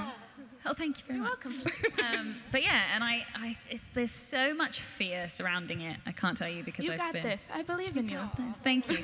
But yeah, I appreciate that. But yeah, when the day comes, it would just, I mean, I already know this, but just to have a safe space, you know, to express that. So it'd be Good. awesome. Thank you. Yeah, I'm good. Just support them. Yeah, sure, no problem. Got you. Two of them's all good. Ready or not is so Ready or good. not. Keep recruiting Earpers. Let them know what the fight was about. Yeah, I just got my 12-year-old brother on board. You're Amazing. good. Yes, I Totally feel- appropriate. Yeah, no problem. Yes, No problem. We're good. I'm not sure how many more favors I can ask you guys Yeah. for. So thank you so But- much. We love you guys. Thank you so much. Bye. Let's go over here. Hi, my name is Stephanie. I'm from Queens. I want to be a director when I finish college, and I know why I want to be a director. But what is it that made you guys want to go into the entertainment industry? So I think for me, I wanted to make people feel things or feel again. That's my really reason. it. It's the connection. Yeah. I wanted to bypass the bullshit and get back to what makes us human.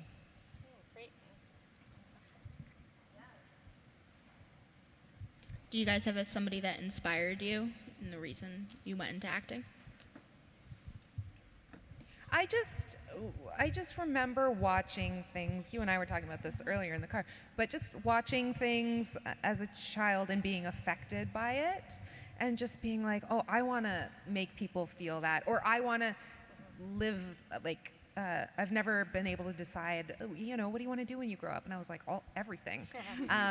And this is a way to explore people and the world and never have to leave myself, but I can get to taste it all. So for me, it's just like exploring and observing and feeling everything that there is to feel. Blah. Yeah, similar for me. It actually originated with dancing as a form of expression. And I felt that when I would dance or when I would see dance, it would move me to a place that I couldn't reason, and it was a natural progression in my journey, but absolutely I felt like I had so many experiences in the world, and because of my childhood with travel, and I'd seen so many stories of different walks of life that I really wanted to be able to tell those stories and represent them, which is ultimately obviously what we do on the show. So I landed very lucky. Thank you. Thank you. Over here? And good. We need more female directors. Yes. So thank you. It's so Assuming you reassuring. identify as female. We need more directors, period. All right, hi, I'm Kelsey. I'm from Connecticut. I'm Kelsey. 2 feet tall, so sorry. But my question is actually, can you guys do your best Wynonna style insult, like off the top of your head? Just make something up. Mel, this is all you. I fucked your dad. The running theme of today. Yeah. We all fucked your dad. Now can we get to work?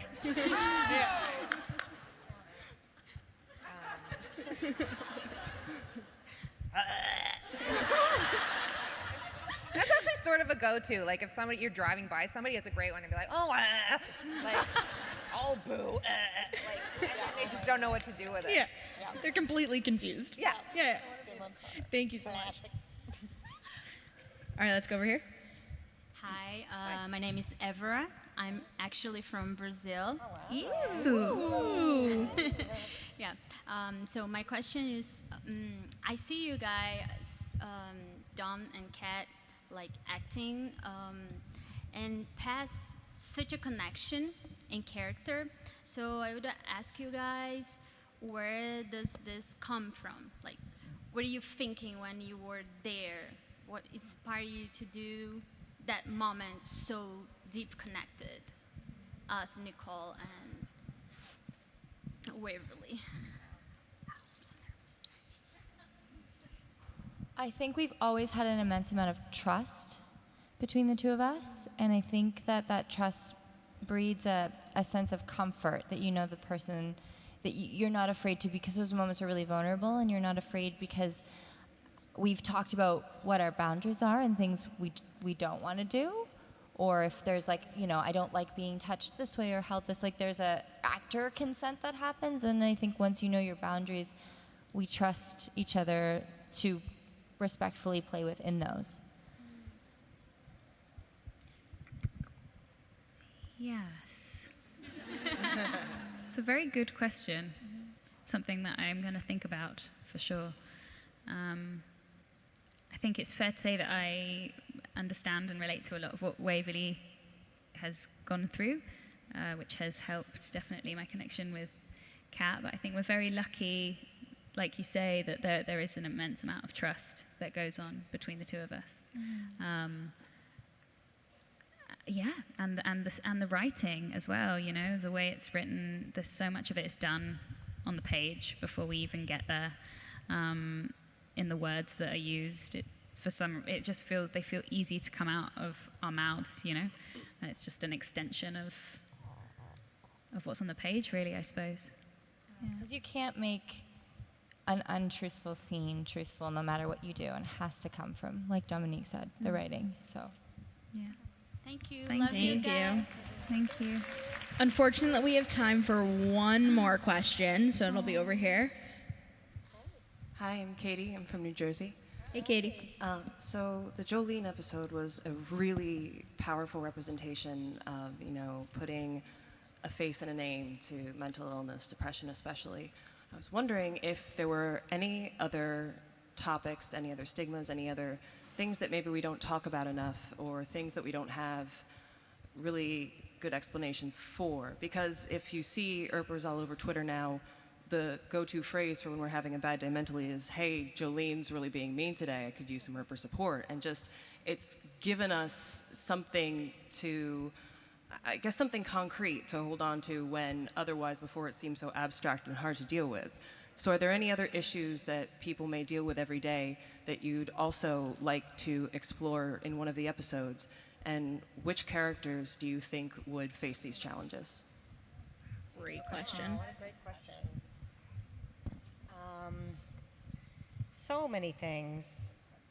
I'm so honored that Jolene spoke to so many people and that people found it respectful of that struggle. And I think it was really important that it was Waverly, who's kind of our sunniest, most optimistic character, to be the one to go through that, because I feel like a lot of people with depression and anxiety have a very performative outer life, and that makes it extra difficult, I think, when they're struggling. And what a testament to Dom, I think. I'm sure it was difficult to go there, but it was an extraordinary performance, so thank you. There's lots of stuff I'd like to do. I think that one thing that is underrated that I really thought was amazing was with the pregnancy that Wynonna knew that she wasn't set to be a mother. I think that happens to a lot of people, and made a choice that was right for both herself and for her baby. I was very proud of that.